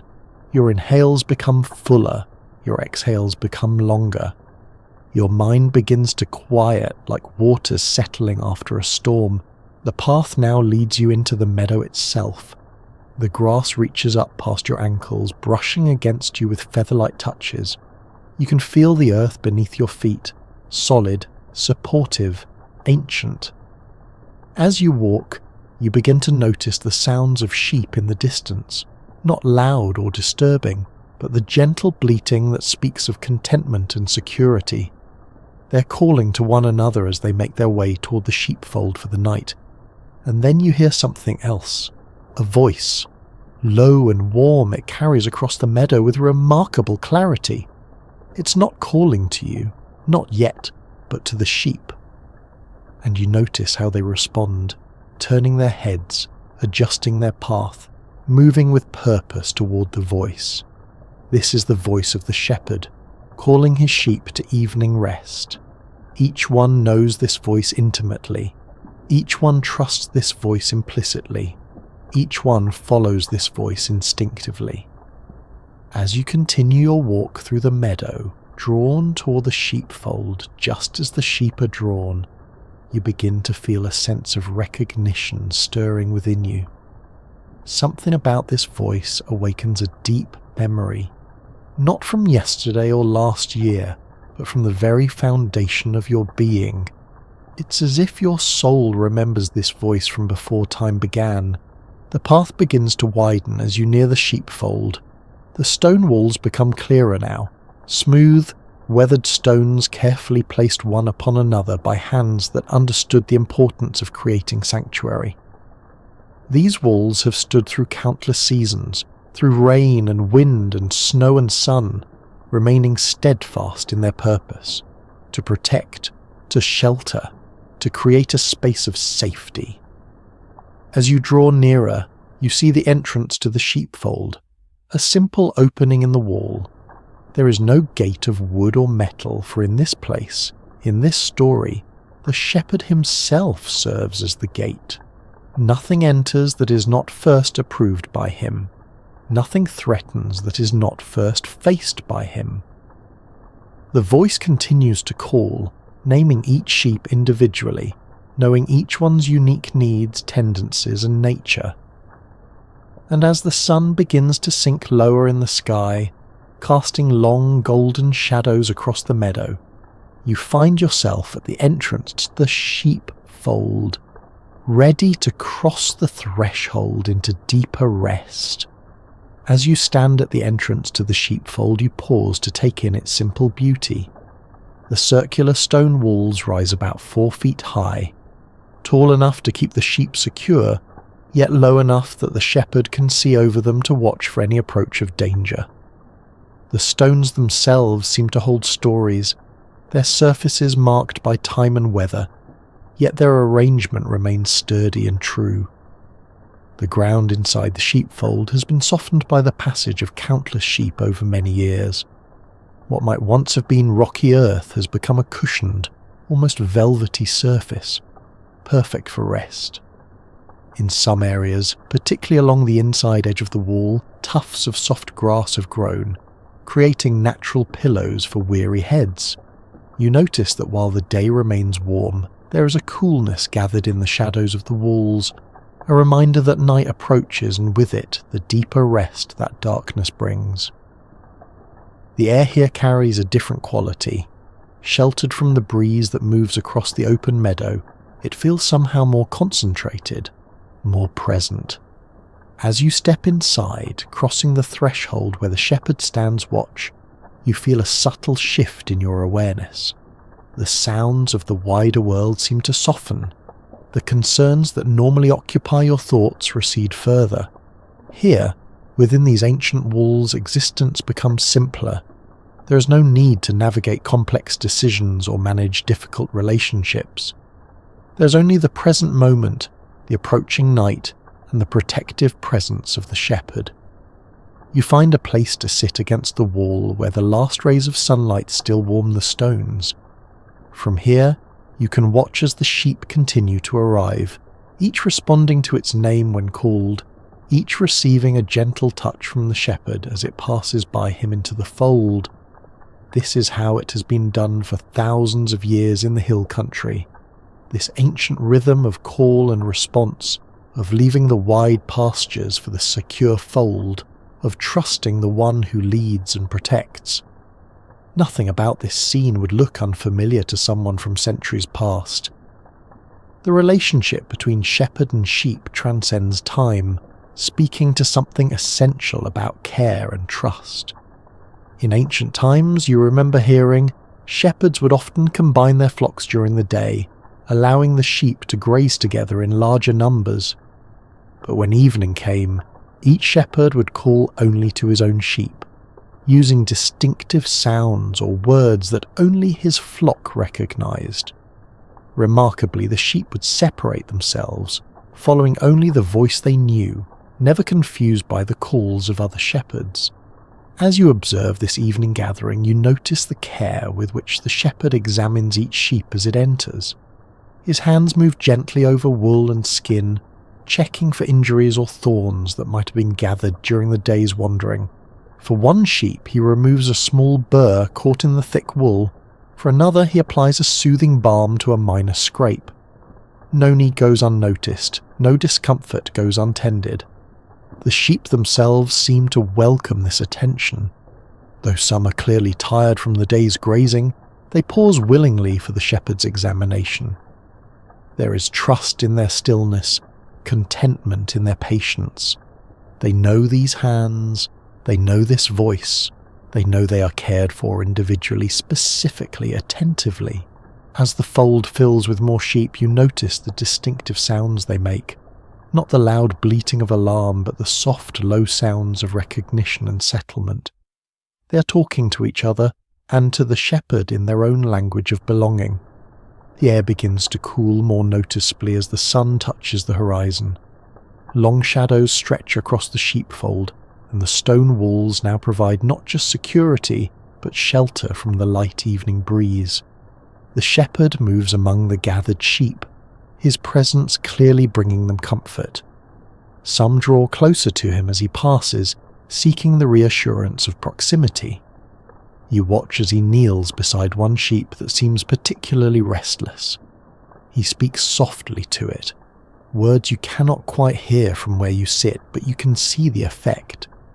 The sheep's breathing slows, its movements still, its eyes close in what can only be described as surrender to care. This, you realize, is what true safety looks like. Not the absence of all threat, but the presence of one who is trustworthy enough to allow complete vulnerability. The sheep do not need to remain vigilant because the shepherd stays watchful. They do not need to worry about provision because the shepherd knows where the sweet water flows and the tender grass grows. They do not need to fear the darkness because the shepherd's sight penetrates what they cannot see. As twilight deepens into early evening, a profound quiet descends upon the sheepfold. The activities of the day, the walking, the grazing, the occasional startle running, have given way to stillness. Energy spent has prepared the way for deep restoration. The shepherd now sits at the entrance to the fold, his back against one of the stone walls, his staff across his lap. From this position, he can see both outward across the meadow and inward to the gathered flock. Nothing approaches without his knowledge. Nothing disturbs without his permission. In this ancient pattern, in this timeless scene, you feel your own breathing continuing to slow, your own thoughts continuing to quiet. The simple rightness of this place seeps into your awareness. The stone walls that have sheltered generations, the soft earth that welcomes rest, the attentive presence that makes vulnerability safe. As night begins to embrace the world outside the fold, you feel yourself drawn deeper into the peace of this sanctuary. The voice of the shepherd, which first called across the meadow, now speaks in the silence of complete trust. And though no words are spoken aloud, you understand with perfect clarity. You are known. You are seen. You are safe. As the night deepens around the sheepfold, the stars begin to appear overhead. First one, then another. then suddenly a multitude transforming the darkness into a vast canvas of light. The shepherd remains at his post, a silhouette of watchful presence against the night sky. In this moment of perfect stillness, words from ancient scripture rise in your mind, words that have brought comfort to countless souls through the centuries. The 10th chapter of John's Gospel, where Jesus describes himself as the Good Shepherd, speaks with particular resonance in this place of safety and rest. Listen now as the words flow gently into your consciousness. Very truly I tell you, I am the gate for the sheep. All who have come before me are thieves and robbers, but the sheep have not listened to them. I am the gate. Whoever enters through me will be saved. They will come in and go out and find pasture. Pause and consider this image of the gate. In ancient sheepfolds like this one, the shepherd would often position himself in the opening of the wall, literally becoming the gate. Nothing could enter without passing by him first. No predator could threaten, no thief could steal, no sheep could wander away without encountering the shepherd's watchful presence. Imagine now what it means to have such protection. Not a cold barrier of wood or metal, but a living, attentive guardian who knows each one by name. This is not distant security, but intimate care. This is not impersonal safety, but relationship-based protection. The words continue to unfold. I am the Good Shepherd. The Good Shepherd lays down his life for the sheep. The hired hand is not the shepherd and does not own the sheep, so when he sees the wolf coming, he abandons the sheep and runs away. Then the wolf attacks the flock and scatters it. The man runs away because he is a hired hand and cares nothing for the sheep. Reflect on the difference between hired protection and devoted care. The difference is not in skill or strength, but in relationship and commitment. The Good Shepherd's connection to the sheep is not a transaction but a bond. His protection flows not from duty but from love. As you gaze across the sheepfold, you can see this truth embodied in the shepherd's posture, alert but relaxed, vigilant but peaceful. His attention never wavers, yet it carries no tension. This is the watching that comes from love rather than obligation. The sacred text continues, I am the Good Shepherd. I know my sheep, and my sheep know me, just as the Father knows me, and I know the Father, and I lay down my life for the sheep. Imagine being known, fully known, and still loved without hesitation. Not the surface knowing of casual acquaintance, but the deep knowing that sees every fear, every hope, every quiet corner of your heart. The shepherd knows when you are afraid, when you are lonely, when you are in pain. He knows when you have wandered, when you have stumbled, when you have fallen, and still he calls your name with tenderness. This knowing is not one-directional. The sheep also know their shepherd. They recognize his voice among all others. They trust his guidance without question. They follow his leading with confidence because experience has taught them that he brings them to good places, to fresh water, to green pastures, to safe rest. As these words settle into your spirit, another passage emerges.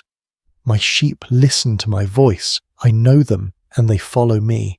I give them eternal life, and they shall never perish. No one will snatch them out of my hand. There is a certainty in these words, a promise of security that transcends physical safety. The shepherd's care extends beyond the immediate dangers of wolves and thieves to the deeper threats of meaninglessness and separation. His protection covers not just the body but the soul. His provision satisfies not just physical hunger, but spiritual longing. As you reflect on these words, you notice the sheep in the fold have arranged themselves in a pattern that seems both random and intentional. Some cluster together for warmth, others maintain a small space of separation. Some lie with their heads toward the centre, others face the walls.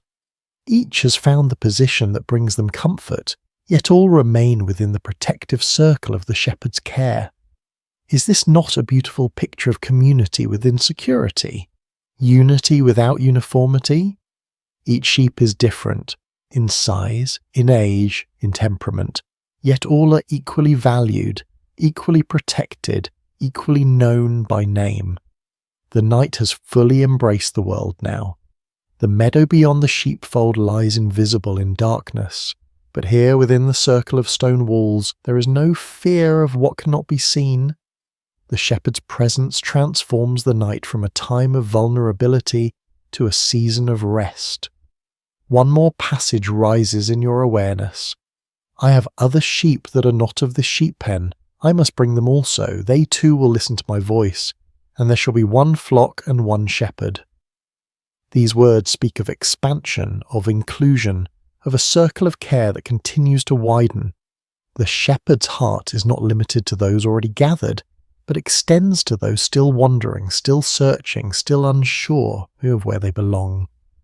As you let these ancient words settle deeply into your consciousness, you notice that the rhythm of your breathing is synchronized with the gentle rise and fall of the sleeping sheep around you. There is a harmony here, a natural community formed not by effortful connection, but by shared trust in the one who watches over all. The shepherd's eyes meet yours across the sheepfold, and in that glance you understand you too are invited into this circle of care. You too are known by name. You too are welcome to rest under the watchflies of the one who never slumbers. As the night grows deeper, something remarkable happens. The scene around you begins to shift, not in a jarring way, but with the gentle transformation of a dream unfolding. The walls of the sheepfold seem to dissolve, and you find yourself no longer sitting against the stones, but standing in an open field just as dawn begins to break on the horizon. The sheep are rising from their rest, stretching and shaking the night stillness from their bodies. The shepherd moves among them, speaking softly to each one, calling names that sound like music in the morning air. He turns to you now, his eyes finding yours with a gaze that feels at once ancient and immediate. With a small gesture of his hand, he invites you to join him as he prepares to lead the flock to fresh pastures. You rise and move toward him, feeling neither rushed nor hesitant. There is a rightness to this moment, as if it has been waiting for you through all the days of your life. "Come," he says, his voice both gentler and more compelling than you imagined. "Walk with me a while." As the sheep begin to follow the shepherd out into the wider fields, you find yourself walking alongside him, not ahead, not behind, but beside, close enough to hear his breathing, to notice the deliberate placement of his feet on the earth, to feel the subtle movements of the air as he lifts his staff to guide the way. The morning unfolds around you in a symphony of sensory experiences. The earth beneath your feet feels solid yet yielding, supporting each step without resistance. The cool morning air carries the mingled scents of grass, wild flowers, and the earthy wool of the sheep. Light increases gradually as the sun climbs higher, illuminating the landscape in stages, first outlining the hills in gold, then filling the valleys with amber light, finally bathing everything in the clear radiance of full morning. You notice that the shepherd does not hurry. His pace is steady but unhurried, considerate of the youngest lambs and the oldest ewes. There is no sense of urgency, no anxiety about reaching a destination by a certain time. The journey itself holds as much importance as the arrival. The sheep need movement, the shepherd explains, seeming to read your thoughts, but they also need to feel secure in that movement. Too fast and they become anxious. Too slow and they begin to wander. The right pace creates both progress and peace. As you walk, you begin to notice how the sheep respond to the shepherd's voice. When he calls to one that has strayed too near a thorny thicket, it immediately adjusts its path. When he makes a particular clicking sound, the entire flock knows to pause and wait. When he sings a low melodic note, they gather more tightly together. "They know my voice," he says simply, "not just its sound, but its meaning." The path begins to ascend a gentle hill. As you climb, you notice how the shepherd positions himself, sometimes ahead to lead the way, sometimes behind to encourage those who lag, sometimes at the side to prevent wandering toward unseen dangers. The greatest deception, he comments, is the belief that freedom means absence of guidance. True freedom comes from trusting the one who sees what you cannot see. From the top of the hill, you can see the landscape spread out in all directions.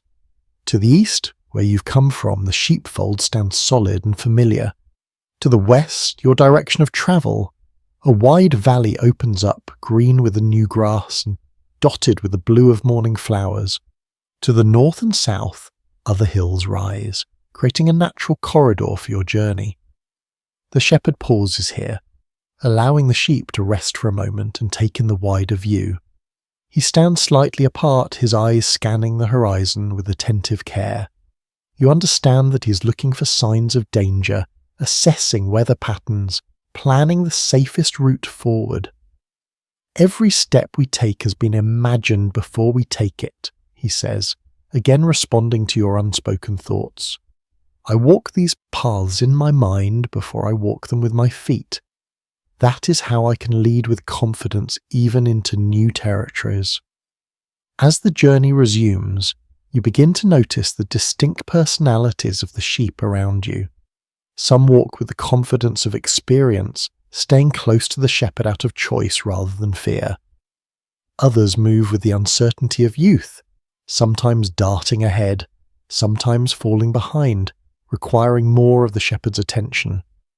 One sheep in particular catches your notice and slightly smaller than the others, with a slight limp that suggests an old injury.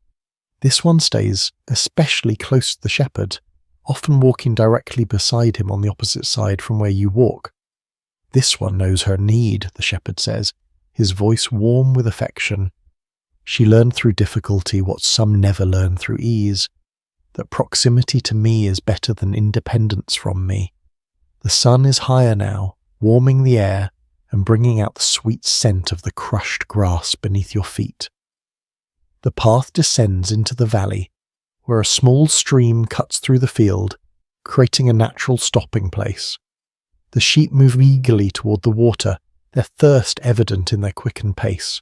The shepherd guides them to the calmest part of the stream, where the water flows gently and the banks slope gradually. Here the sheep can drink without danger, refreshing themselves in the clear water. You kneel beside the stream yourself, cupping your hands to bring the cool water to your lips. It tastes sweeter than any water you've known before, clean and life-giving. Rest here a while, the shepherd says, settling himself on a smooth rock nearby. The journey continues, but never without restoration along the way. As you sit by the stream, watching the sheep drink and then begin to graze on the lush grass that grows along the banks, you feel a profound sense of being exactly where you are meant to be. There is no striving in this moment, no anxiety about what comes next, no regret about what came before. There is only the present reality of being on the path with the shepherd, moving at his pace, resting at his direction, continuing under his care. The soft sound of the stream, the gentle movements of the grazing sheep, the watchful presence of the shepherd, all combine to create a sense of security so deep that you feel your entire being relaxing into it. This is what it means to be truly led, truly guided, truly known. As the sun reaches its zenith, bathing the valley in golden light, you close your eyes for a moment, allowing the warmth to wash over you. In this perfect stillness, you hear the shepherd's voice once more, not speaking to the sheep now, but to you. The path continues beyond what you can see, but do not be anxious about what lies ahead. I have walked it already. I know every turn, every hill, every valley, and I will never lead you anywhere that I have not prepared for you. As the afternoon light begins to soften, casting longer shadows across the valley, you open your eyes to find the shepherd standing before you, his hand extended in invitation. "Come," he says simply. "There is something I want to show you before the day ends." You rise and follow him, noticing that the sheep have settled into a gentle rhythm of grazing. They seem content to remain in this lush valley for now, secure in the knowledge that the shepherd remains near.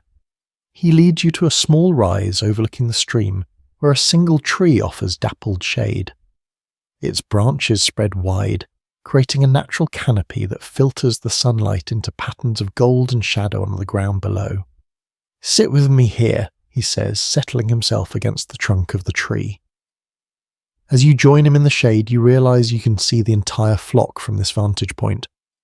Every sheep is visible, from the confident leaders to the hesitant followers, from the strong to the vulnerable. The shepherd's gaze moves over them with attentive care, missing nothing. "Do you see how they graze without fear?" he asks.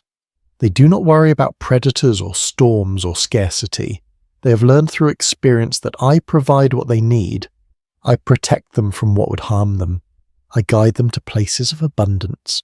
You watch as the sheep move slowly through the grass, tapping to eat, occasionally looking up to confirm the shepherd's presence, then returning to their grazing with peaceful assurance. "This is the gift I offer," the shepherd continues, "not the absence of all danger, but the presence of constant care, not the elimination of all difficulty, but the assurance of never facing it alone. Particularly small lamb catches your attention. It must be one of the newest born to the flock. It stays close to its mother, occasionally frolicking in short bursts of energy before returning to her side. Its wool is especially white, almost luminous in the afternoon light. The youngest ones, the shepherd observes, following your gaze, sometimes need to be carried. When the path grows steep or the day grows long, I lift them into my arms and bear their weight. They learn trust through being held. You consider this, the image of the strong shepherd carrying the vulnerable lamb, not with impatience at its weakness, but with tenderness for its need. "Do you know," he asks, turning to look directly at you, "that I would leave the 99 to find the one? If a single sheep wanders away, becomes lost, falls into danger, I go after it.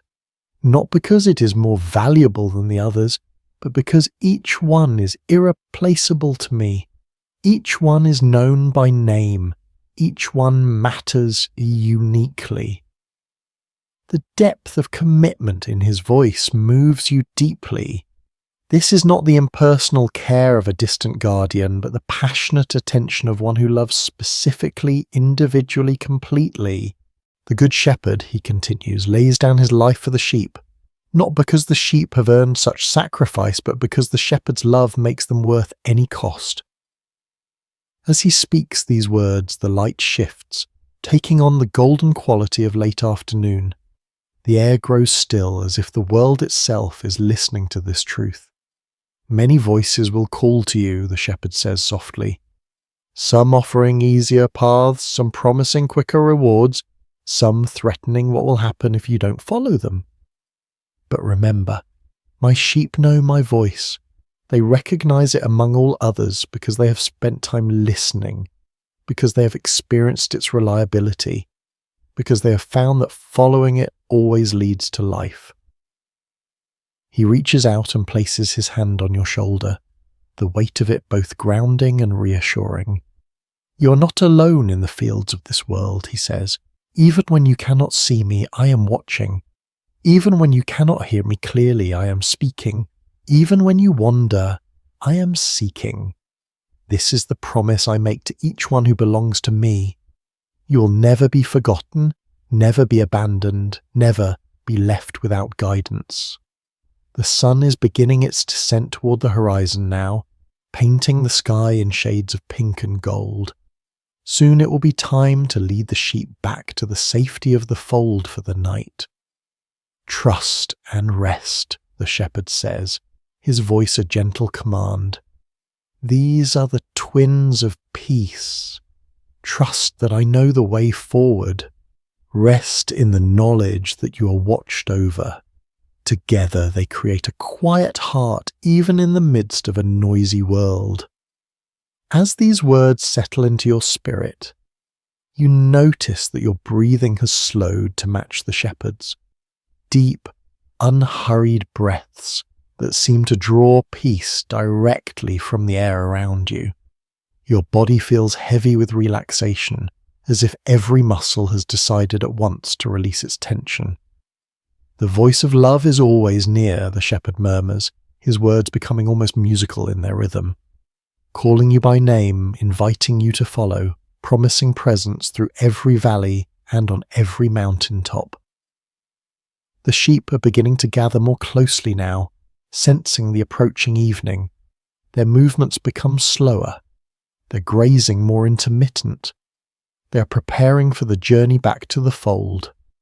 Step by step, you are led to peace, the shepherd continues, his voice growing softer, not in great leaps or sudden flights, but in the patient unfolding of a path walked in trust. Each day has its portion of guidance, each moment carries its own light. He rises now, stretching his arms wide as if to embrace the entire flock at once. The setting sun behind him creates a halo effect, illuminating his outline with golden light.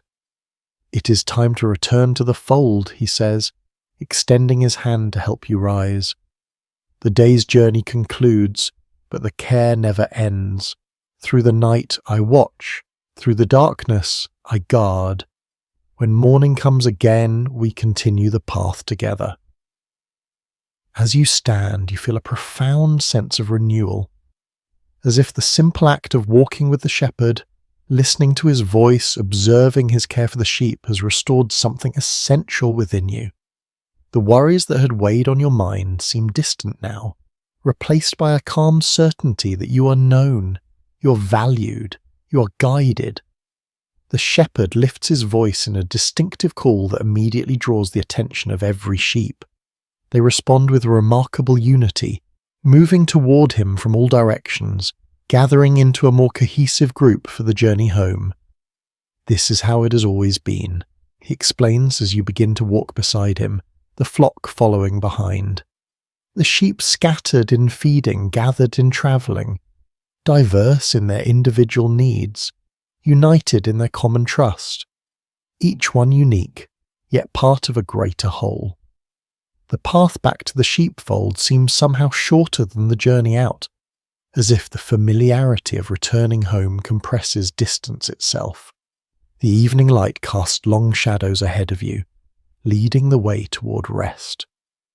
You're safe, the shepherd says, his voice now barely above a whisper. You're loved. You're guided.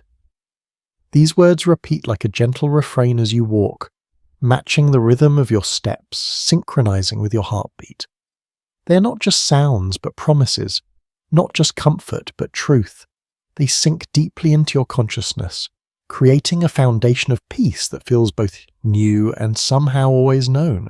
As the sheepfold comes into view, its stone walls glowing with the last light of day, you feel a sense of completion. Not the end of a glory, but the closing of a circle that will open again with the dawn. The shepherd leads the flock through the entrance, counting each one, greeting each by name, ensuring that all who went out have returned safely.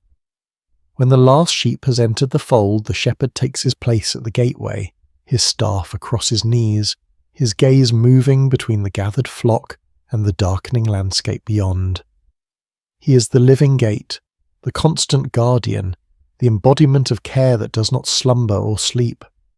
Rest now, he says to you, his eyes holding yours with gentle intensity. The shepherd knows your name. The shepherd calls you to rest. The voice of love is always near.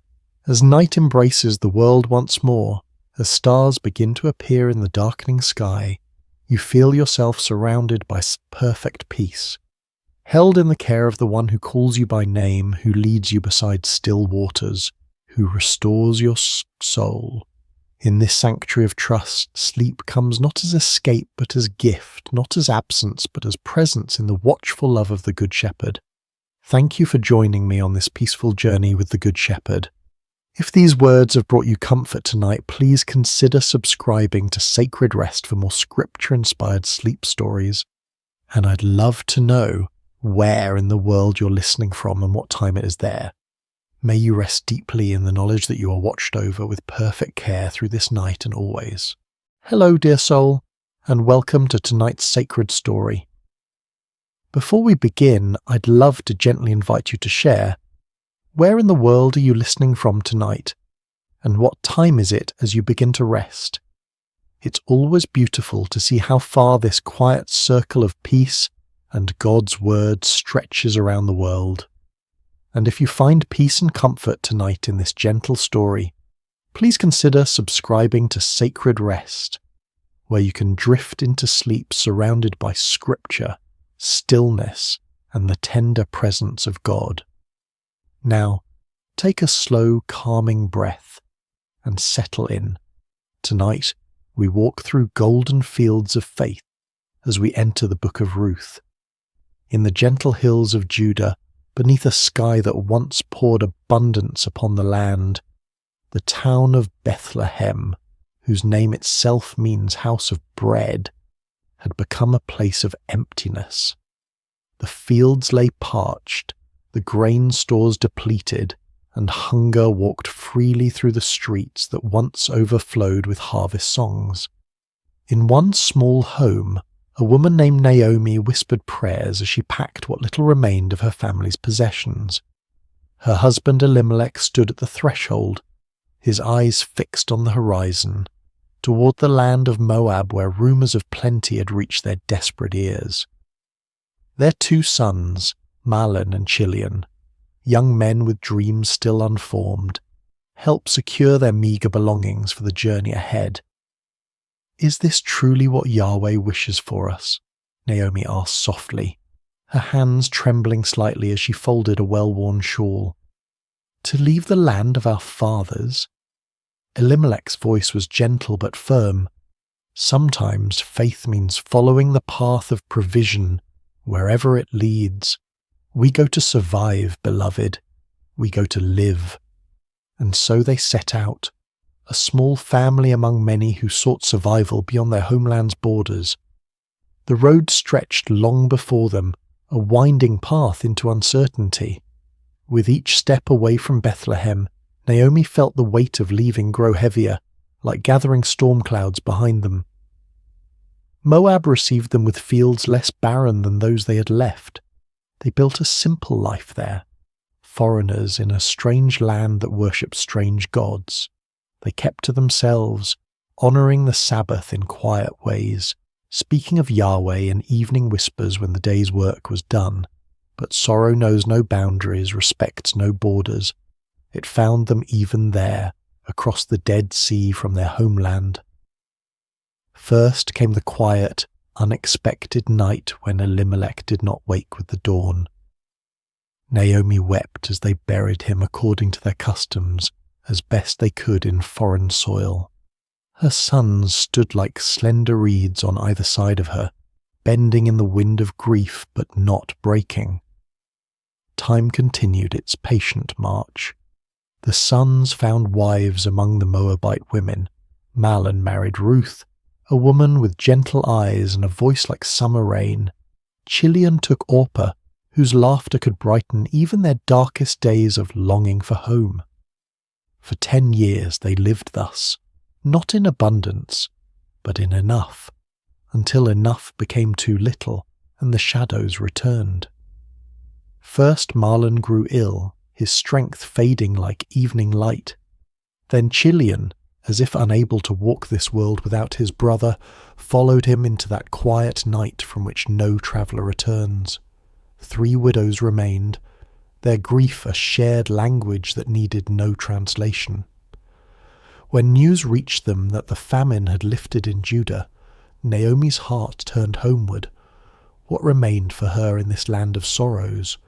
Better to die in the place of her birth, among her own people, than to continue as a stranger in a land that had taken everything she loved. "Go back," she told her daughters-in-law, her voice thick with both love and sorrow. "Return to your mothers' homes. May Yahweh deal kindly with you, as you have dealt with the dead and with me." She kissed them farewell, and the three women wept together, their tears mingling like rivers converging. Orpah's departure was a slow, reluctant walking away, her form growing smaller on the horizon, turning back once, twice, before finally disappearing around a bend in the road. But Ruth stayed. When Naomi urged her again to follow Orpah's path, Ruth's embrace tightened, her voice steady despite her tears. "Do not urge me to leave you," she whispered, the words flowing from somewhere deeper than thought. "Where you go, I will go. Where you stay, I will stay. Your people will be my people, and your God, my God.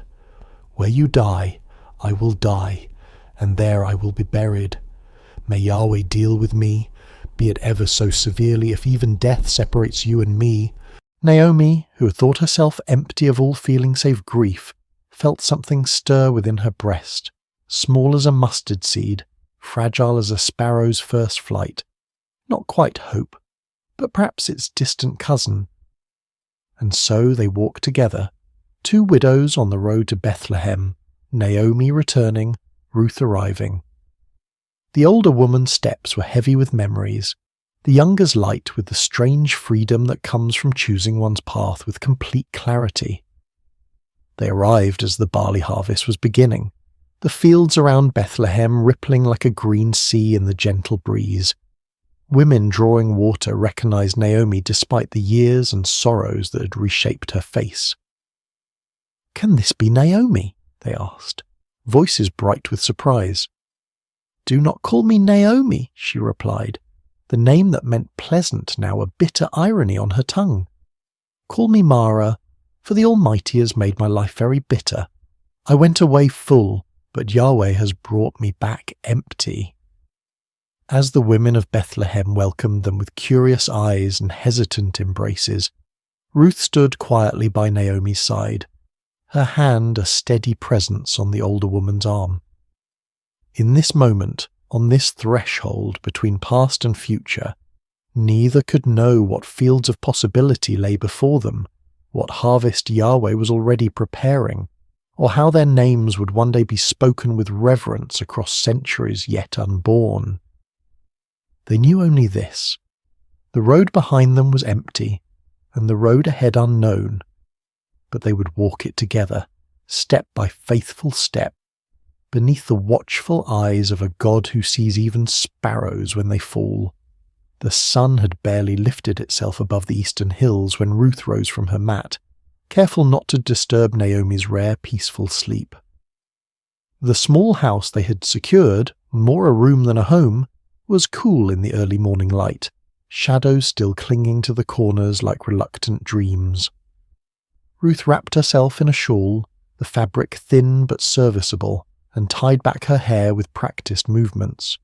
She had been a daughter of comfort in Moab. Now she was a gleaner in a foreign land. The transition might have broken someone with less resilience, but Ruth had discovered a quiet strength within herself, not the kind that roars or demands attention, but the kind that simply continues, putting one foot before the other when all other options have vanished. "I will go to the fields today," she had told Naomi the night before.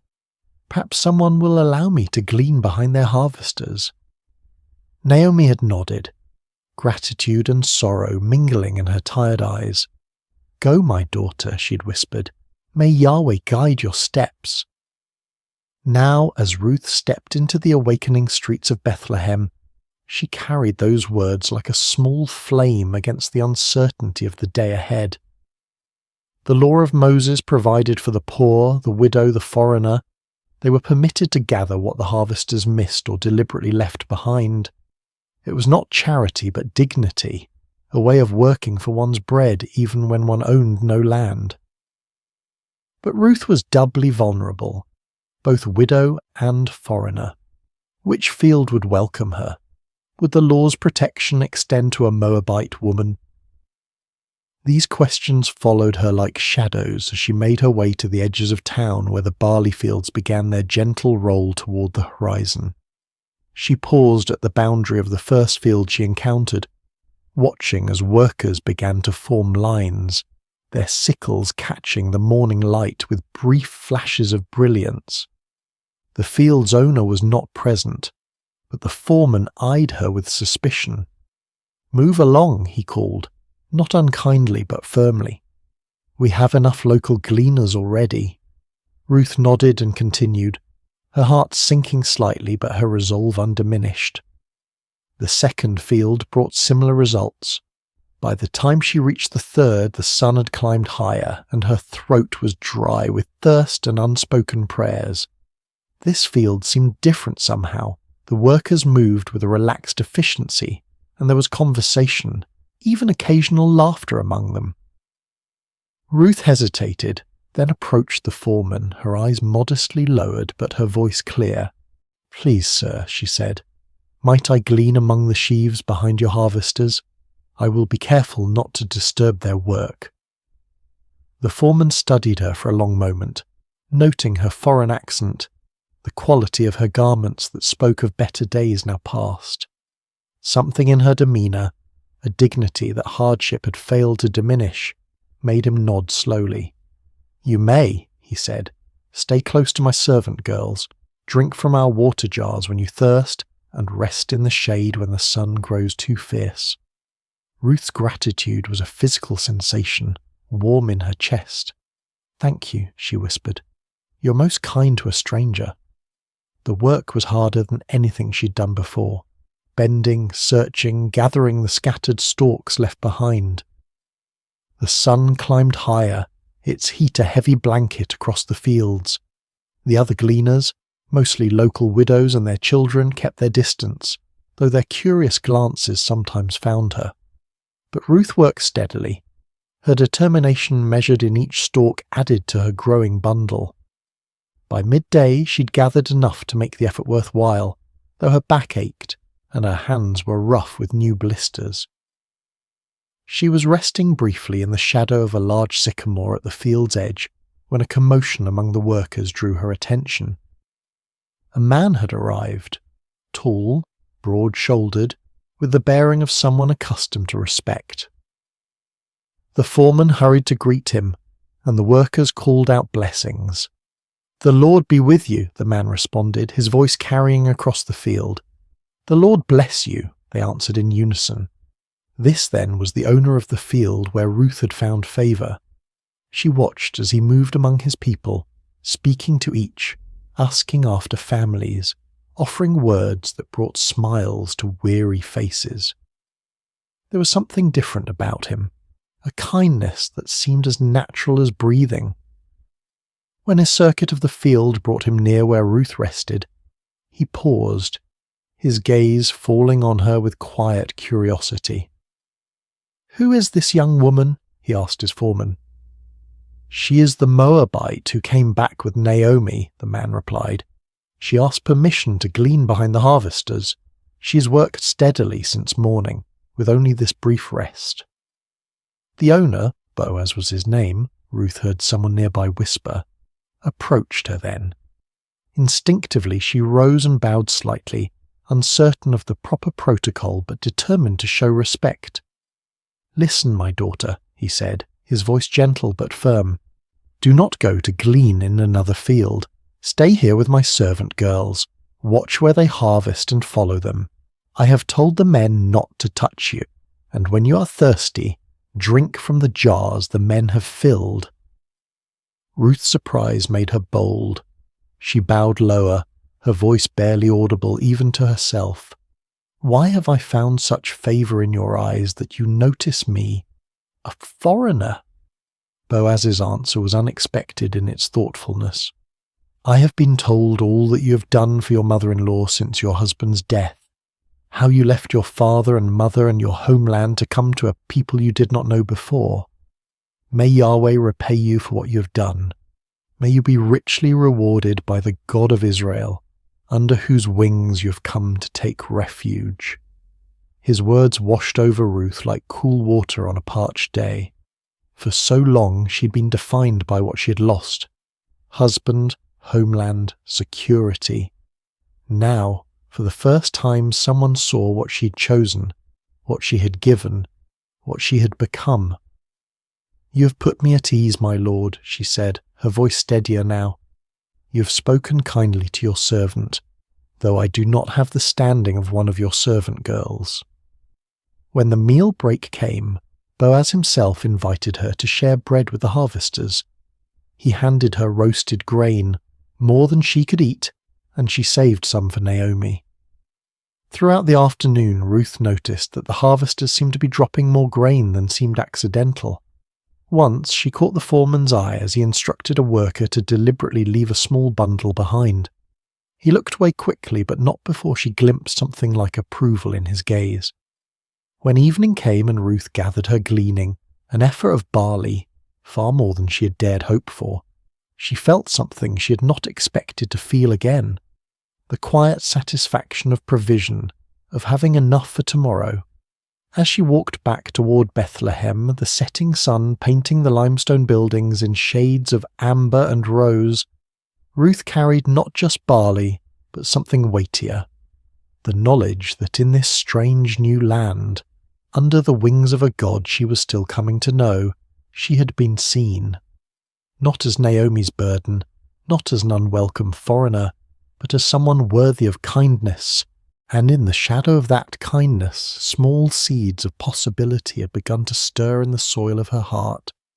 The soft glow of oil lamps pushed back the evening darkness as Ruth entered the small dwelling she shared with Naomi. Her mother-in-law sat in the dimness, her hands, once strong and capable, now resting idle in her lap, testament to a weariness that went beyond physical exhaustion. "Is that you, my daughter?" Naomi called, her voice brightening slightly. "It is," Ruth answered, setting down her bundle with a soft thud. The sound seemed to fill the small space with promise. Naomi leaned forward, her eyes widening as Ruth opened the cloth to reveal the day's gleaning, golden barley catching the lamplight like treasure. "Where did you glean today?" she asked, running her fingers through the grain with wonder. "Blessed be the one who took notice of you." Ruth began to prepare a portion of the grain for their evening meal as she recounted the day's events, the field, the unexpected kindness, the owner who had spoken to her with respect rather than suspicion. "The man's name was Boaz," she finished, watching as something flickered across Naomi's face. Recognition, then a sudden animation that had been absent for so long. "Boaz!" Naomi exclaimed, her voice stronger than Ruth had heard it in months. "That man is a relative of ours, one of our guardian redeemers." "Guardian redeemer?" Ruth echoed, unfamiliar with the term. Naomi's eyes held a spark now, like embers rekindling. "In our laws, in our customs, a guardian redeemer is a relative who has the responsibility to protect the interests of the needy members of the extended family, to redeem property that has been sold in times of hardship, to continue the family line." Her voice trailed off, her thoughts clearly racing ahead of her words. "The Lord has not stopped showing his kindness," Naomi whispered, almost to herself. "That man is one of our closest relatives." As they ate their simple meal of roasted grain and water, Ruth noticed that Naomi ate with more appetite than she had shown since their return to Bethlehem. Occasionally, the older woman would pause, her head tilted slightly as if listening to distant music only she could hear. The barley harvest continued, and Ruth returned to Boaz's fields each day. True to his word, she was protected, provided for, included in the shared meals. Some of the local women began to speak to her, their initial wariness giving way to cautious friendship. Ruth learned their names, heard stories of their children, shared in the communal rhythm of the harvest. When the barley harvest gave way to wheat, she remained in Boaz's fields, her presence now familiar, her diligence respected. Each evening she returned to Naomi with her gleanings. Each morning she rose before dawn to begin again. As the wheat harvest neared its end, Naomi called Ruth to sit beside her one evening. The older woman's face was thoughtful, her voice quiet but determined. "My daughter," she began. "Should I not seek rest for you, that it may be well with you? Is not Boaz our relative, with whose young women you have been working? See, he's winnowing barley tonight at the threshing floor." Ruth listened carefully as Naomi outlined a plan. Bold, unconventional, but rooted in custom and law. She was to bathe, anoint herself with fragrant oil, put on her best garment, and go to the threshing floor where Boaz would be sleeping to guard the harvest. After he had eaten and drunk and lain down, she was to uncover his feet and lie down there, a symbolic gesture, a quiet request for protection. "All that you say I will do," Ruth promised, though her heart fluttered with uncertainty. She trusted Naomi's wisdom, trusted that this was not a plan born of desperation but of genuine care and cultural understanding. That night, the stars seemed to hang lower in the sky as Ruth made her way to the threshing floor. The celebration of harvest's end was winding down. Men who had worked hard now rested deeply, their forms dark shapes against the pale circle of the threshing floor. She moved quietly, carefully, finding Boaz where he slept at the edge of a heap of grain. With trembling hands she uncovered his feet and lay down, her heart pounding so loudly she feared it might wake him before the right moment. The night air was cool, the ground hard beneath her, but Ruth remained still, waiting. Near midnight, Boaz stirred, startled to find someone at his feet. "Who are you?" he asked, his voice thick with sleep but not angry. "I am Ruth, your servant," she answered, her voice barely above a whisper. "Spread the corner of your garment over me, for you are a guardian redeemer." There was a long silence during which Ruth could hear only her own heartbeat and the distant call of a night bird. Then Boaz spoke, his voice warm with emotion she hadn't expected. "The Lord bless you, my daughter," he said gently. "This kindness is greater than what you showed earlier. You have not run after younger men, whether rich or poor, and now don't be afraid. I will do for you all you ask. All the people of my town know that you are a woman of noble character." His words washed over her like a blessing, affirming not just her request but her person, her character, her choices, her worth.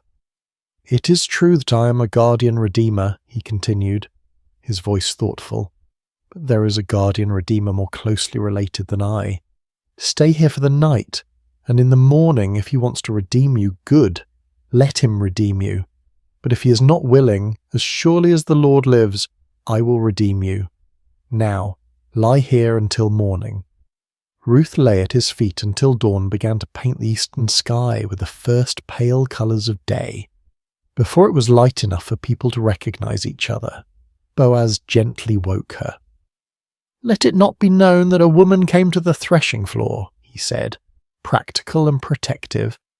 Then he measured out 6 measures of barley, a generous gift, a promise of more to come, and placed it in her shawl. "Don't go back to your mother-in-law empty-handed," he explained. When Ruth returned and recounted the night's events, Naomi's eyes shone with a mixture of tenderness and satisfaction. "Wait, my daughter," she counselled, "until you find out what happens, for the man will not rest until the matter is settled today." And as the morning light filled their small home, Ruth felt a strange peace settle over her. Not the peace of certainty, for much remained unresolved, but the peace that comes from having taken a step in faith, from having placed one's future in hands both human and divine.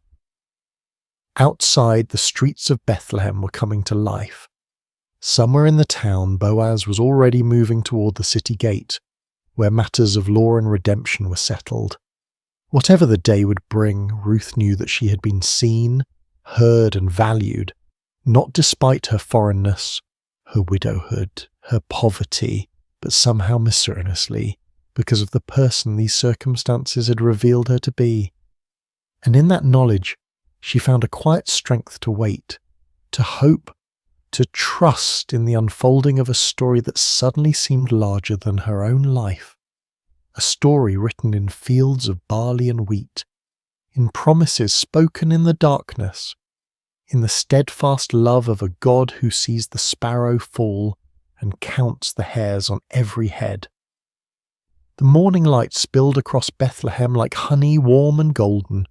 Boaz had risen early, his mind filled with purpose, his heart with a mixture of hope and determination. He made his way to the town gate, the place where elders gathered, where business was conducted, where justice was administered in full view of the community. He had barely settled himself when the guardian redeemer he had mentioned to Ruth approached. "Come over here, my friend," Boaz called, motioning to a seat beside him. "Sit down here." The man complied, curious about this formal invitation. Boaz then gathered 10 elders of the town, asking them to sit as witnesses. What was about to transpire was no small matter. It concerned inheritance, redemption, the continuation of a family line that had nearly been extinguished. "Naomi, who has returned from Moab," Boaz began carefully, "is selling the piece of land that belonged to our relative Elimelech. I thought I should bring the matter to your attention and suggest that you buy it in the presence of these seated here and in the presence of the elders of my people." The relative's eyes brightened with interest.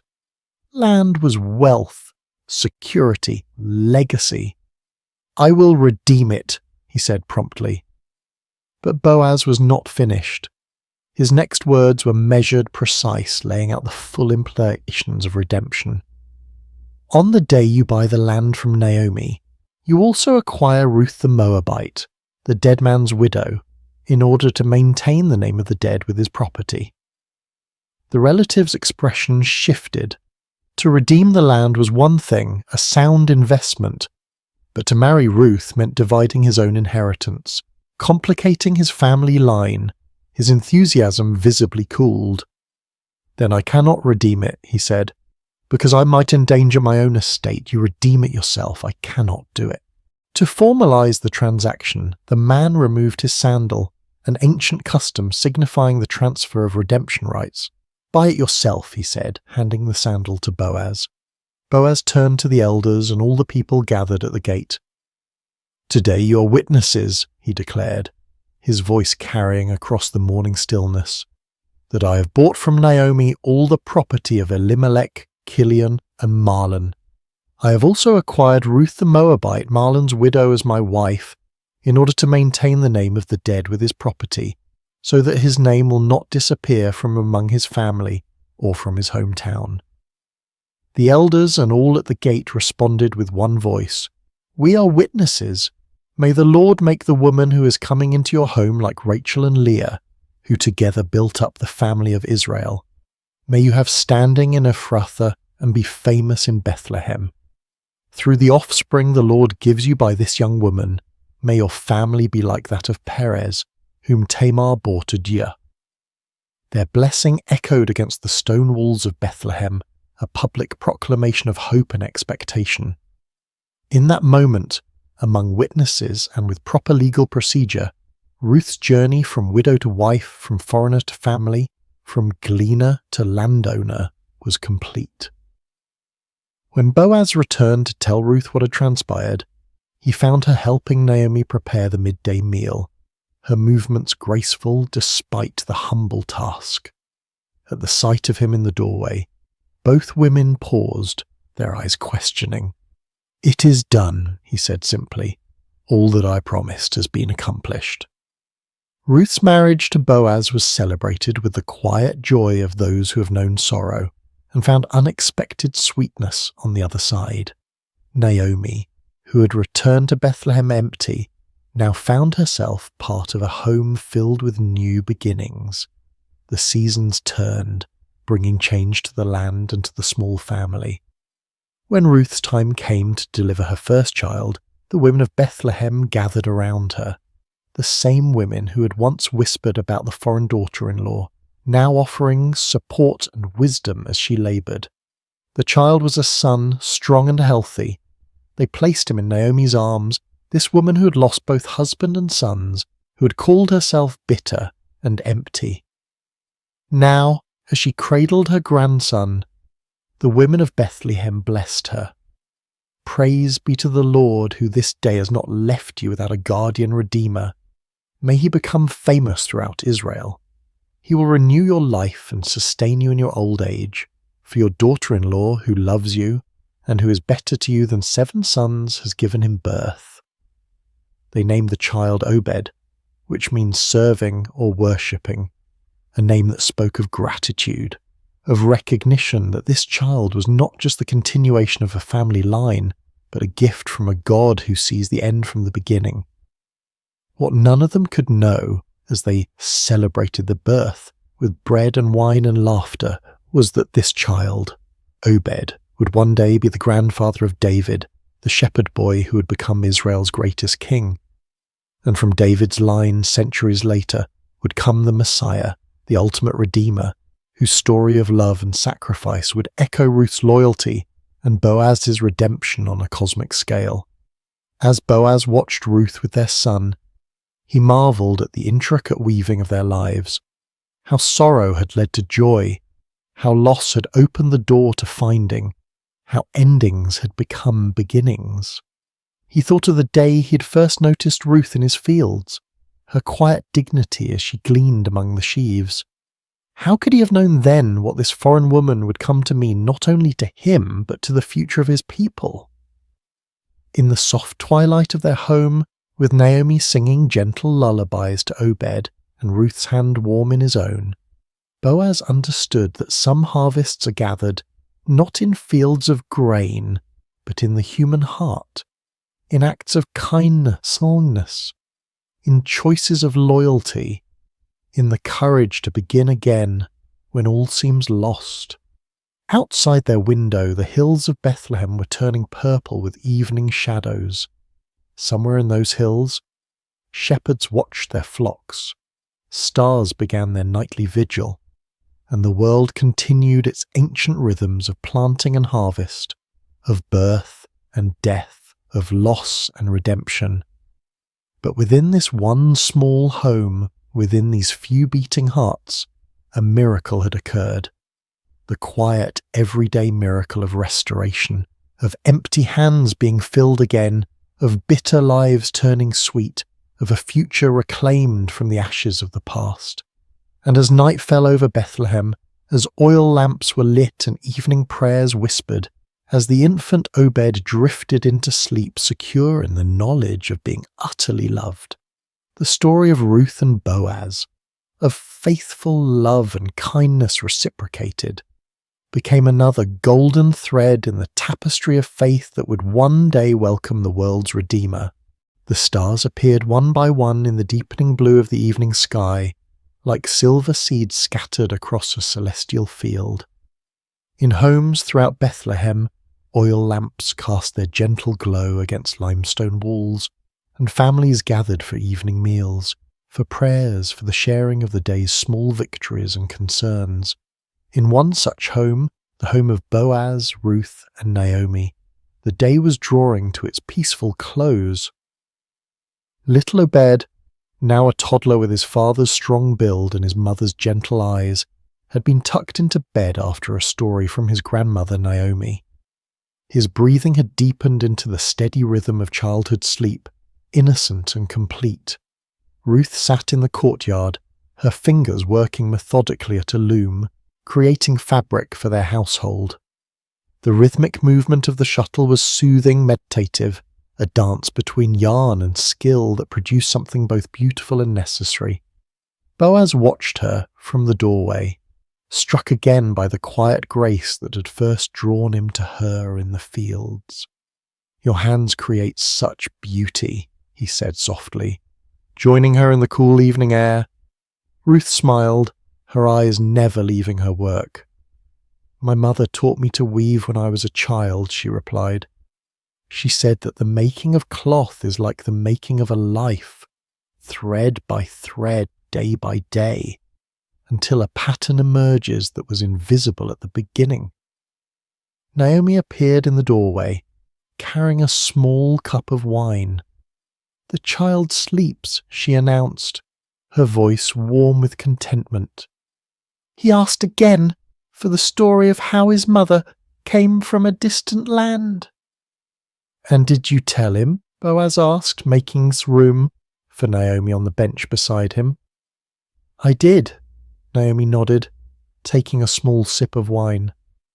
I told him how Ruth chose love over safety, how she gleaned in the fields, how you noticed her and showed kindness. He likes that part, Ruth added with a smile, the part where his father was the hero. Boaz shook his head gently. If there is a hero in our story, beloved, it is not I. It is you who left everything familiar to follow Naomi. It is Naomi who endured loss upon loss, yet found the strength to return home.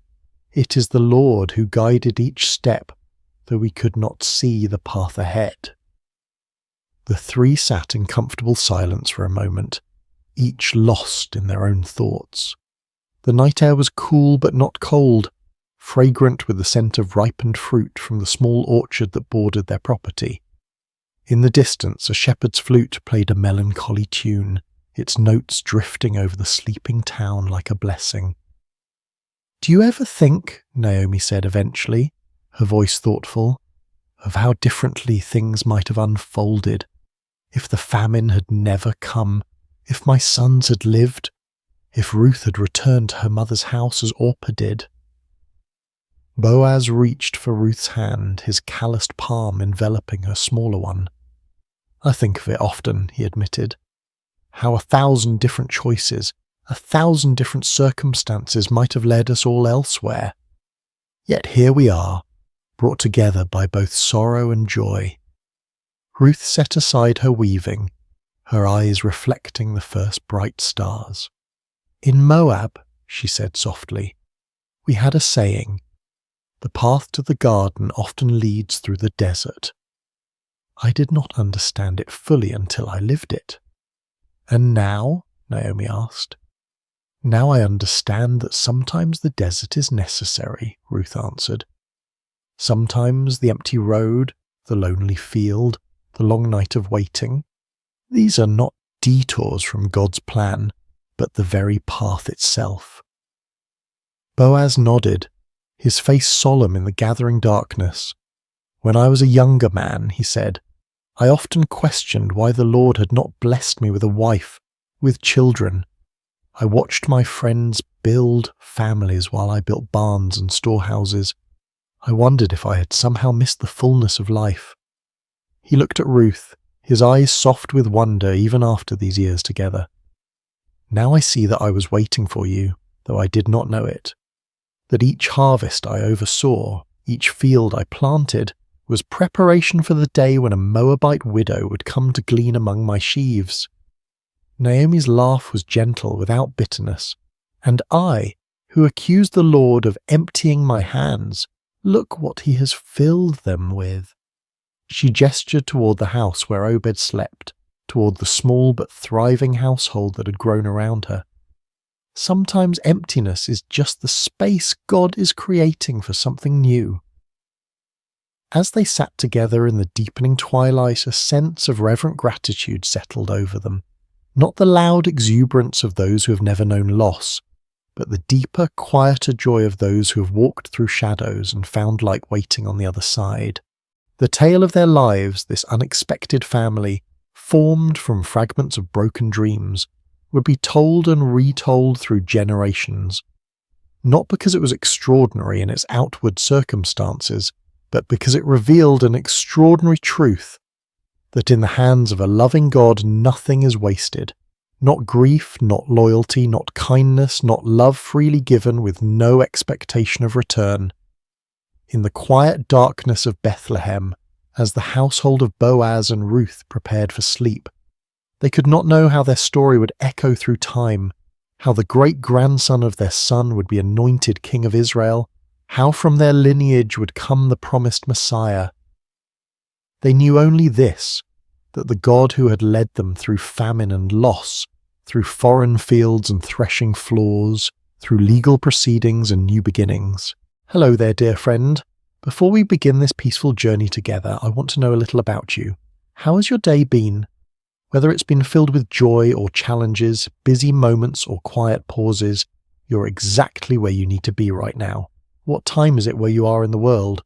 Are you settling in for the night, taking a midday rest, or perhaps greeting the early morning hours?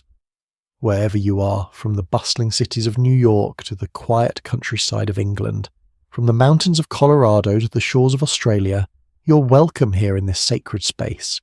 If this story brings you peace, I'd love for you to subscribe to Sacred Slumber, where we gather each week to find rest in timeless tales of faith, hope, and gentle grace. Now, let's begin. Take a deep breath with me. Let your shoulders soften, your jaw relax, and your heart settle into this moment. Whether morning light is streaming through your window, afternoon shadows are dancing on the walls, or midnight quiet surrounds you like a gentle blanket, let us walk together through a story of gentle strength and unseen grace. We're about to enter a time long ago during the days of the judges in ancient Israel. It was a time of chaos and uncertainty, when everyone did what was right in their own eyes. But this is not a story of chaos. This is a story of peace, of quiet faithfulness, of love that chooses to remain when it would be easier to leave. This is the story of Ruth, a young woman whose loyalty would echo through generations and whose humble heart would become part of the greatest story ever told. So close your eyes if you wish, breathe slowly, and let us journey together to the ancient land of Moab, where our story begins beside still waters of the soul. In the rolling hills of Moab, where the morning mist clung to the barley fields like a gentle prayer, lived a young woman named Ruth. She had married into a Hebrew family who had come to Moab during a time of famine in their homeland of Bethlehem. Her husband's name was Mahlon, and his mother was Naomi, a woman whose very name meant pleasant, and whose heart had once been full of joy. But sorrow has a way of finding us, even in the most peaceful places. First, Naomi's husband Elimelech died, leaving her alone with her 2 sons in a foreign land. The boys had grown into men and married Moabite women, Ruth and her sister-in-law Orpah. For 10 years they lived together, and Ruth learned to love not just her husband, but his faith, his God, and especially his mother, who had welcomed her with open arms. Then tragedy struck again, swift and merciless. Both Mahlon and his brother Chilion died, leaving 3 widows to face an uncertain world alone. In those days, a woman without a husband or sons had little hope of survival. They were vulnerable, forgotten, with no one to provide for them or protect them. Naomi sat in her small house, looking at the 2 young women who had become like daughters to her. The silence was heavy with grief, but also with decision. She had heard news from Bethlehem that the famine there had ended, that the Lord had visited his people and given them bread. Her heart longed for home, for the familiar hills of Judah, for the place where she had known happiness before sorrow came calling. "My daughters," she said softly, her voice worn thin by weeping, "I must return to my people. But you are young. You have your whole lives ahead of you. Go back to your mothers' houses. May the Lord deal kindly with you, as you have dealt with the dead and with me." She kissed them both, and they wept together. How can you say goodbye to someone who has been your family, your comfort, your companion through the darkest days? Orpah, after much tears and embracing, finally agreed to return to her people and her gods. It was the practical choice, the safe choice, the choice that made sense to everyone around them. But Ruth clung to Naomi with a determination that surprised them all. When Naomi urged her again to follow her sister-in-law, Ruth spoke words that would echo through history, words that came from the deepest place in her heart. "Do not urge me to leave you or to return from following you.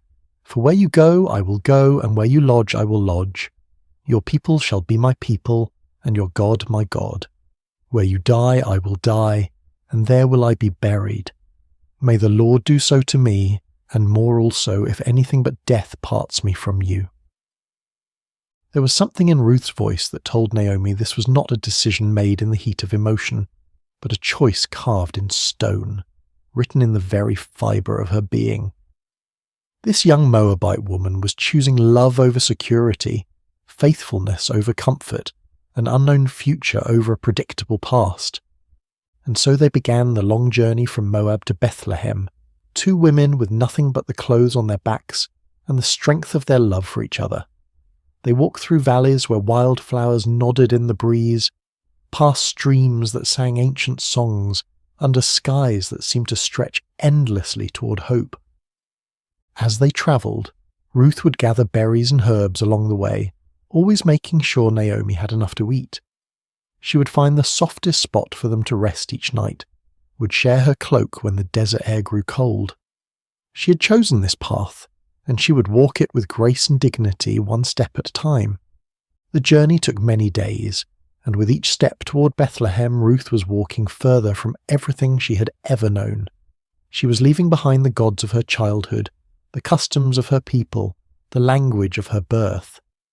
She was choosing to become a stranger in a strange land, not because she had to, but because love had made the choice for her. When they finally crested the hill that overlooked Bethlehem, the city spread before them like a handful of pearls scattered on brown velvet. The sun was setting, painting the stone houses in shades of gold and amber. Smoke rose from evening fires, and the sound of children playing drifted up to them on the evening breeze. "Look," Naomi whispered, her voice thick with emotion. "There it is, home."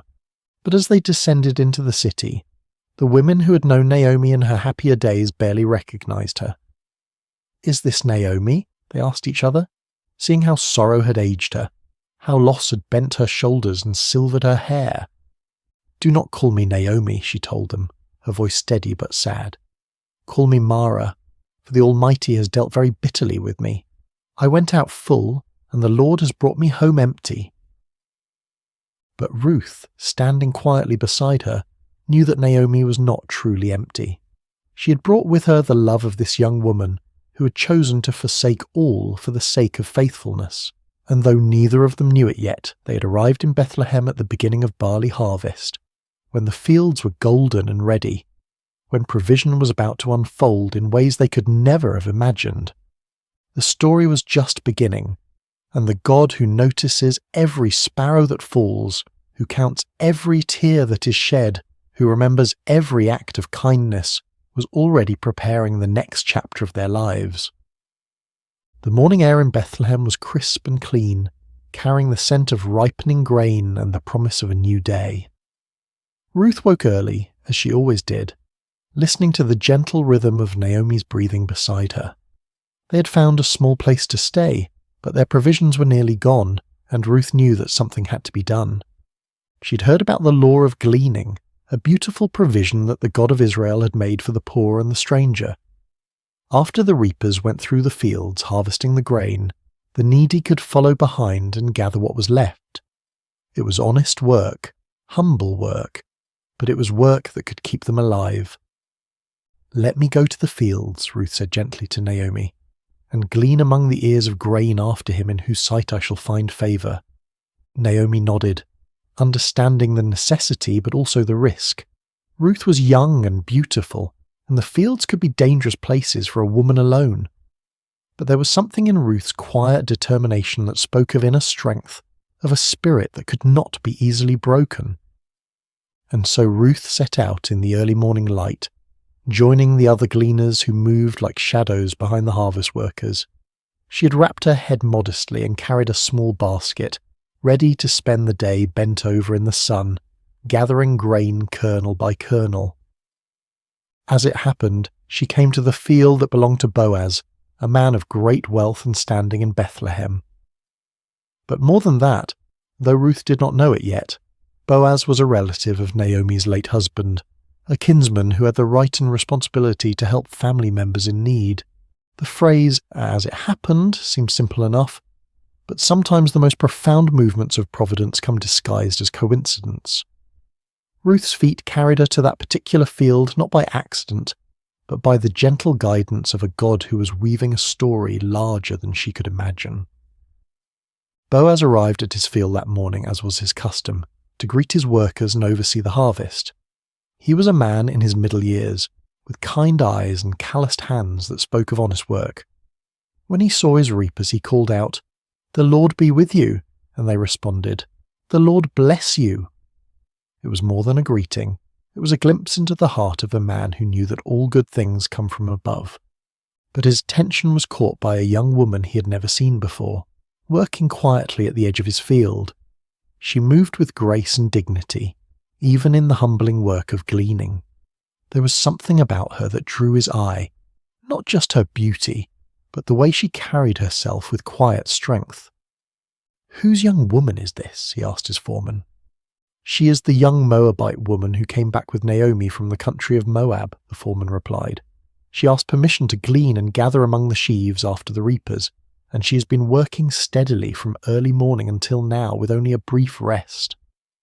Boaz watched her for a moment longer, seeing how she worked without complaining, how she was careful not to take more than was rightfully hers, how she paused to help an elderly gleaner who had dropped her grain.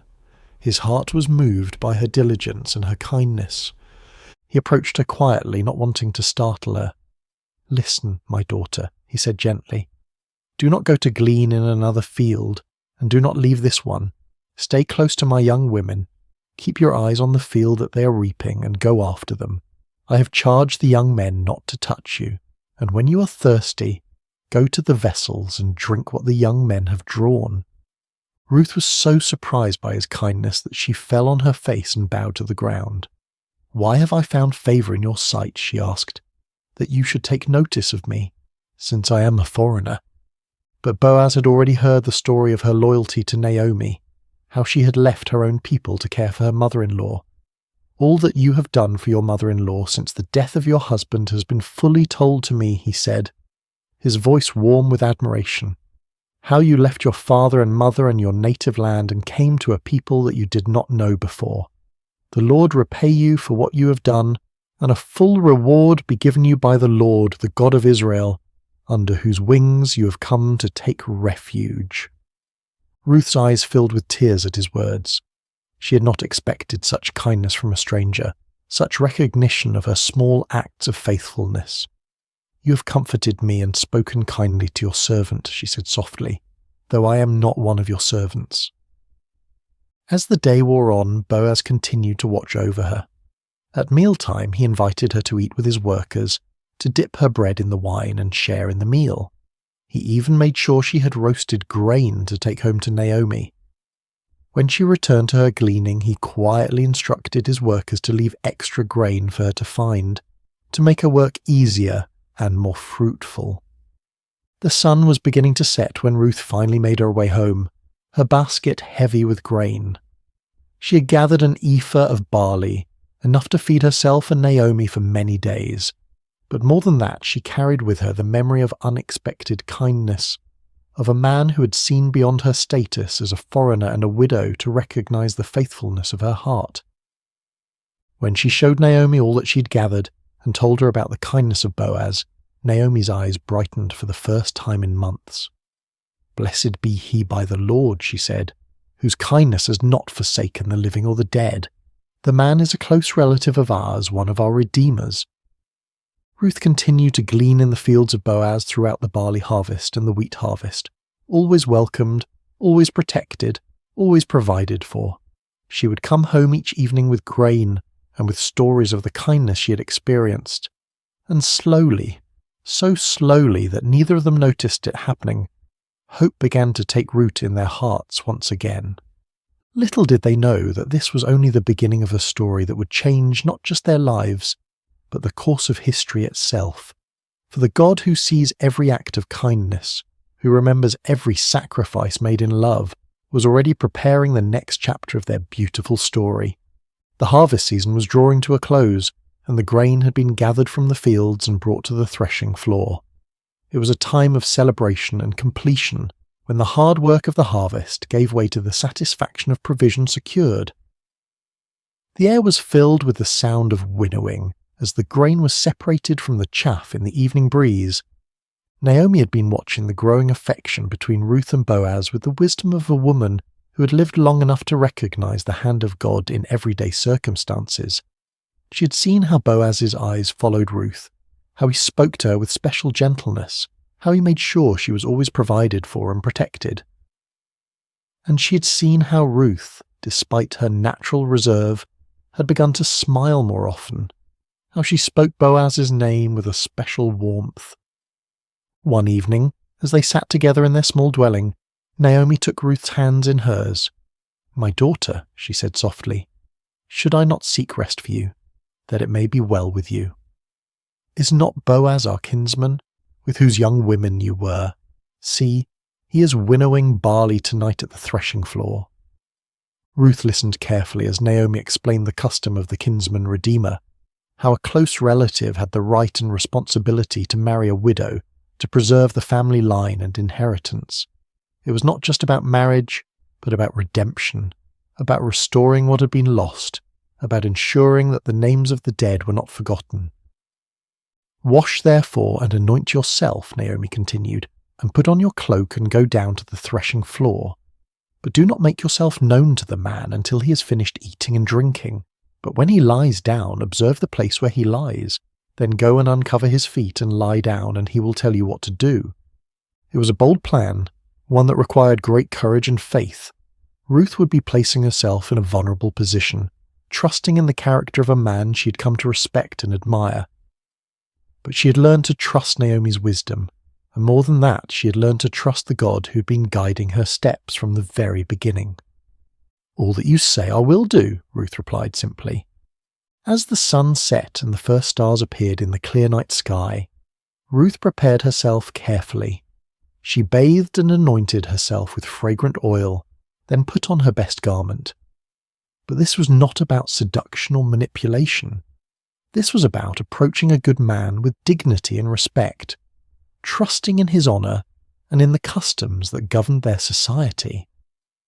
The threshing floor was a place of hard work and celebration, where the grain was separated from the chaff and the harvest was completed. By the time Ruth arrived, the work was done, and the men had eaten and drunk and told stories under the stars. The atmosphere was one of contentment and satisfaction, of work well done and provision secured. Ruth waited in the shadows, watching as Boaz finished his meal and settled down to sleep beside the heap of grain. It was his responsibility to guard the grain through the night, to ensure that nothing was stolen or damaged. The night was warm and peaceful, filled with the sounds of crickets and the gentle rustle of the evening breeze. When all was quiet and Boaz was sleeping peacefully, Ruth approached with silent steps. Her heart was beating fast, but her movements were sure and deliberate. She gently uncovered his feet and lay down, then waited in the darkness for him to wake. It was midnight when Boaz stirred, suddenly aware of someone at his feet. He was startled but not afraid, turning carefully to see who was there. In the dim starlight he could make out the form of a woman, and he recognized her immediately. "Who are you?" he asked softly. "I am Ruth, your servant," she replied, her voice steady despite her racing heart. "Spread your wing over your servant, for you are a redeemer." It was a beautiful way of asking for his protection and provision, using the imagery of a bird sheltering her young under her wing. She was asking him to fulfill the role of kinsman redeemer, to marry her and restore the inheritance of her late husband. Boaz was deeply moved by her words, by the trust she had placed in him, by the way she had approached him with such dignity and grace. "May you be blessed by the Lord, my daughter," he said warmly.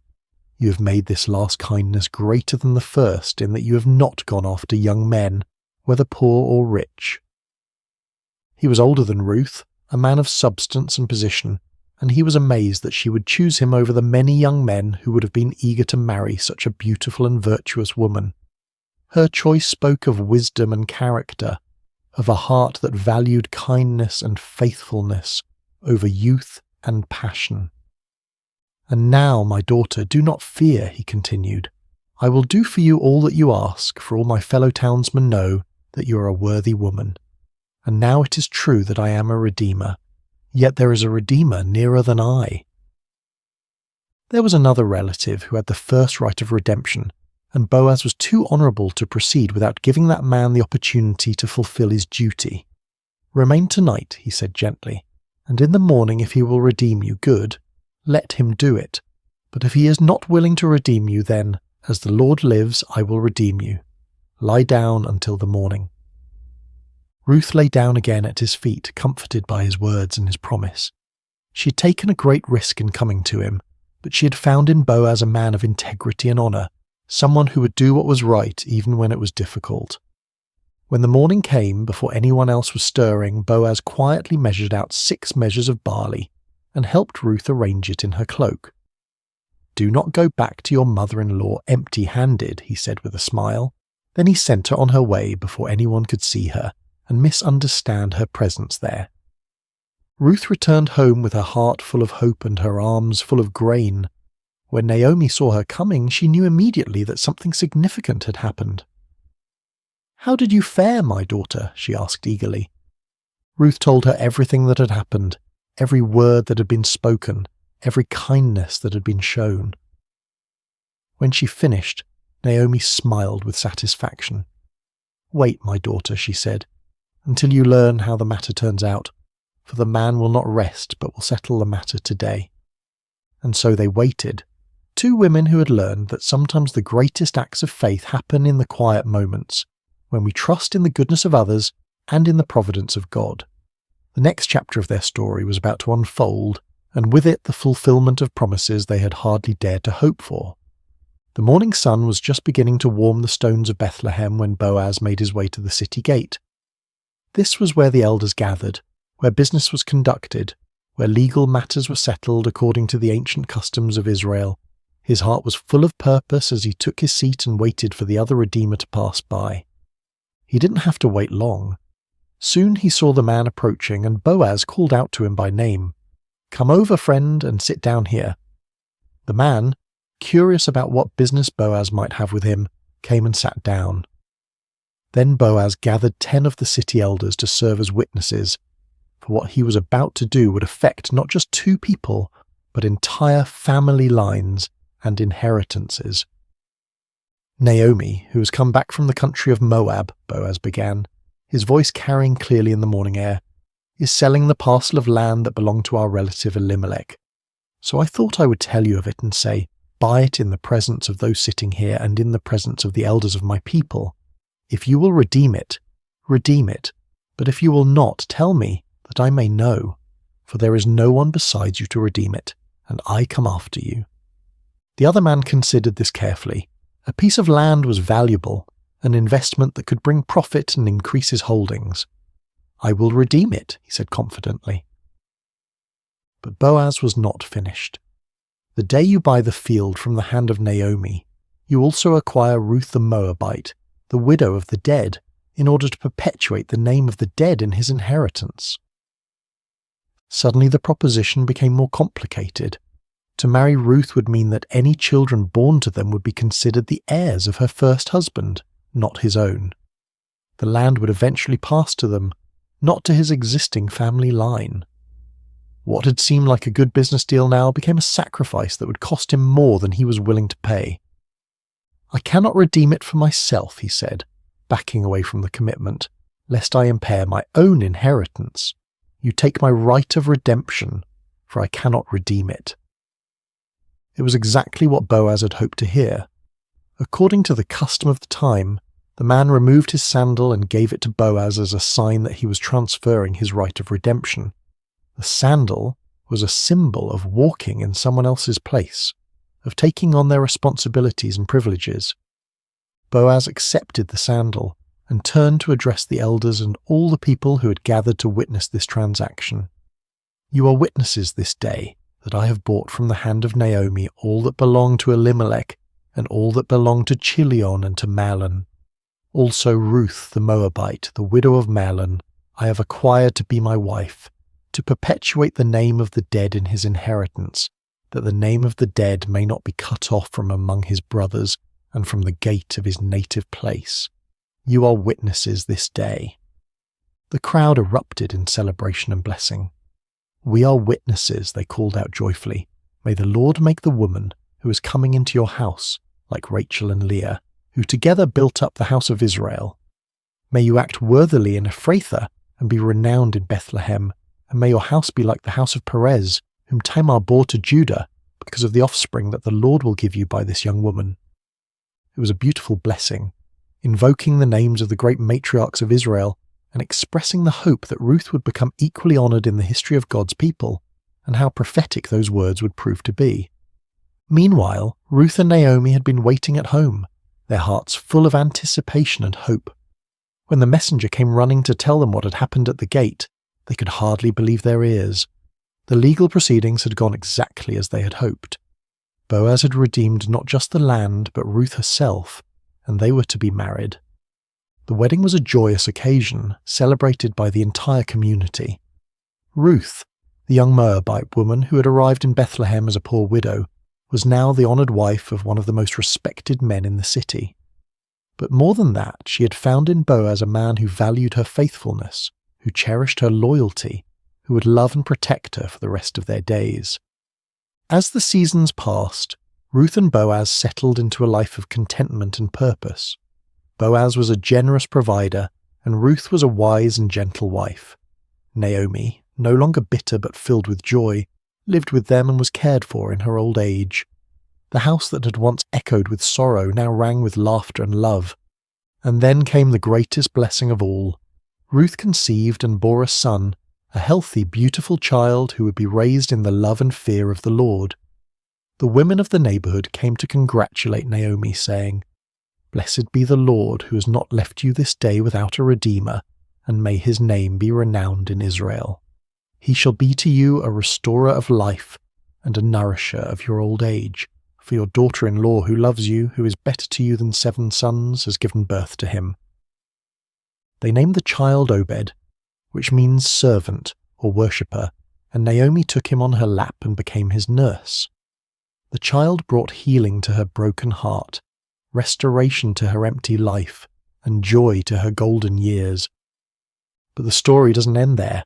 Little Obed grew up to become the father of Jesse, who became the father of David, the great king of Israel, and through David's line would come the Messiah, the Saviour of the world.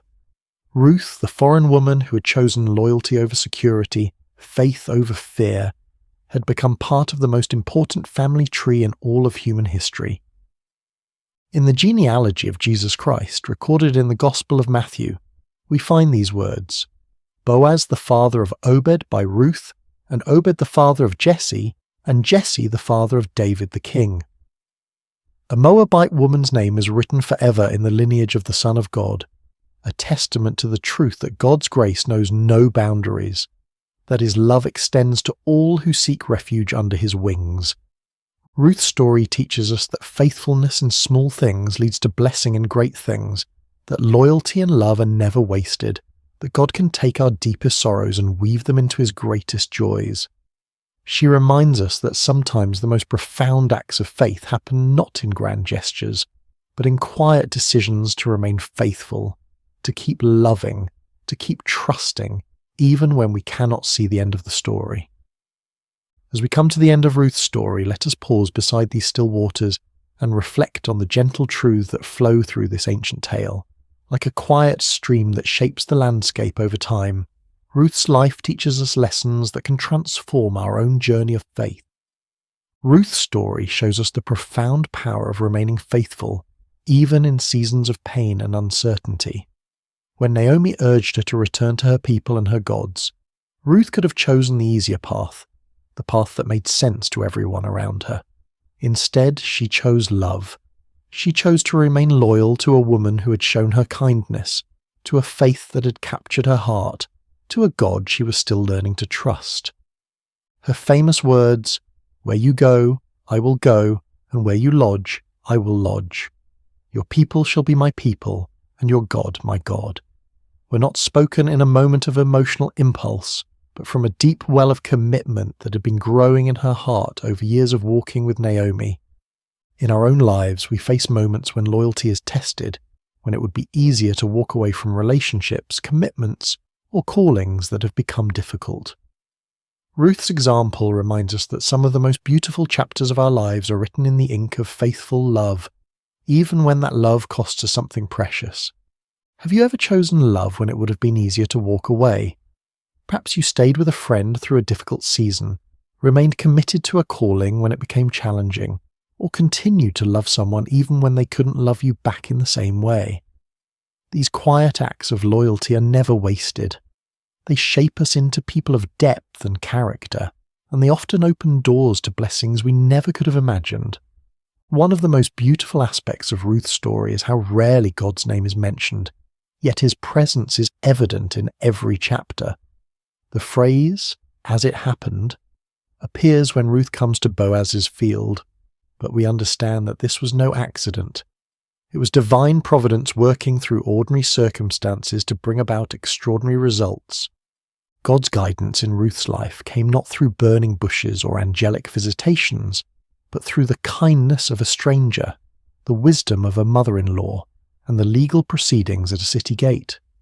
He worked through the natural rhythms of harvest and gleaning, through cultural customs and family relationships, through the everyday decisions of people who were simply trying to do what was right. This reminds us that God's hand is often most visible in hindsight, in the moments when we look back and see how perfectly things came together, how doors opened at just the right time, how people entered our lives precisely when we needed them most. The God who numbers our days and knows our needs is constantly at work in the ordinary moments of our lives, weaving together circumstances and relationships for our good and his glory. Can you see moments in your own life where something just happened at the perfect time? Perhaps you met a lifelong friend in an unexpected place, discovered an opportunity through a chance conversation, or found help arriving just when you needed it most. These are not coincidences, but glimpses of a loving God who is intimately involved in the details of our lives. Ruth's story is ultimately about transformation, about how God can take our deepest losses and weave them into his greatest purposes. She began as a young widow in a foreign land, with no prospects and no security. She was an outsider, a foreigner, someone who by all human standards had little to offer the grand story of God's people. Yet her simple acts of faithfulness, her quiet loyalty, her willingness to work humbly in the fields, positioned her to become part of the royal lineage of David and ultimately of Jesus Christ.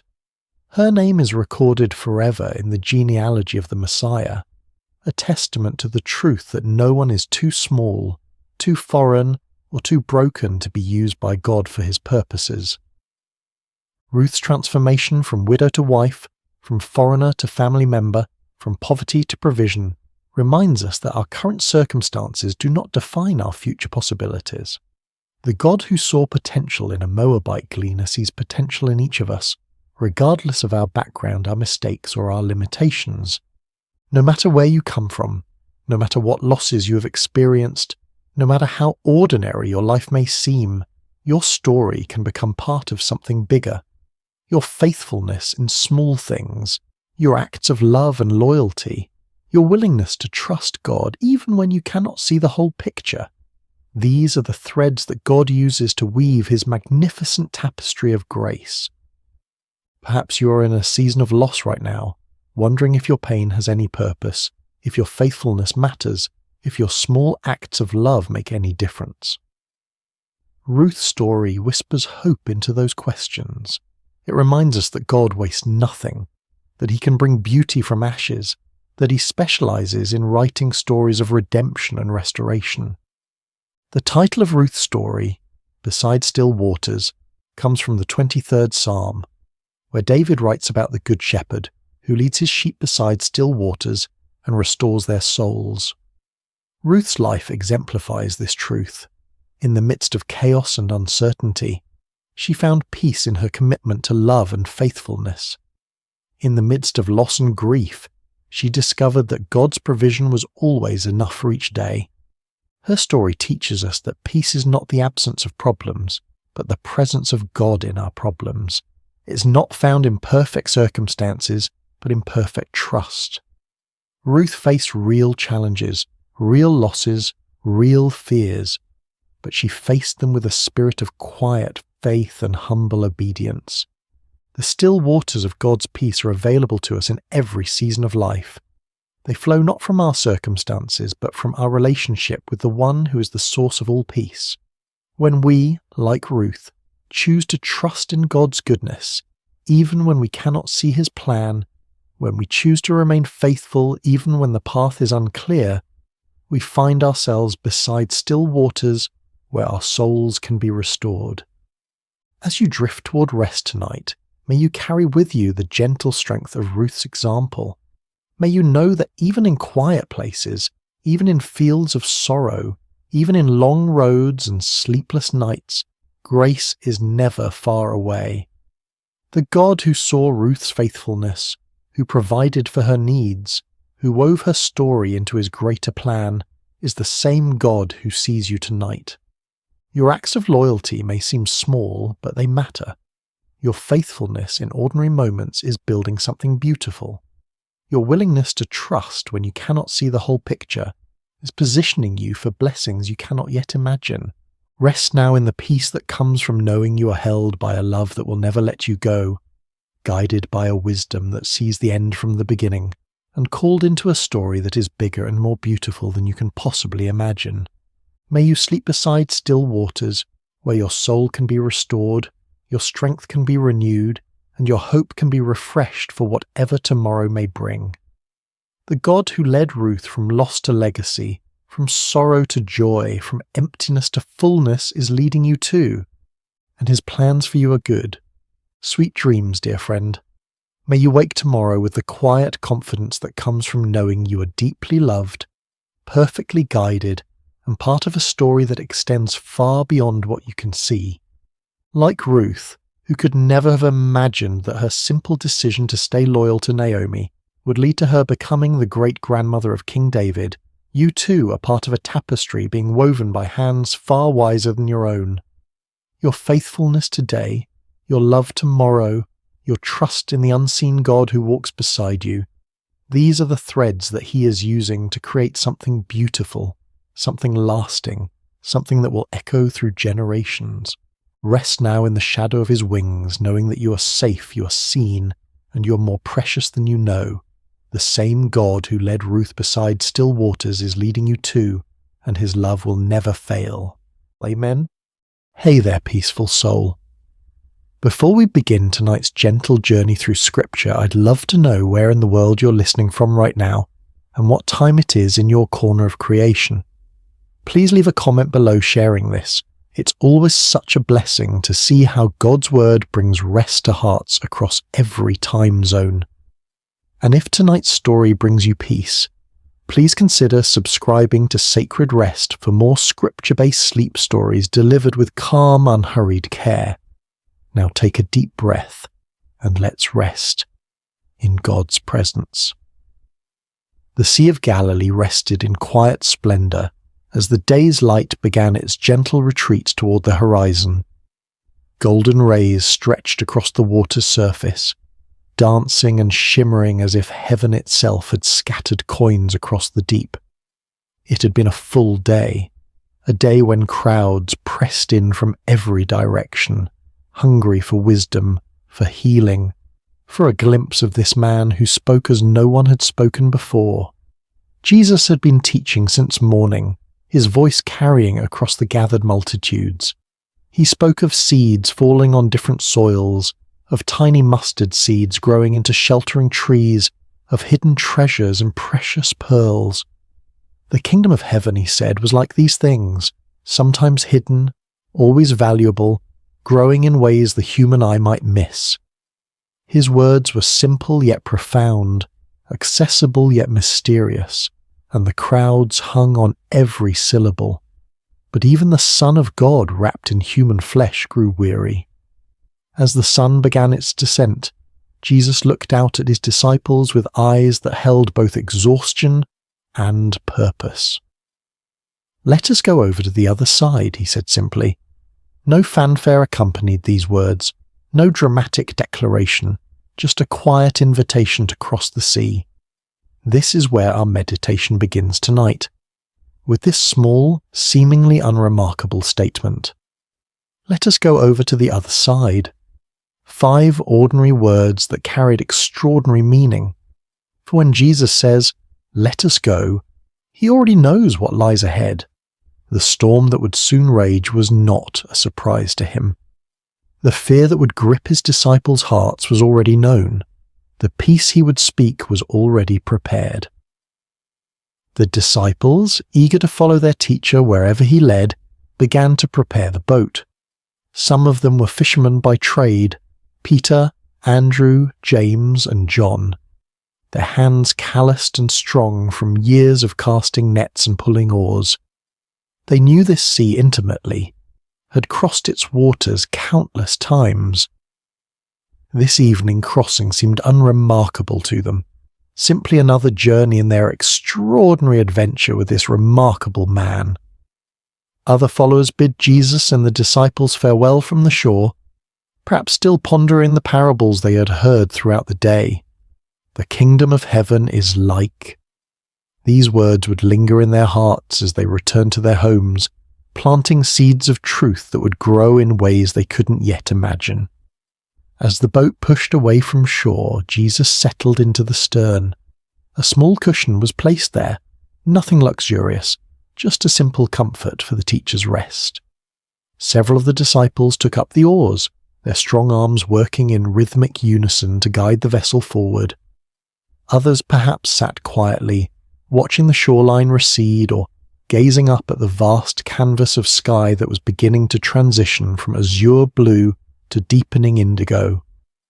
The evening air was cool against their skin, a welcome relief after the heat of the day. Birds wheeled overhead, their silhouettes dark against the warming colours of sunset. Fish occasionally broke the surface of the water, creating ripples that expanded outward in perfect circles. All seemed peaceful, all seemed well. Jesus, his body surrendering to weariness, closed his eyes. The gentle rocking of the boat, the quiet splash of water against its sides, the distant calls of birds, these formed a lullaby that invited rest.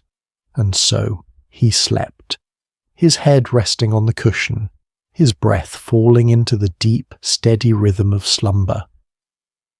The disciples continued their work, some rowing, others perhaps talking quietly among themselves about the day's events. What did the Master mean by this parable or that? How had he known what was in the heart of the Pharisee who had challenged him? Would they truly understand all these mysteries some day, as he had promised? As twilight deepened into dusk, stars began to appear overhead. First one, then dozens, then hundreds, until the sky above was spangled with light. On any other night, this might have been a moment of transcendent beauty, a reminder of God's promise to Abraham that his descendants would be as numerous as these very stars. But those with experience on these waters noticed something concerning. The air had changed, becoming charged with an expectancy that seasoned fishermen recognized. A slight shift in the wind's direction, a subtle change in temperature. Small signs that spoke volumes to those who knew how to read them. Peter exchanged glances with Andrew, then with James. No words were needed between men who had spent their lives on these waters. Something was coming. The sea, now growing restless beneath them, had secrets to tell. Yet Jesus slept on, his face peaceful in the gathering darkness. Did the disciples consider waking him then, when the first signs appeared? Did they debate among themselves whether to alert their teacher to the changing conditions? We don't know. Perhaps they chose to let him rest, confident in their own abilities to handle whatever came. Perhaps they thought the signs would come to nothing. As the boat continued its journey across the darkening waters, the shoreline they had left grew distant, a thin line of shadow against the night sky. Ahead lay their destination, the country of the Gerasenes, but it remained out of sight, beyond the curve of the horizon. They were in the middle space now, too far from where they had been to return quickly, not yet close enough to where they were going to find shelter. It is in these middle spaces of our lives that storms often find us. Not when we're safely harboured, not when we've reached our destination, but in the vulnerable in-between, in the waiting, in the journeying, in the not yet there. The disciples could not know what lay ahead, but Jesus did. His rest was not the ignorant sleep of one caught unaware, but the peaceful repose of one who knows the end from the beginning. In this, there is profound comfort for us tonight as we rest. Whatever journey we're on, whatever middle space we find ourselves in, Jesus knows. He has already seen what we have not yet encountered. As our minds begin to slow and our bodies relax into this moment of rest, let us picture ourselves in that boat. Feel the gentle rocking beneath you. Hear the quiet splash of water against wood. See the stars appearing one by one in the vast expanse above, and know that Jesus is there with you, perfectly at peace even as the first winds of change begin to stir. It began with a whisper, a subtle change in the rhythm of the night. The stars that had shone so brightly overhead began to disappear, one by one, as clouds moved across the sky like silent spectators gathering for some celestial event. The gentle lapping of water against the sides of the boat grew more insistent, less soothing. The disciples, some of whom may have been drifting towards sleep themselves, grew more alert, their senses heightened by years of experience on these unpredictable waters. The Sea of Galilee, also known as Lake Gennesaret or the Sea of Tiberias, sits more than 600 feet below sea level, nestled in a basin surrounded by mountains. This unique geography creates a natural phenomenon well known to local fishermen. When cool air from the Mediterranean Sea, about 30 miles to the west, collides with the hot, humid air over the lake, sudden and violent storms can emerge with startling speed. This night would prove no exception to that natural law. One moment, the disciples were crossing in relative calm.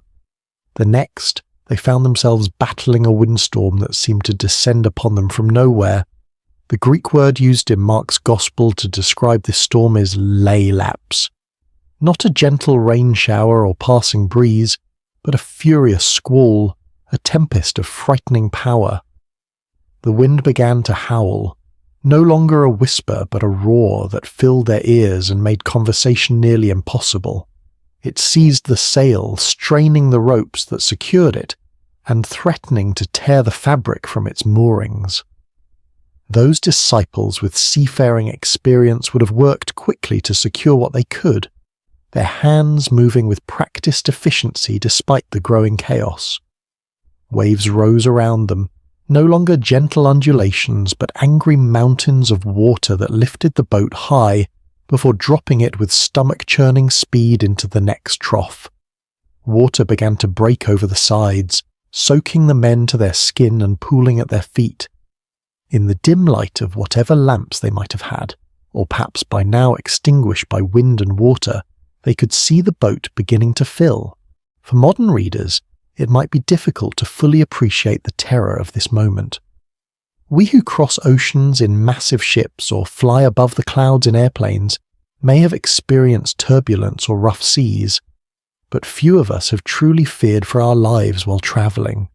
These men, however, even those who had spent their lives on the water, understood their mortality with stark clarity in this moment.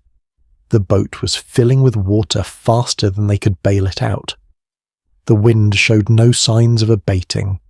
The shore was nowhere in sight. In the ancient world where swimming was not a commonly taught skill, and where the depths of the sea represented chaos and death, their situation was dire indeed. And Jesus slept on, his head still resting on the cushion in the stern of the boat. This image of Christ sleeping peacefully while chaos rages is one of the most powerful in all of Scripture. There is something almost incongruous about it, something that both confounds and comforts. The disciples must have looked at him with bewilderment. How could anyone sleep through such a storm? Did he not feel the water soaking his garments? Did he not hear the howling wind, or feel the violent pitching of the vessel? Perhaps some of them remembered the words of Psalm 121. He who watches over you will not slumber. Indeed, he who watches over Israel will neither slumber nor sleep. Yet here was their teacher, their master, whom some had begun to believe might be the promised Messiah, deep in slumber while destruction seemed imminent. We might pause here in our meditation and consider times when God has seemed silent or sleeping in our own lives. Those dark nights when prayers appear to go unanswered. Those seasons of suffering when heaven itself seems shut tight. Those moments when we cry out, "Lord, don't you care?" For this was precisely the question that rose to the disciples' lips as fear gave way to desperation. Someone, we don't know who, moved to the stern where Jesus lay sleeping. Perhaps they shook his shoulder roughly, the protocol of respect forgotten in the face of survival's urgency. "Teacher," they cried, their voices barely audible above the storm's rage, "don't you care if we drown?" There is raw humanity in this question, the unfiltered cry of those who feel abandoned in their hour of greatest need. It's not a theologian's careful inquiry or a philosopher's pondering, but the gut-level response of frightened men who cannot understand why the one they've come to trust seems indifferent to their plight. Don't you care? How many times have these words formed in human hearts across the centuries? The parent kneeling by the bed of a suffering child, the widow standing by a fresh grave, the refugee fleeing violence with nothing but the clothes on their back, the addict fighting for sobriety and failing again. Lord, don't you care? It's worth noting that the disciples didn't question Jesus' ability to help. They questioned his concern, his heart. They believed he could do something. Why else wake him? But they wondered if he would. Did their plight move him? Did their fear matter to him? Was he as invested in their well-being as they had come to believe? In asking this question, they revealed something profound about the nature of faith. True faith isn't just believing that God can, it's trusting that God will, that his heart is good, that his love is sure, that his timing is perfect. And this is often where our faith is tested most severely, not in questioning God's power, but in questioning his character, his concern, his care. As we continue to settle into rest tonight, let's acknowledge any storms that may be raging in our own lives. Perhaps there are circumstances that have caused us to wonder if God sees, if God cares. Like the disciples, we may have experienced moments of feeling alone in the tempest, questioning whether our prayers are heard.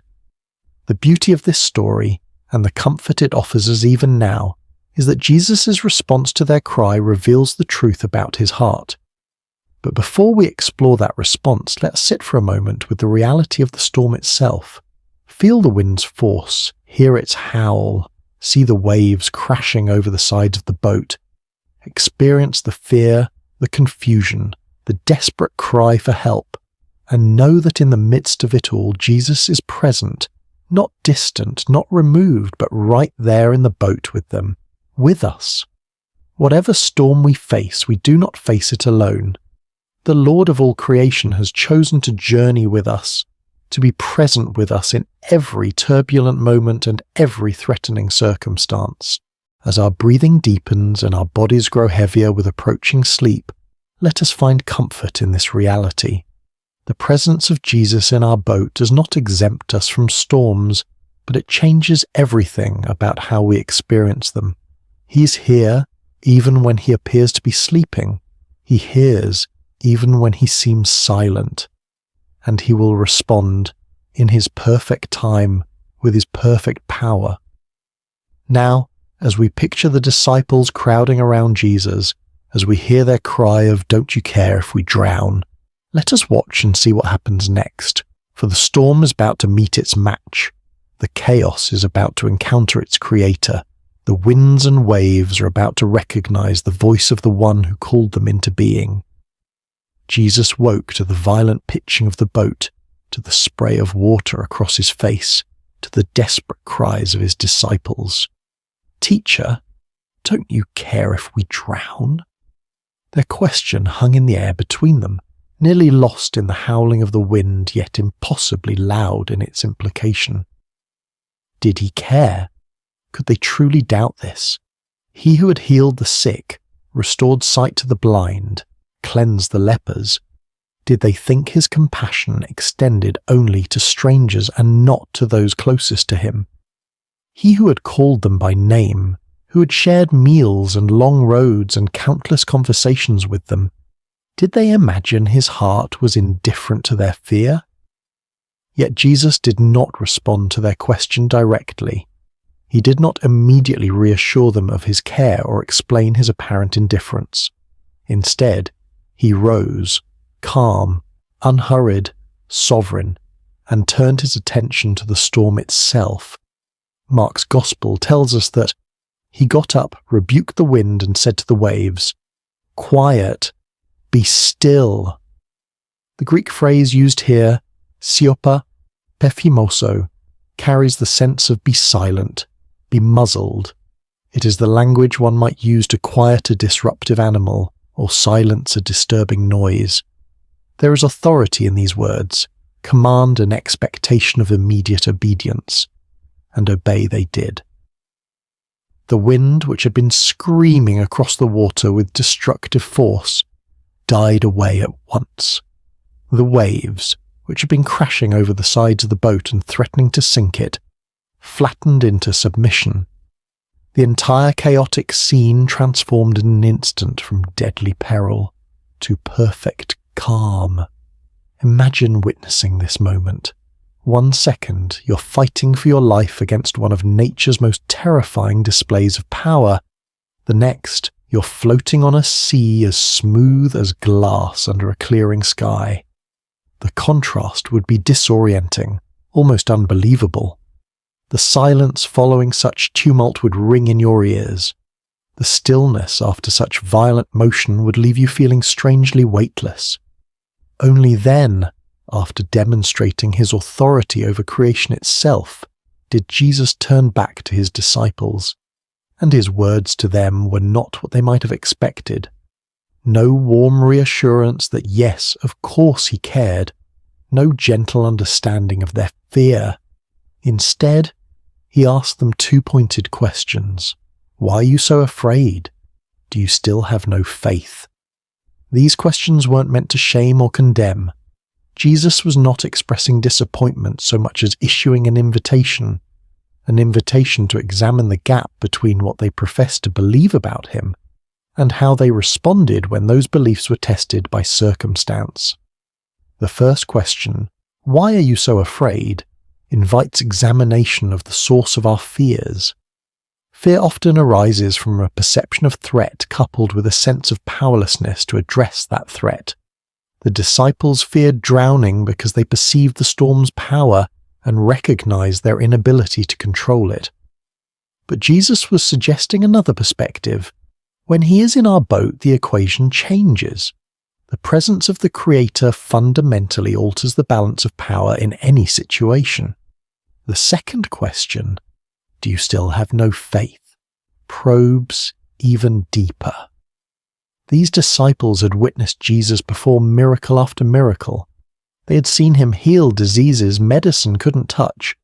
They had watched him cast out demons that had tormented their victims for years. They had even seen him challenge the religious authorities of their day with an authority that clearly came from above. Yet when the storm came, when their own lives were threatened, their faith faltered. They reverted to fear rather than resting in confidence that the God who had demonstrated his power in so many other circumstances remained just as powerful in their present crisis. This is a common human pattern, isn't it? We can intellectually believe in God's power and love. We can recall times when we've experienced his faithfulness. We can even testify to others about how he has worked in our lives. But when new challenges arise, particularly ones that feel overwhelming or threatening, we can forget everything we know and surrender to panic. Jesus' questions invite a different response.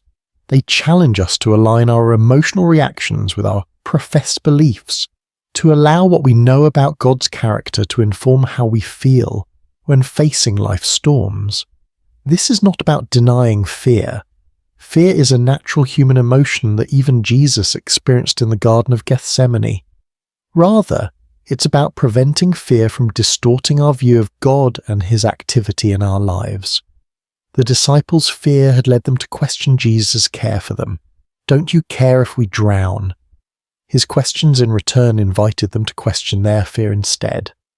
Was it consistent with what they knew of him? Was it justified in light of who he had revealed himself to be? As we continue our journey toward rest tonight, these questions can guide our own reflection. What fears keep us awake at night? What storms in our lives have made us wonder if God cares? And more importantly, what do we know about the character of Jesus that might speak to those fears? If Jesus is truly who Scripture reveals him to be, all-powerful yet deeply compassionate, sovereign yet intimately involved, holy yet merciful, then our fears must be evaluated in light of these truths. Not dismissed or denied, but placed within the larger context of who God is and how he works. The disciples in that boat had to reconcile their experience of the storm with their experience of Jesus' power over it. We too must reconcile our experience of life's challenges with our understanding of God's character and capabilities. This reconciliation doesn't happen once and for all. It's an ongoing process, a continued growth in trust that develops as we walk with him through both calm seas and raging tempests. Perhaps the most comforting truth in this entire account is the simple reality that Jesus was in the boat with them. He had said, "Let us go over to the other side, you know," not "let me meet you on the other side," or "to try to make it to the other side." When Jesus says, "let us go," he commits to the entire journey, not just the destination. Similarly, when Jesus calls us to follow him, he doesn't promise absence of storms. He doesn't guarantee that the path will be smooth or the journey comfortable. What he does promise is his presence with us in whatever we face. "I am with you always," he would later tell his followers, "to the very end of the age." This presence changes everything.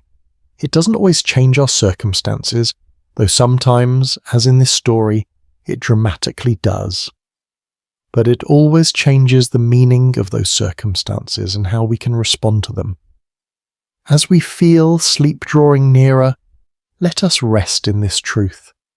Whatever storm we face, Jesus is in our boat, not as a passive passenger, but as the Lord of wind and wave, the one whose word can transform chaos into calm, the one whose presence transforms our fear into faith. The question Jesus asks, "Why are you so afraid?" isn't meant to dismiss our feelings, but to direct our focus toward the greater reality of his presence and power. The perfect love he embodies casts out fear, not by pretending the storm doesn't exist, but by reminding us that he exists within the storm with us, and that makes all the difference. In the aftermath of the storm's sudden cessation, a profound silence settled over the Sea of Galilee. The only sounds remaining might have been the gentle lapping of now calm waters against the boat's hull, the dripping of seawater from soaked clothing and hair, and perhaps the still rapid breathing of men whose hearts had not yet caught up with the dramatic change in their circumstances. The contrast could not have been more stark. Moments before, chaos had reigned, wind howling, waves crashing, men shouting in fear. Now, perfect stillness surrounded them. The sky was clearing, stars reappearing like hesitant witnesses emerging after danger has passed. The sea, which had threatened to claim their lives, now cradled their boat with gentle care. In this strange new quiet, Jesus' words hung in the air. "Why are you so afraid? Do you still have no faith?" These questions weren't harsh or condemning. They were asked by the same voice that had just commanded the elements and been instantly obeyed. They were spoken by the same lips that had taught multitudes about the kingdom of heaven, that had pronounced forgiveness to the repentant that had offered living water to the thirsty. His tone may have been one of genuine curiosity rather than criticism, a teacher using a powerful experiential lesson to reveal what was in his students' hearts. The disciples' reaction to this moment is profoundly revealing. Mark tells us that they were terrified and asked each other, "Who is this? Even the wind and the waves obey him." This was a new kind of fear, not the desperate fear of drowning that had gripped them during the storm, but the reverent awe that comes from encountering something, someone, beyond human comprehension. Their question, "Who is this?" is perhaps the most important question any person can ask about Jesus. It's a question that has echoed through centuries across cultures within countless human hearts. Who is this man who spoke with unparalleled authority, who healed with a touch, who forgave sins as if they were his to forgive, and who, as they had just witnessed, commanded the very elements of nature with a word? The disciples had already seen Jesus perform many miracles. They had watched him heal sickness, cast out demons, even restore withered limbs. But this display of power struck them differently, perhaps because it touched so directly on their own expertise. Peter, Andrew, James, John, these were fishermen who had spent their lives on this very sea. They knew its moods and dangers. They had weathered storms before through their own skill and experience. But they had never seen anyone simply speak to a storm and have it obey. Their question reveals something profound about spiritual growth. Revelation comes in layers. We don't grasp the full reality of who Jesus is all at once. Even those who walked with him physically, who ate with him and listened to his teaching daily, came to understand his identity gradually, through accumulated experiences and progressive revelation. This moment on the sea represented a significant shift in their understanding. The Jesus they thought they knew, teacher, healer, friend, suddenly revealed himself to be Lord of creation itself. The one who had been sleeping on a cushion moments before now stood before them as the one who held authority over the very forces of nature. "Who is this?" they asked each other. They were beginning to realize that the answer was far more profound, far more cosmic, far more divine than they had previously imagined. This question invites us into our own reflection tonight. Who is Jesus to us? Is he simply a wise teacher whose moral guidance we appreciate? A historical figure who founded a religion? A comforting presence when life gets difficult? Or is he the sovereign Lord of all creation, whose authority extends over every aspect of our existence, from the largest cosmic forces to the smallest details of our daily lives? Our answer to this question shapes everything about our faith journey. If Jesus is merely a good teacher, then his words are suggestions we can take or leave. If he is simply a historical religious figure, then his relevance to our modern lives may be limited. But if he is who he claimed to be, the Son of God, one with the Father, the Word made flesh, then every word he spoke carries divine authority. Every promise he made is utterly trustworthy, and every command he gave deserves our complete obedience. The disciples in that boat were confronting this reality in a visceral, immediate way. The Jesus they thought they knew had just done something only God could do.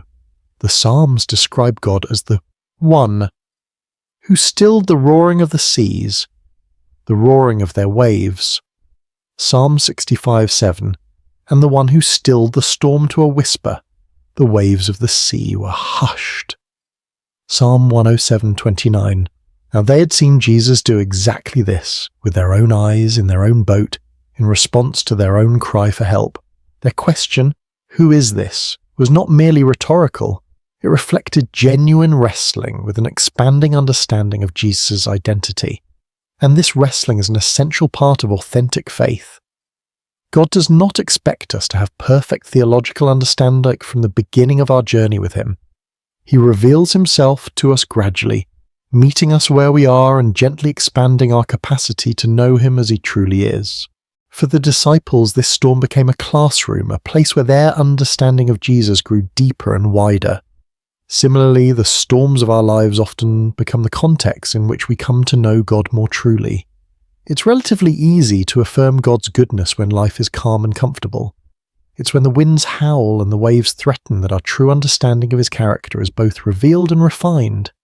As we continue our journey towards sleep tonight, let's allow this holy question to linger in our minds. Who is this Jesus? Not as an abstract theological inquiry, but as a personal exploration of relationship. Who is He to me? What have I seen Him do in my life? How has my understanding of Him grown through seasons of both calm and storm?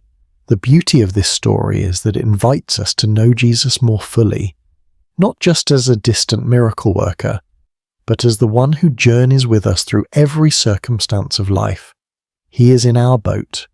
He may sometimes appear to be sleeping, but He is never absent, never unaware, never unconcerned. And when He speaks, whether to rebuke a storm or to question our fear, His words carry the authority of the one who created all things and holds all things together. The wind and waves recognize His voice, because they came into being through that same voice. All things were created through Him and for Him, Paul would later write to the Colossians. He is before all things, and in Him all things hold together. Colossians 1:16-15. This is the Jesus who accompanies us through every storm. This is the one who has promised never to leave us or forsake us. This is the Lord who may ask us, as He asked His first disciples, "Why are you so afraid?" Not to shame us for our fear, but to invite us into deeper trust based on deeper knowledge of who He truly is. As our bodies grow heavier with approaching sleep, as our thoughts begin to slow and quiet, let us rest in this profound truth. The one who commands the wind and waves is with us, and if even the storm obeys His voice, how much more can we trust Him with the circumstances of our lives, with the fears that sometimes keep us awake, with the future that remains unknown to us but is fully known to Him. In this trust we find not just theological truth but practical peace, the kind of peace that allows us to rest even when circumstances remain uncertain. Jesus didn't promise His disciples a storm-free journey. He promised them His presence through whatever storms might come. He offers us the same today. Who is this? The disciples asked. The answer to that question continues to unfold for all who choose to journey with Him, not in abstract propositions, but in lived experience, in daily walking with the one whose authority extends over every realm and whose love reaches into every heart that opens to receive Him. As the boat continued its journey across the now peaceful sea, the disciples must have fallen into a contemplative silence. The question they had asked each other, "Who is this? Even the wind and the waves obey Him," would linger in their hearts and minds for days, weeks, perhaps even years to come. Each time they recalled this night, this storm, this miracle, their understanding of Jesus would deepen a little more. This is often how spiritual growth unfolds for us as well. Not primarily through intellectual study, though that has its place, but through lived experiences that reveal God's character and power in ways that transform our understanding. Head knowledge becomes heart knowledge when we see God act in response to our deepest needs and most desperate prayers. The disciples were beginning to grasp something profound. Jesus was not merely with them, He was over all things. His presence in their boat didn't just mean companionship, it meant protection, provision, and peace that transcended circumstances. Even when He appeared to be sleeping, His sovereignty remained active and absolute. As the first light of dawn began to brighten the eastern sky, they could see their destination approaching, the region of the Gerasenes on the opposite shore of the lake. Jesus had said, "Let us go over to the other side," and despite all that had transpired during the night, they were indeed arriving exactly where He had intended to take them. This small detail carries significant comfort. When Jesus sets a destination, He ensures arrival. The storm, powerful as it was, had not prevented the fulfillment of His stated purpose. It had threatened, certainly. It had frightened the disciples badly. But in the end, it had simply become another opportunity for Jesus to reveal more of himself to those who followed him. This pattern appears throughout Scripture and throughout the lives of those who walk with God. What appears to be a detour or a disaster often becomes the very context in which God manifests his glory most clearly. The storm on the sea, the fiery furnace, the lion's den, the prison cell. In Scripture, these became stages for divine revelation, not obstacles to divine purpose. As we prepare to drift into sleep tonight, there is profound rest available in this reality. Whatever storms we face, they do not take Jesus by surprise. Whatever fears arise within us, they do not diminish his power. Whatever threatens to overwhelm us, it cannot overrule his sovereign declaration over our lives. If Jesus has said to us, in any area of our lives, "Let us go to the other side," then we can rest assured that no storm, internal or external, can prevent us from reaching the destination he has established. The journey may include unexpected turbulence. We may experience moments of genuine fear, but the presence of Jesus in our boat, in our lives, our circumstances, our hearts, guarantees safe passage. This doesn't mean we won't get wet, doesn't mean the journey will always feel comfortable or proceed according to our preferred timeline. The disciples in that boat experienced genuine terror before they witnessed miraculous calm. They got soaked to the skin. They may have lost cargo overboard. The boat likely required bailing out and repairs afterward, but they made it to the other side because Jesus had declared that this would be so, and in the process, they came to know him more deeply than they had before. The storm became not an obstacle to their progress, but a vehicle for their spiritual growth. As we reflect on this story one final time tonight, let's consider 3 enduring comforts it offers to all who journey with Jesus. First, Jesus is present in every storm. He may not manifest his power immediately or in the ways we expect, but he's never absent from our struggles. The psalmist wrote, "God is our refuge and strength, an ever-present help in trouble. Therefore we will not fear, though the earth give way and the mountains fall into the heart of the sea, though its waters roar and foam, and the mountains quake with their surging." Psalm 46:1-3. This presence is not just comforting, it is transformative. It changes how we experience our circumstances, even when it doesn't immediately change the circumstances themselves. Second, Jesus' timing is perfect. He allowed the storm to rage for a time before calming it, not because he was indifferent to the disciples' fear, but because the experience would deepen their understanding and strengthen their faith. Similarly, when he seems silent or inactive in our lives, it is never due to indifference. His timing takes into account purposes and perspectives that extend far beyond our immediate comfort, encompassing our long-term growth and God's eternal glory. Third, Jesus' authority is absolute. When he spoke to the wind and waves, they had no choice but to obey.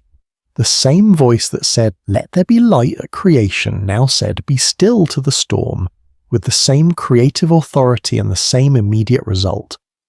This ultimate authority means that nothing we face, no circumstance, no enemy, no fear, no failure, is beyond his power to redeem, restore, or transform according to his perfect will. These truths don't eliminate life's storms, but they fundamentally change how we experience them. They allow us to sleep, literally and figuratively, in the sovereignty of the one who has promised to bring us safely to the other side.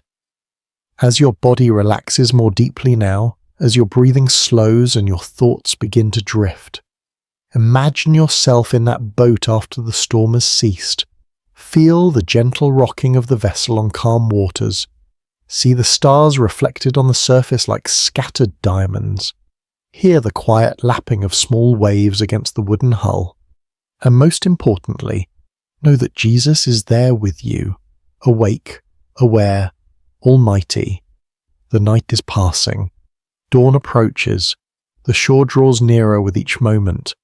And the one who commanded the storm with a word continues to hold you in the palm of his hand, guiding your vessel to exactly where he intends it to go. In this assurance there is deep peace. In this knowledge there is perfect rest. In this presence there is complete safety. Whether we find ourselves currently in the midst of a raging storm, in the calm that follows, or in the ordinary moments between dramatic events, the truth remains. Jesus is with us. Jesus is for us, and Jesus will bring us safely to the other side. So breathe deeply now. Release the tension you may be holding in your shoulders, your jaw, your hands, your mind. Allow your body to grow heavy with approaching sleep. Hey everyone, welcome back to Sacred Slumber. Before we dive into tonight's story, I want to ask you something that would genuinely help us out. If you're enjoying this content, please consider using your hype points on this video.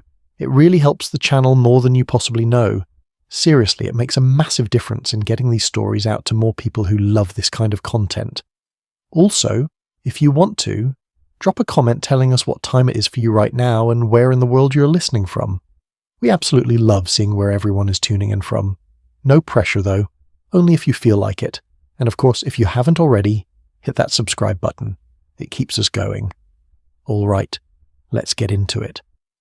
A whisper in the darkness. Imagine a night so quiet you can hear the oil lamps flickering.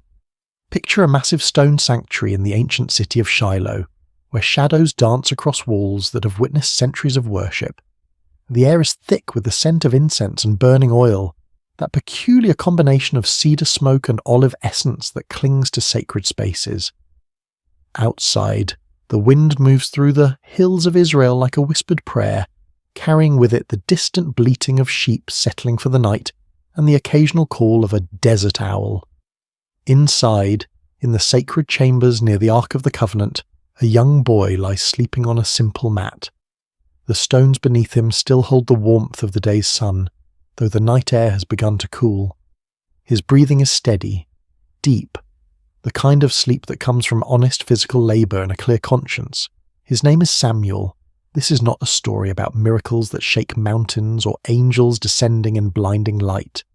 This is a story about something quieter, something more intimate, something that happens in the space between waking and dreaming, where the boundaries of reality become permeable. It is about a voice in the darkness, a child who learned to listen when the entire world had gone deaf, and a moment that would alter the spiritual trajectory of an entire nation. Because sometimes the most profound truths do not arrive with thunder and earthquake. Sometimes they do not announce themselves with burning bushes or pillars of fire. Sometimes they arrive in whispers, in the stillness between breaths, in the gentle calling of a name spoken 3 times before it is finally understood. What you're about to hear is one of the most mysterious and beautiful moments in ancient scripture. A moment when heaven reached down to touch earth, not through spectacular signs, but through the simple act of calling a child's name in the night. But it is also a story about silence broken, about the end of a spiritual drought, about what happens when the divine decides to speak again after generations of absence.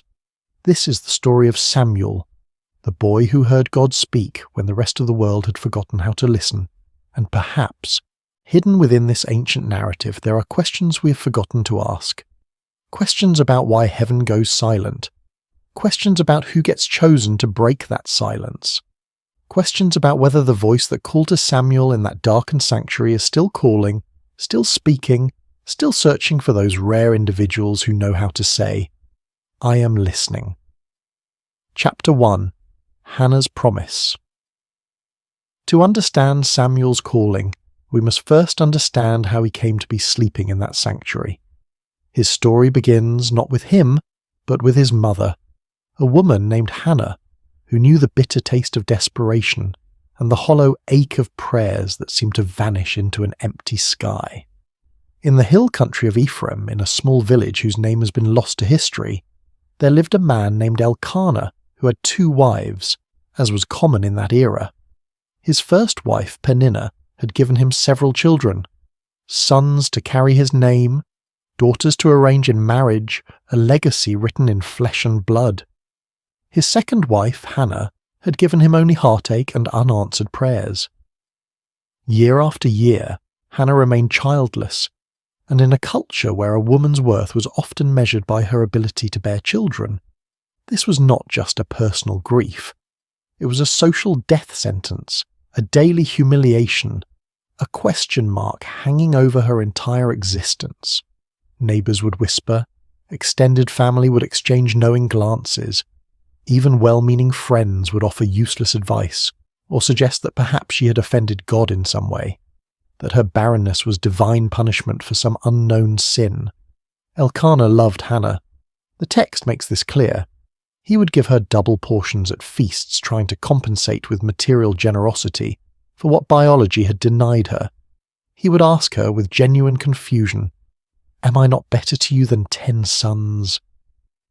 It was a question born of love but blind to understanding.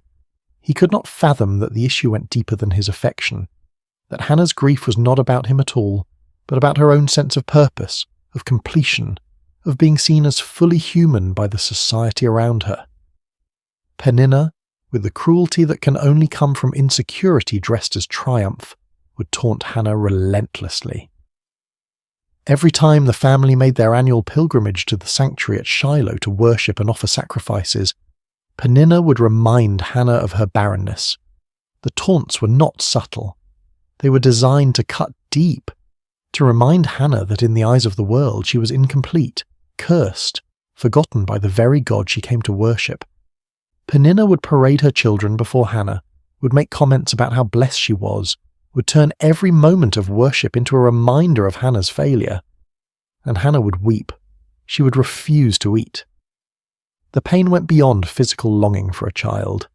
It touched something deeper, the existential question that haunts anyone who feels overlooked by the divine. Does God see me? Does he hear my prayers? Am I worthy of his attention?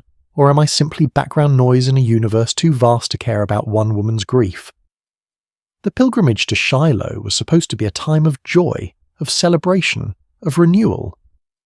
But for Hannah, it became an annual reminder of everything she lacked. Year after year she would go through the motions of worship, while her heart broke quietly in places no one could see. One year, during their pilgrimage to Shiloh, Hannah could bear it no longer. The weight of accumulated grief, the years of disappointment, the constant humiliation, all of it reached a breaking point. While the rest of the family feasted after the sacrifice, celebrating with wine and roasted meat, Hannah slipped away to the entrance of the sanctuary. She stood there, in the place where earth met heaven, in the threshold between the mundane and the sacred, and she prayed with an intensity that went beyond words. Her lips moved, but no sound emerged. Her whole body shook with the force of her grief and desperation. Tears streamed down her face. Her hands trembled. This was not the polite ritualized prayer of public worship. This was raw, unfiltered communion with the divine. This was a woman pouring out her soul, holding nothing back, demanding to be heard by a God who had seemed deaf to her pleas for years. She made a vow that day, one that would echo through generations. If God would grant her a son, she would give him back to God. Not for a season, not for a few years, but for his entire life. The child would be dedicated to divine service from the moment he was weaned. It was the prayer of a woman who understood that sometimes the greatest gift we can receive is not something to hold on to, but something to offer back to its source. She was not bargaining with God so much as she was declaring her willingness to participate in something larger than her own desires. Eli, the high priest, sat by the doorpost of the sanctuary and watched this strange woman swaying and muttering. In his aging, perhaps cynical view of human nature shaped by years of dealing with corrupt worshippers and his own corrupt sons, he assumed she was drunk. The accusation was harsh, almost cruel. What are you doing here, intoxicated in the house of the Lord? How dare you bring your drunkenness into this sacred space? Hannah lifted her eyes, and in them Eli saw not the glaze of wine, but the clarity of absolute desperation, the look of someone who has nothing left to lose, who has stripped away all pretense and pride, who stands naked before God with only their need. She explained that she was not drunk but deeply troubled, pouring out her soul before God. She had been praying out of her great anguish and grief. Something in her words, or perhaps in her eyes, or perhaps in the raw authenticity of her pain, convinced Eli. His response was both blessing and prophecy. Go in peace, and may the God of Israel grant what you have asked of him. It is unclear whether Eli knew what he was saying, whether he was simply offering the standard priestly blessing, or whether something moved through him in that moment. Some whisper of the divine speaking through a man who had grown complacent in his religious duties. But the words landed on Hannah like rain on parched earth. Hannah left the sanctuary that day transformed. Her face was no longer downcast. She ate. The grief lifted from her countenance like a fog dispersing under the morning sun. She had been heard, if not by man, then by something infinitely greater. She did not yet have the child she longed for, but she had something perhaps more precious. The certainty that her prayers had reached their destination, that her voice had penetrated the silence, that she mattered to the God she served. Within the year, Hannah conceived. When she gave birth to a son, she named him Samuel, which in Hebrew carries the meaning heard by God, or asked of God, or some translations suggest name of God. The name itself was a testimony, a permanent reminder that this child was an answer to prayer, a gift that came from somewhere beyond the ordinary workings of the world. Every time someone spoke his name, they were acknowledging that this boy represented the moment when heaven responded to earth, when silence gave way to acknowledgement. For the first few years of his life, Samuel remained with Hannah. She nursed him, taught him his first words, held him close during thunderstorms, watched him take his first steps, knowing that each day brought them closer to the moment of separation. She must have memorized the sound of his laugh, the feel of his small hand in hers, the weight of him sleeping against her chest. She was not raising a son to keep, but a son to give away, and that knowledge must have coloured every moment with a bittersweet intensity. When he was old enough to be weaned, somewhere around 3 years old by the customs of that time, Hannah kept her vow. She could have rationalised her way out of it. She could have argued that God understood, that the vow was made in a moment of emotional extremity, that surely keeping her son would be acceptable. But Hannah was a woman who understood that integrity means keeping promises even when they cost you everything. She took Samuel to Shiloh. She brought him before Eli, the same priest who had blessed her years earlier, and she said words that must have torn her heart even as she spoke them. I am the woman who stood here praying. I prayed for this child, and the Lord has granted me what I asked. So now I give him to the Lord. For his whole life he will be given over to the Lord. Then Hannah sang, not a lament, but a song of triumph and praise. She sang of God overturning the proud and lifting up the humble. She sang of barren women bearing children and the powerful being brought low. She sang of the Lord bringing death and giving life, bringing down to the grave and raising up. She sang of God judging the ends of the earth, giving strength to his king and exalting his anointed.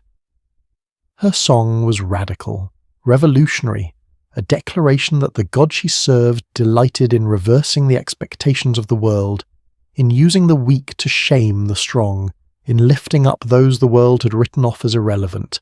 And then she left her son in that sanctuary and went home. Imagine being that child, too young to fully understand why your mother brought you to this vast, echoing building filled with strange smells and unfamiliar faces and then walked away.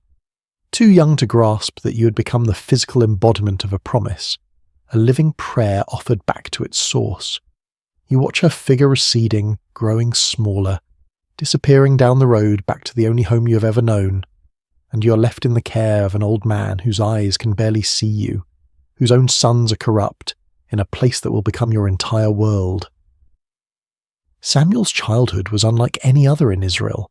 While other boys played in fields and learned their father's trades, running through olive groves and swimming in streams, Samuel grew up in the sacred space of the tabernacle.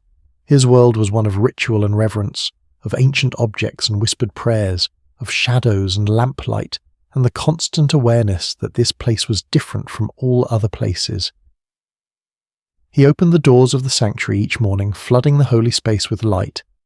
It was his job to unlock the heavy wooden doors that sealed the sacred from the profane, to let in the dawn and with it the worshippers who would come seeking connection with the divine.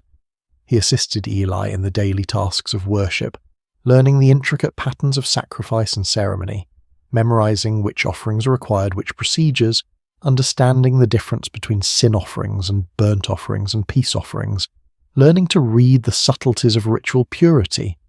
He tended the lamps that burned through the night, ensuring their wicks were trimmed and their oil replenished. This was not glamorous work. It required attention to detail, a willingness to wake in the darkness to check that the flames had not guttered out, an understanding that these small acts of maintenance were what kept the sacred space functioning. The lamps represented the presence of God, and Samuel learned that presence requires constant tending, constant attention, constant care. He cleaned the sacred vessels, swept the courts, washed the linens used in ceremonies, helped prepare the incense, carried water, ran errands. He memorized scriptures, learning to recite the stories of Abraham and Isaac and Jacob, the tales of Moses and the Exodus, the laws given at Sinai. His education was entirely religious, entirely focused on service, entirely oriented towards something beyond himself. By all accounts, Samuel was a good child, humble, obedient, faithful in small things. The text tells us he grew in favour with both the Lord and with people. He was not resentful of his circumstances. He did not seem to chafe against the boundaries of his unusual childhood. Perhaps he had accepted that this was simply who he was, the boy who belonged to God, the boy who lived in the house of the Lord. But what must it have been like psychologically? To have no mother to comfort you when you woke from nightmares, to have no siblings to quarrel and play with, to grow up watching Eli's corrupt sons come and go, seeing the way they abused their position, hearing the whispers of their misconduct, to be surrounded by holiness and yet witness its corruption, to serve faithfully while those who should have been models of righteousness displayed only greed and lust and contempt for the sacred. Did Samuel wonder why he had been left here? Did he feel abandoned by the mother who had kissed him goodbye and walked away? Did he question whether the God he served even noticed his small acts of service? The text does not tell us. We see only the external facts, a boy growing up, performing his duties, learning his role. But surely there were moments of loneliness, moments of doubt, moments when the weight of it all felt too heavy for small shoulders to carry. Hannah visited when she could. Each year during the family's annual pilgrimage to Shiloh, she would bring Samuel a new robe she'd made for him, watching him grow, trying to compress a year of mothering into a few brief encounters. These visits must have been both blessing and torment. The joy of seeing his mother mingled with the pain of watching her leave again. The new robe, a reminder that somewhere he had a home, a family, a life he was not permitted to live. Yet there is no indication that Samuel rebelled or resented his circumstances. He simply continued. Day after day, year after year, faithful in the small things, present in the sacred space, available to be used however God saw fit.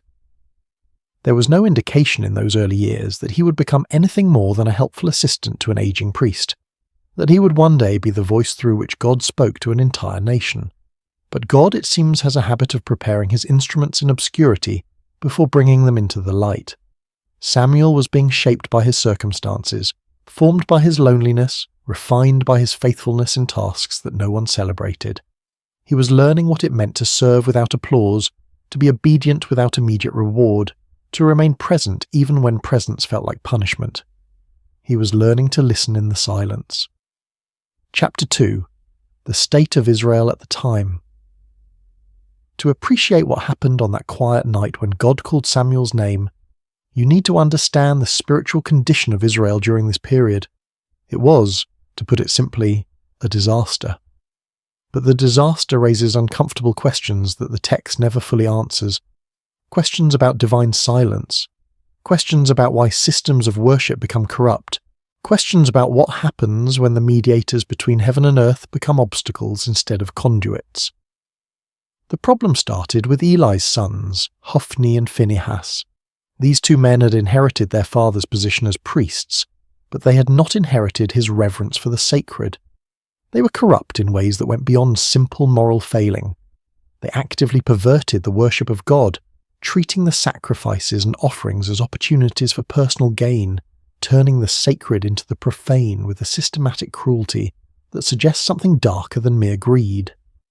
When people brought animals to sacrifice at Shiloh, the priests were entitled to a specific portion of the meat according to the law of Moses.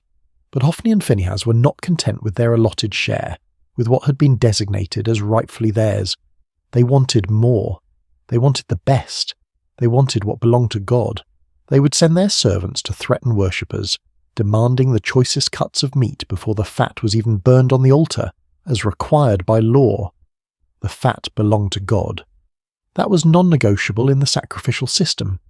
The burning of the fat was the moment when the sacrifice became truly sacred, when the offering transitioned from human gift to divine acceptance. But Hophni and Phinehas did not care about divine acceptance. They cared about their appetites. If people objected, if they tried to follow the proper procedures and insist that the fat be burned first, the servants would respond with threats of violence. We will take it by force if necessary. The priests were literally stealing from God, taking what belonged to the altar and consuming it themselves. They were turning worship into extortion, using their position of spiritual authority to exploit the vulnerable and the faithful. But their corruption went even darker, into territories that the text only hints at with uncomfortable brevity. They engaged in sexual immorality with women who served at the entrance to the sanctuary. These were women who had dedicated themselves to service at the tabernacle, who came to worship and serve with sincere devotion, and Hophni and Phinehas exploited them, used their authority and position to prey upon those who should have been under their protection. They turned the house of God into a place of exploitation and abuse, where the very people who were supposed to represent divine holiness became perpetrators of trauma. Worship became a source of fear rather than transcendence.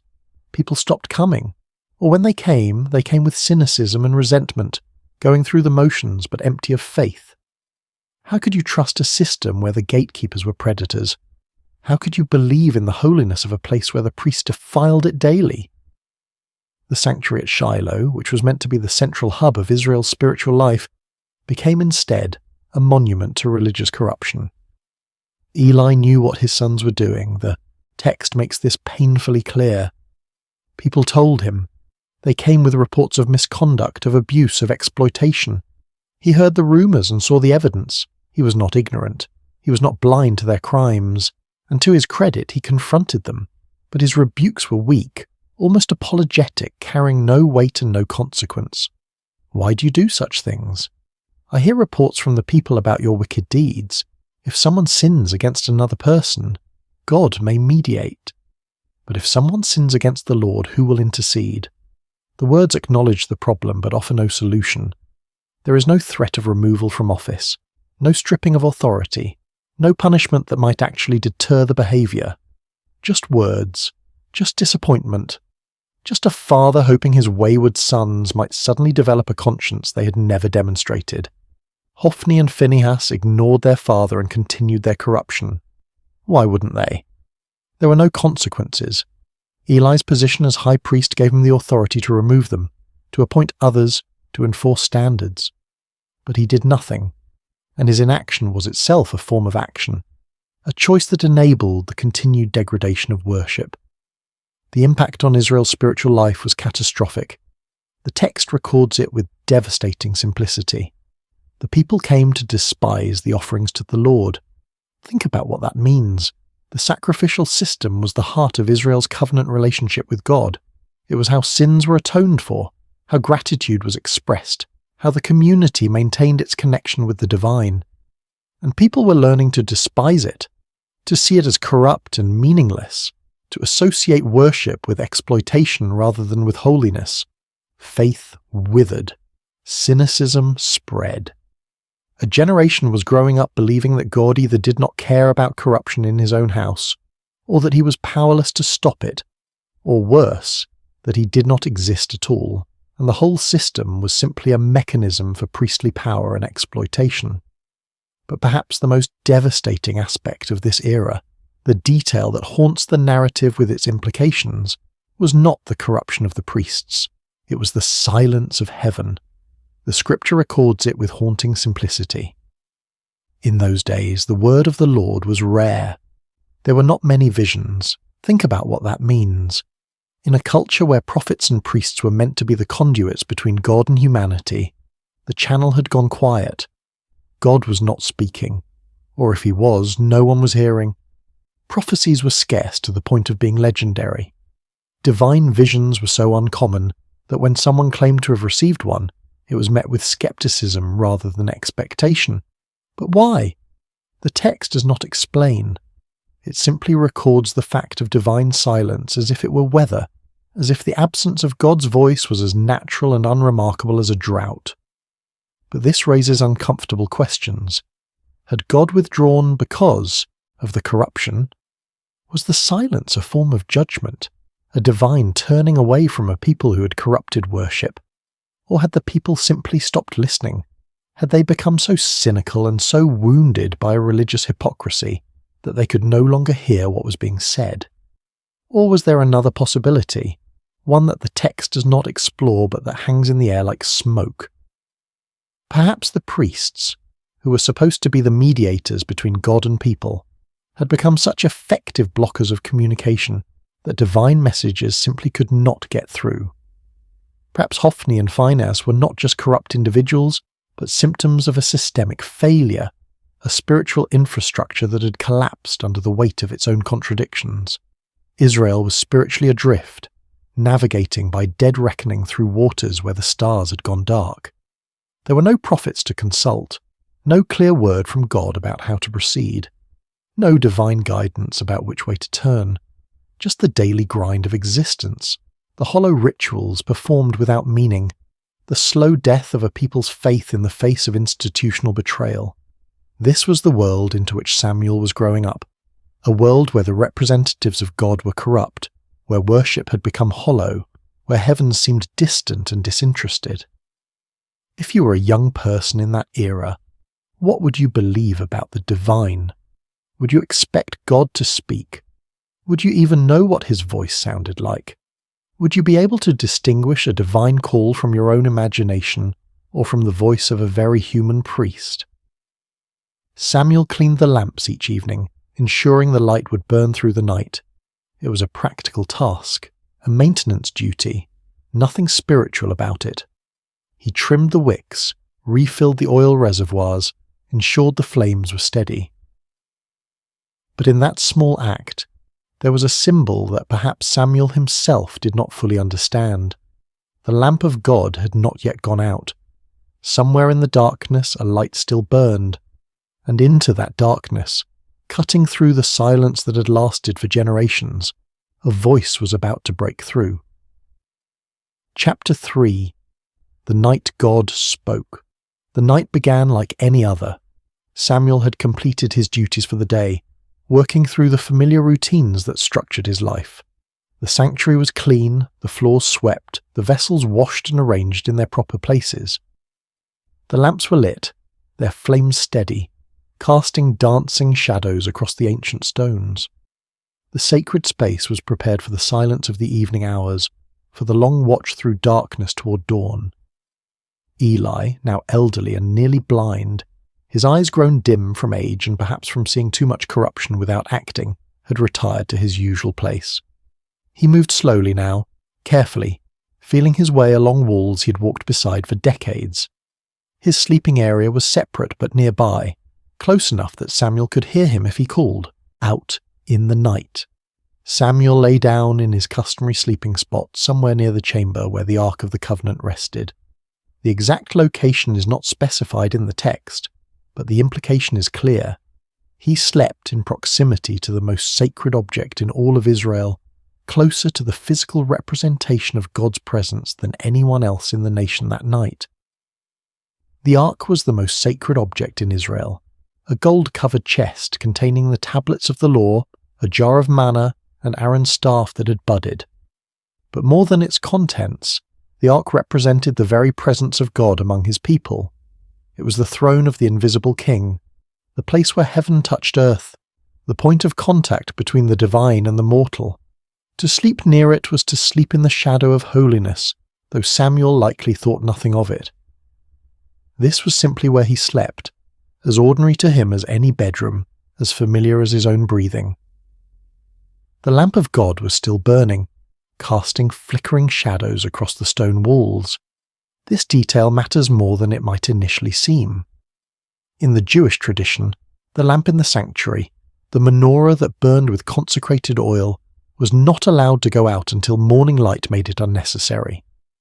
It represented the presence of God, the light that persisted even in darkness, the hope that had not yet been extinguished. The phrase, "the lamp of God had not yet gone out," carries within it both promise and warning. Not yet, but it could. The light was still burning, but barely. The presence was still there, but fading. As long as the lamp burned, there was hope. As long as the light persisted against the encroaching darkness, God had not abandoned his dwelling place entirely. Samuel drifted into sleep, a boy exhausted from the honest labour of serving in the house of God. His breathing slowed, his muscles relaxed. He sank into that deep, dreamless sleep that comes from physical work and a clear conscience. The sanctuary around him settled into its nighttime sounds. The creak of cooling stone, the whisper of wind through high windows, the distant cry of a night bird, the soft flutter of the lamp flames, and then, in the darkness, cutting through the silence like a knife through cloth, he heard his name, Samuel. The voice was clear, distinct, personal. Not a shout that would echo through the halls, but not a whisper that could be mistaken for imagination either. It had the quality of someone standing nearby, speaking with intention and purpose, with the certainty that they would be heard. It was a voice that expected a response. Samuel's eyes snapped open. His heart leaped in his chest. There was no confusion, no moment of disorientation. He knew immediately that someone had called him. The voice had been too clear, too deliberate, too unmistakably directed at him. In the darkness, with the lamp casting its uncertain light, Samuel did what made perfect sense to a boy who had grown up serving under an elderly priest. Eli must need something. The old priest was nearly blind now, stumbling in the darkness. Perhaps he had dropped something. Perhaps he needed water. Perhaps he was unwell and required assistance. Samuel threw off whatever covering he used against the night chill and ran to where Eli slept. "Here I am. You called me?" The response was immediate, instinctive. "Here I am." Two words that would become the defining posture of Samuel's entire life. Not, "What do you want?" Not, "Can it wait until morning?" Just presence. Just availability. Here I am. Eli, pulled from sleep and confused, his mind foggy with the remnants of dreams, looked in the direction of Samuel's voice with eyes that could barely make out shapes in the darkness. "I did not call. Go back and lie down." Samuel returned to his place, perhaps a little puzzled, but not overly concerned. Perhaps he had been dreaming. Perhaps the transition from sleep to waking had jumbled his perceptions. Perhaps the old man had called out in his sleep and forgotten. These things happen. The mind plays tricks in the boundary spaces between consciousness and unconsciousness. He lay back down, pulled his covering around him, and closed his eyes, willing himself back towards sleep. The sanctuary settled back into silence. The lamp continued its steady burning. Outside, the wind moved through the hills with a sound like breathing. Samuel's heartbeat slowed back to its resting rhythm. Samuel? Again. The same voice, the same clarity, the same undeniable sense that someone was speaking directly to him, calling him by name with purpose and intention. This was not imagination. This was not the remnant of a dream clinging to the edge of waking. This was not the echo of Eli's voice misheard in the darkness. Someone had called his name clearly and deliberately, as real as the stone beneath him, and the lamplight flickering against the walls. Once more, Samuel got up and went to Eli. His bare feet made soft sounds against the cold stone floor. His breathing was quicker now, his confusion deeper. If Eli had not called the first time, then who had? "Here I am. You called me." Eli, now more awake and perhaps slightly irritated at being disturbed a second time, sent him away again with a tone that suggested both confusion and mild frustration. "I did not call, my son. Go back and lie down." Samuel returned, but now there was a question forming in his mind that would not be silenced. If Eli was not calling him, then who was? Was someone playing a trick? Was there an intruder in the sanctuary hiding in the shadows, calling his name for some unknown purpose? But the voice had not seemed mischievous or threatening. It had been steady, certain, intimate, the kind of voice that knows you, that has the right to call your name. He lay back down, but this time sleep did not come easily. His eyes stayed open, staring into the darkness above him. His ears strained for any sound, any indication of who or what had spoken to him. The lamp flickered. A moth circled near its flame. Time stretched and compressed in that strange way it does when you are lying awake in the dark, unsure whether minutes or hours are passing. Samuel. The third time, Samuel abandoned any doubt or hesitation. Someone was calling him, and if it was not Eli, then perhaps the old priest was confused. Perhaps he was calling out without realizing it. Perhaps his dreams were speaking through him. Samuel got up once more, faster now, urgent, and went to Eli. He stood at the foot of the old priest's sleeping mat, his young face barely visible in the dim light that filtered in from the main chamber. "Here I am. You called me." And finally, after decades of serving in the sanctuary, after years of watching the word of the Lord become rare and vision scarce, after witnessing the corruption of his sons and the slow death of Israel's faith, Eli understood. The realization must have hit him like a physical blow. God was calling the boy, not the high priest, not the experienced religious leader, not the man who had served in this place for decades. The boy who cleaned the floors and tended the lamps and slept near the ark without fully comprehending what that meant. Eli's response is one of the most beautiful moments in the entire narrative. He could have been jealous, wounded by the divine bypassing, bitter that his years of service were being overlooked in favour of a child. He could have been defensive, questioning whether this was really happening, whether Samuel was perhaps confused or making things up. He could have claimed the voice for himself, insisted that any divine communication should come through proper channels, through the established hierarchy of priesthood. But instead, Eli became a teacher in the truest sense. He gave Samuel the gift of understanding and the words that would change everything. He put aside whatever personal feelings he might have had and focused entirely on helping Samuel navigate what was about to happen. "Go and lie down," Eli said, and you can hear in those words both resignation and hope, both the sadness of being passed over and the wonder that God was speaking again at all. And if he calls you, say, "Speak, Lord, for your servant is listening." Those words, "Speak, Lord, for your servant is listening," not "Who are you?" not "What do you want?" not "Prove yourself to me." Just openness, just availability, just the humble acknowledgement that if God is speaking, the only appropriate response is to listen. Samuel returned to his place one more time.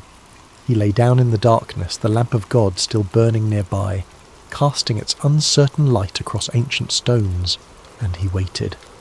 His heart must have been pounding so hard he could hear it in his ears. His mind must have been racing with questions and fears and wonder. What does the voice of God sound like? What will he say? Am I worthy to hear it? What if I do not understand? What if I get it wrong? The silence stretched. The lamp flickered. Outside, the night continued its slow progression toward dawn.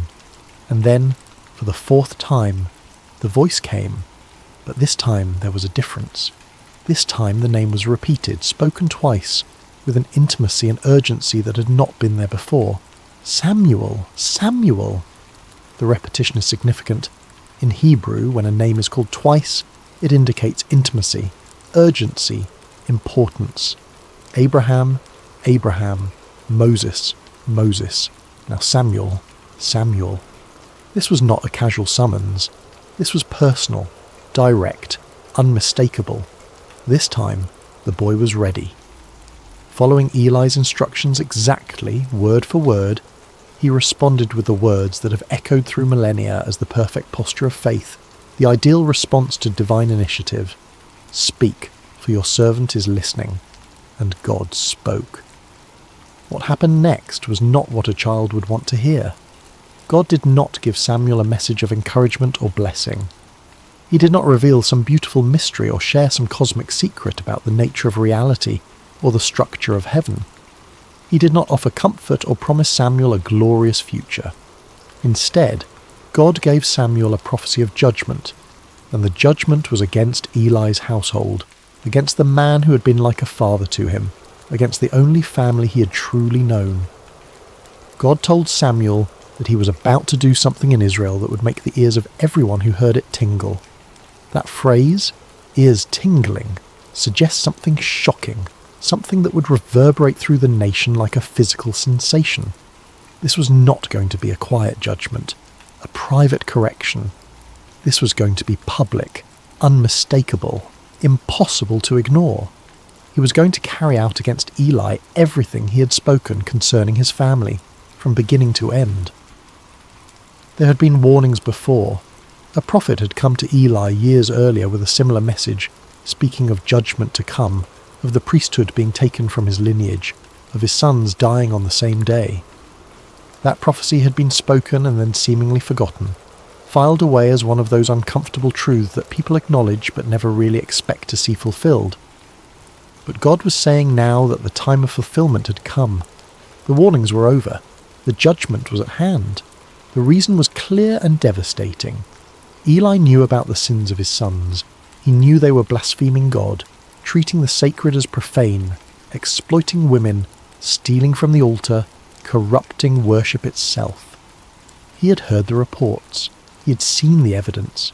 He had confronted them, yes, but his rebukes were empty, carrying no weight, leading to no consequences. He had failed to restrain them, failed to use his authority to stop them, failed to choose God's honour over his son's comfort, and that failure, that complicity through inaction, meant that the guilt of Eli's house would never be atoned for by sacrifice or offering. Think about what that means. In a religious system built entirely around sacrifice and atonement, where every sin could theoretically be covered by the blood of animals and the proper rituals, God was declaring that some corruption runs too deep for ritual to reach. Some betrayals are so fundamental that the system itself cannot address them. Eli's family would carry their guilt to the grave and beyond, marked forever by their choice to prioritize family loyalty over divine justice. Imagine being Samuel in that moment. You are a child, perhaps 11 or 12 years old, lying in the darkness of a sanctuary, having just heard the voice of God for the first time in your life. And the message you have been given is not one of blessing or calling or future glory. It is a message of doom for the man who has raised you, who has taught you everything you know about worship and service, who has been your only father figure in a life marked by abandonment and loneliness. The weight of it must have been crushing. How do you speak words of judgment to someone you love? How do you become the bearer of bad news that will break someone's heart? How do you look into the eyes of a man who has shown you kindness and tell him that his family line is cursed, that his sons will die, that everything he has built will crumble? This was the cost of prophecy that no one talks about. This was the burden of truth that cannot be softened or avoided or delayed. Samuel had been given a message, and whether he wanted to deliver it or not was irrelevant. The truth had been spoken to him, and now he was responsible for speaking it to others. This is what it means to be a prophet. Not visions and mystical experiences and spiritual heights, but the grinding, awful responsibility of speaking truths that wound you as deeply as they wound those who hear them. The rest of the night must have been agony for Samuel. The text tells us he lay there until dawn, too afraid to tell Eli what he'd heard. He did not sleep. How could he? His mind must have raced through possibilities. Maybe he had misunderstood. Maybe there was a way to soften the message to make it less harsh. Maybe if he just kept quiet, the whole thing would fade like a dream, and he could go back to his simple life of tending lamps and sweeping floors. But deep down, he knew. The voice had been too clear. The message had been too specific. And God had not asked his opinion about whether this was a good idea or whether Samuel felt ready for such responsibility. The divine does not consult us about our readiness. It simply calls, and we must answer. Chapter 4. The Weight of the Message. As morning light began to filter into the sanctuary, pale and hesitant through the high windows, Samuel rose and went about his duties as usual. Muscle memory guided him through the familiar routines. He opened the doors of the house of the Lord, pushing aside the heavy wooden barriers that sealed the sacred from the profane, letting in the day, with all its ordinary demands. But everything felt different now. The air was heavier, pressing down on his shoulders like a physical weight. The silence was louder, filled with the words he carried but could not speak. He carried within him words that would change everything, and he was terrified to voice them. His hands shook as he performed his tasks. He fumbled with the lamp wicks, nearly spilling oil on the floor. He could not meet anyone's eyes. Every sound made him jump, expecting Eli to call for him, to demand the message, to force him to speak the unspeakable. Eli, however, knew something had happened. Years of serving in the sanctuary had given him an intuition about spiritual matters that his failing eyesight could not diminish.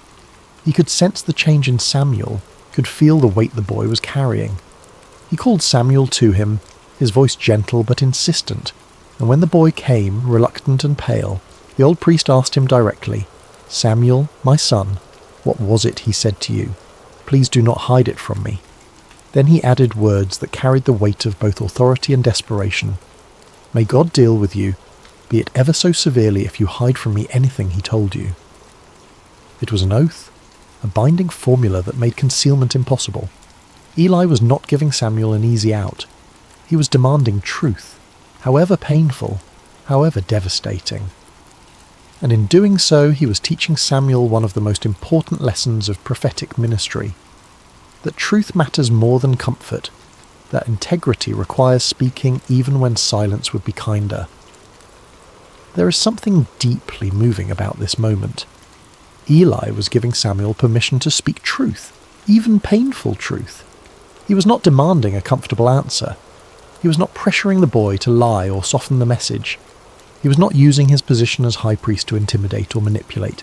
He was simply asking for honesty, for the faithful delivery of whatever word had been given, regardless of personal cost. Samuel, to his credit, did not hold back.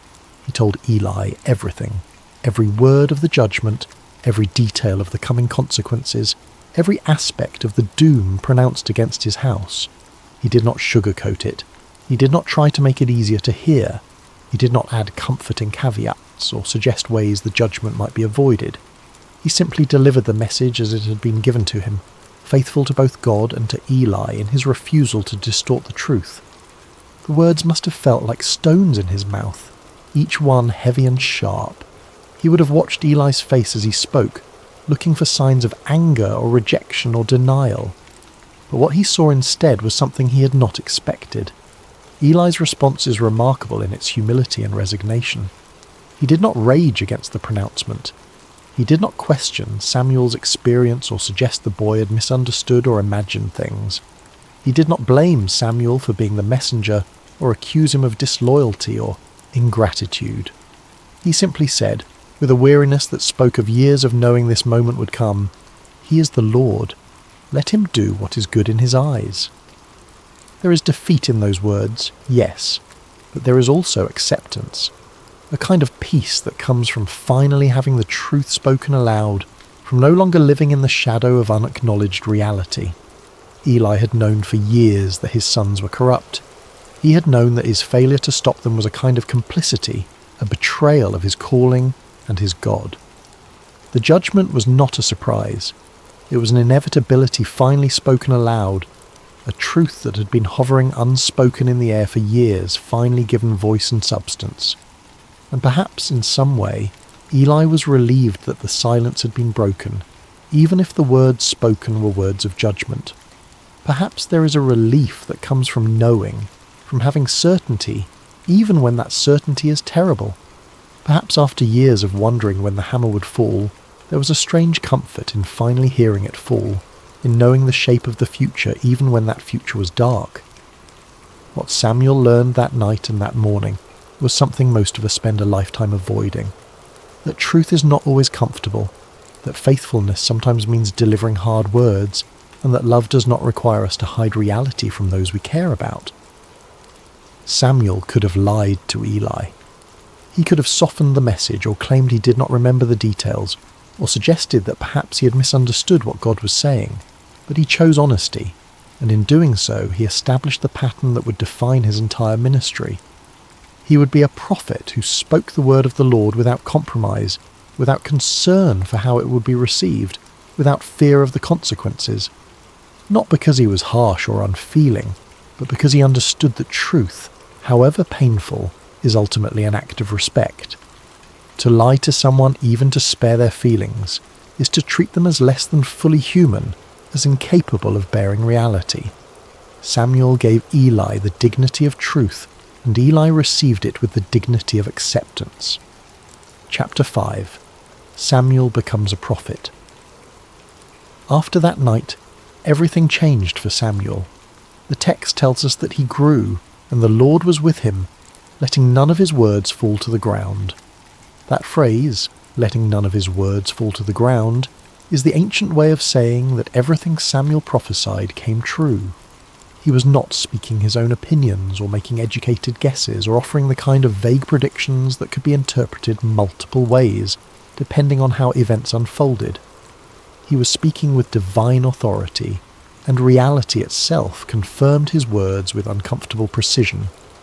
The prophecy about Eli's house came true exactly as Samuel had spoken it. The details are grim and worth recounting because they establish Samuel's credibility as a true prophet in a time when false prophets were common and people had grown cynical about divine communication. Israel went to war against the Philistines, their perennial enemy. In the first battle, the Israelites were defeated and thousands of soldiers died.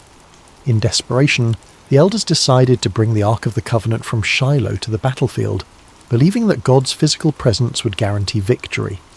Hophni and Phinehas accompanied the Ark, treating it like a magical talisman rather than the throne of the living God.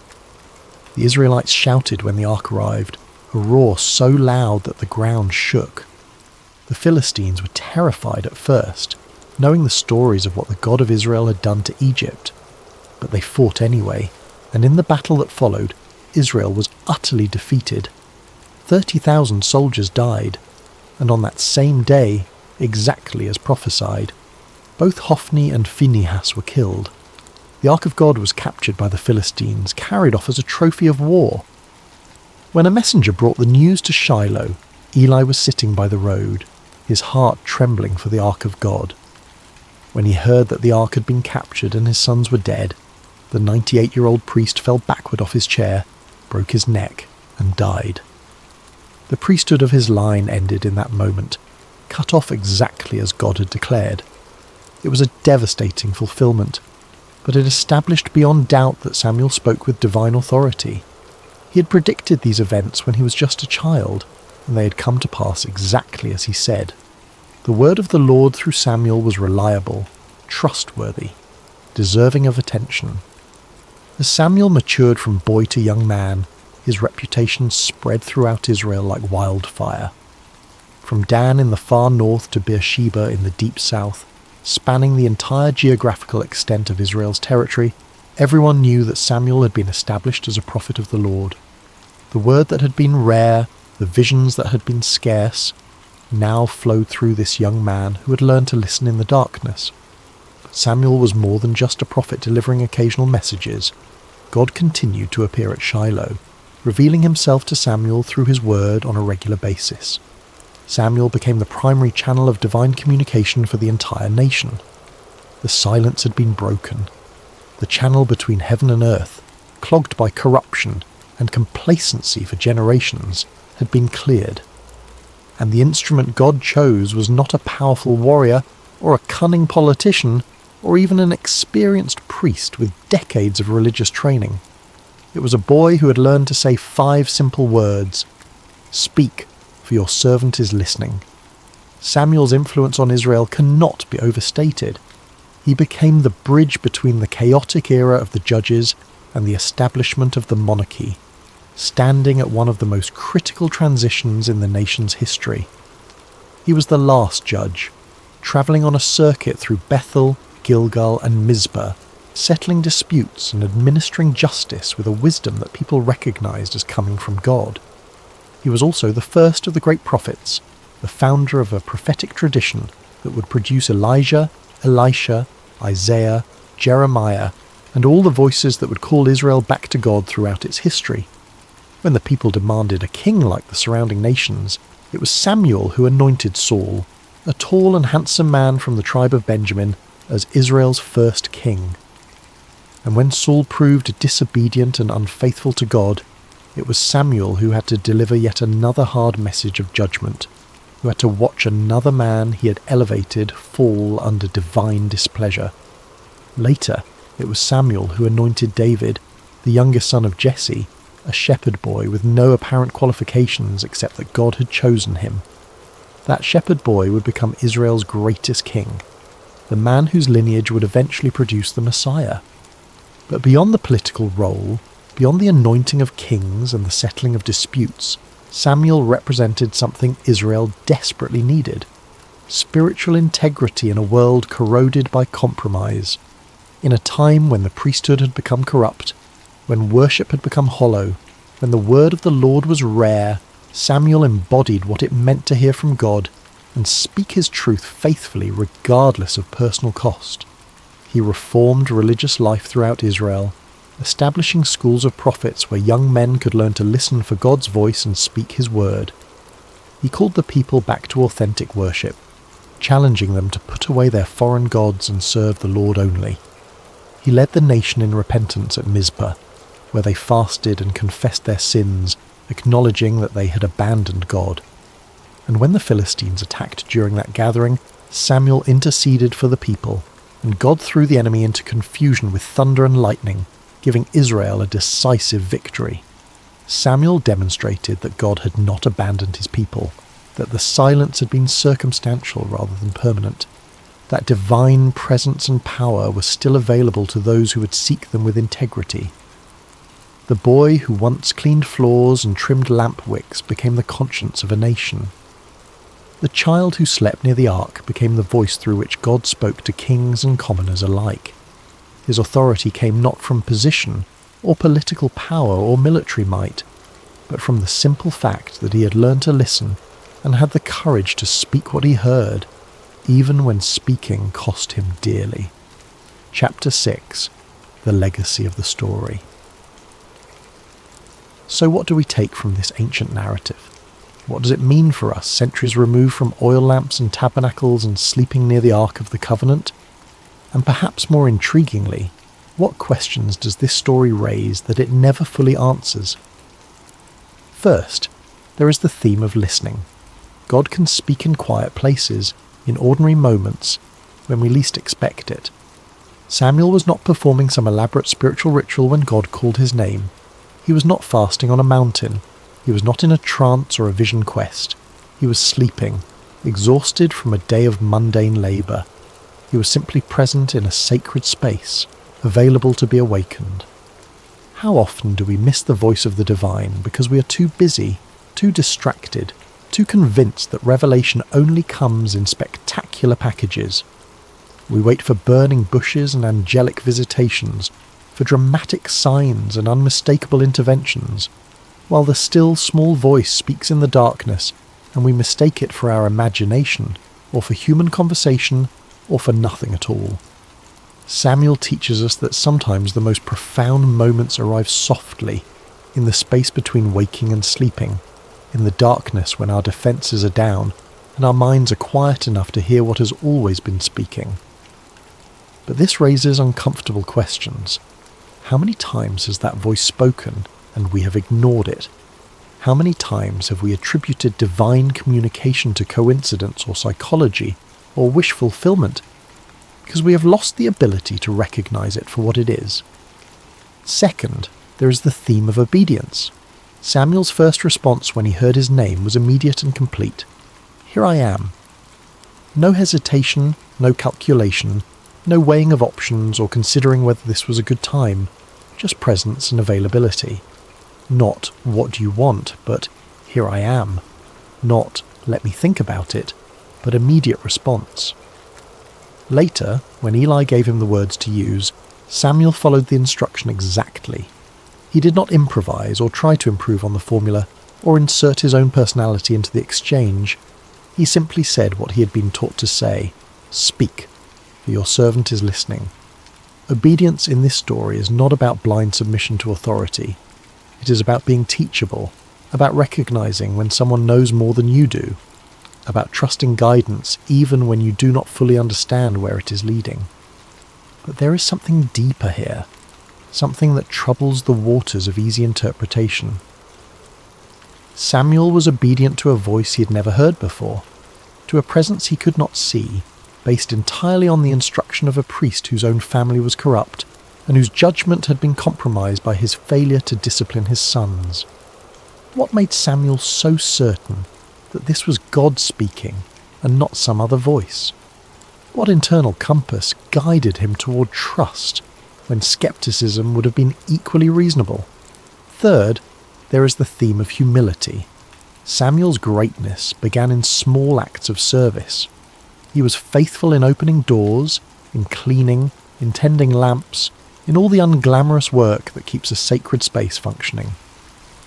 He did not despise the small things, or consider himself above menial tasks. He swept floors with the same attention he later brought to anointing kings. He trimmed lamp wicks with the same care he would later exercise in delivering prophetic words, and it was in that posture of humble service, in the daily repetition of small faithful acts, that God found him. How different this is from our modern obsession with platform and visibility, with making a name for ourselves and ensuring everyone knows our accomplishments, with treating service as a stepping stone to something better rather than as its own reward. Samuel reminds us that true influence is built in obscurity, that character is formed in the small decisions no one sees, that greatness is the fruit of faithfulness in little things rather than the result of ambitious self-promotion. But again, there is a mystery here. Why Samuel? What was it about this particular boy that made him suitable for this calling? The text gives no indication that he was exceptional in any way. He was simply there, simply faithful, simply available. Which raises the question, are there others who are equally faithful, equally available, who never heard their name called?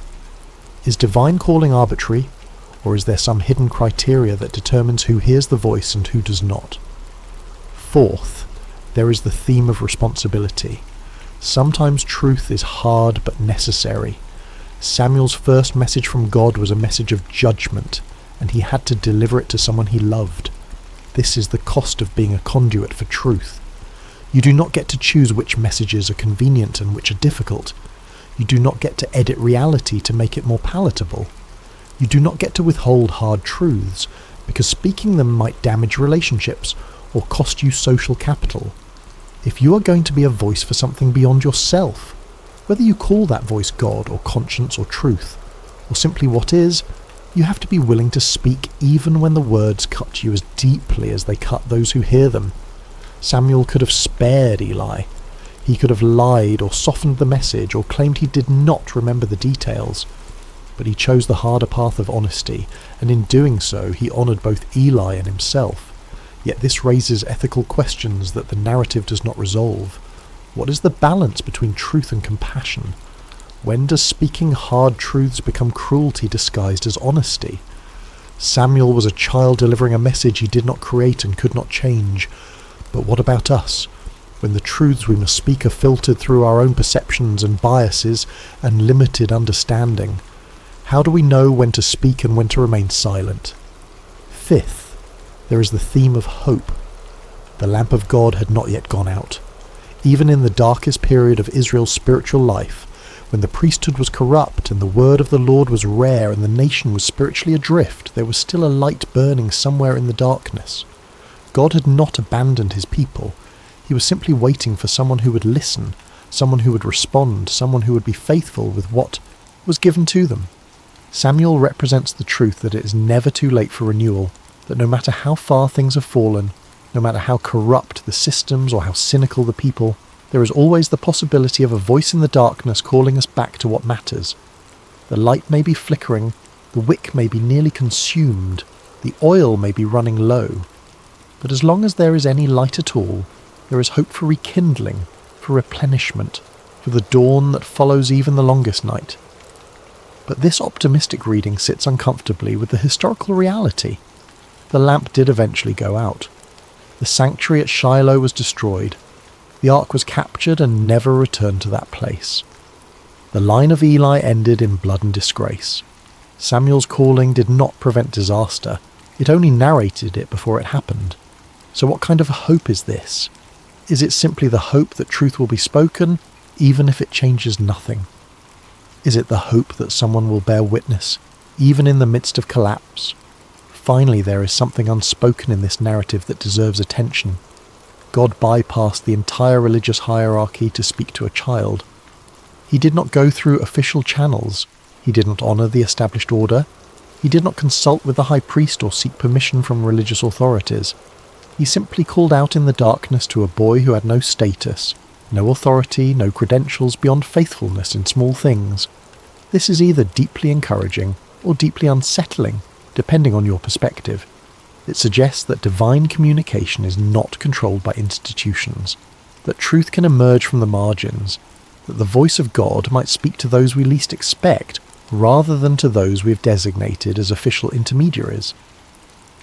But it also raises anarchistic questions about authority and order, about how we distinguish genuine divine calling from delusion or manipulation, about what happens when everyone claims to hear the voice of God speaking contradictory messages. Samuel's story is ultimately about availability. He was not the most powerful person in Israel. He was not the most educated or the most connected. He was simply present, attentive, and willing to respond when he heard his name called. And that was enough. That has always been enough. But it invites us to ask, what are we available for? What sacred spaces do we inhabit, whether physical or spiritual or psychological, where we might be found by whatever calls to us in the darkness? And when that call comes, will we recognize it, or will we mistake it for something ordinary, something explainable, something that requires no response? Epilogue: The Voice in the Night. Close your eyes and imagine that sanctuary again. The vast stone building in Shiloh, the oil lamps casting their gentle light, the shadows dancing on walls that have witnessed generations of worship and neglect. Imagine the boy lying near the ark, exhausted from a day of simple service, drifting into sleep with no expectation that this night will be different from any other. And then the voice, clear, personal, undeniable, a voice that breaks through the silence of heaven and calls a child by name. Samuel's story is a reminder that the divine does not always announce itself with thunder and lightning.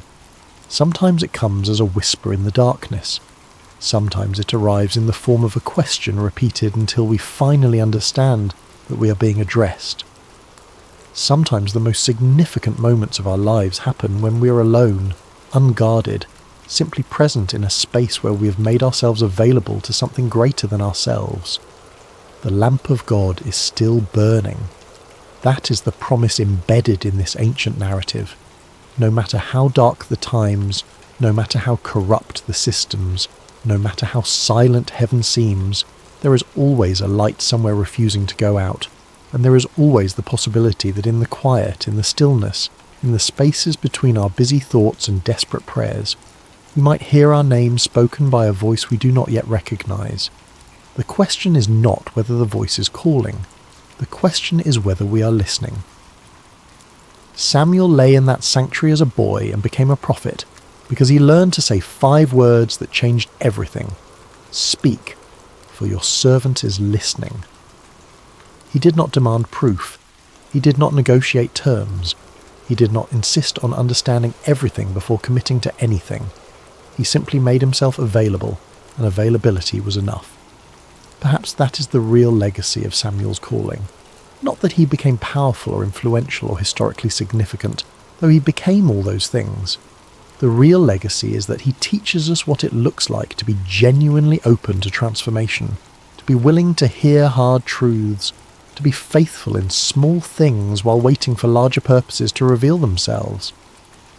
In our age of constant noise and perpetual distraction, where silence is something to be feared rather than cherished, Samuel's story feels almost subversive. It suggests that the most important communications might not come through our devices or our carefully curated information streams.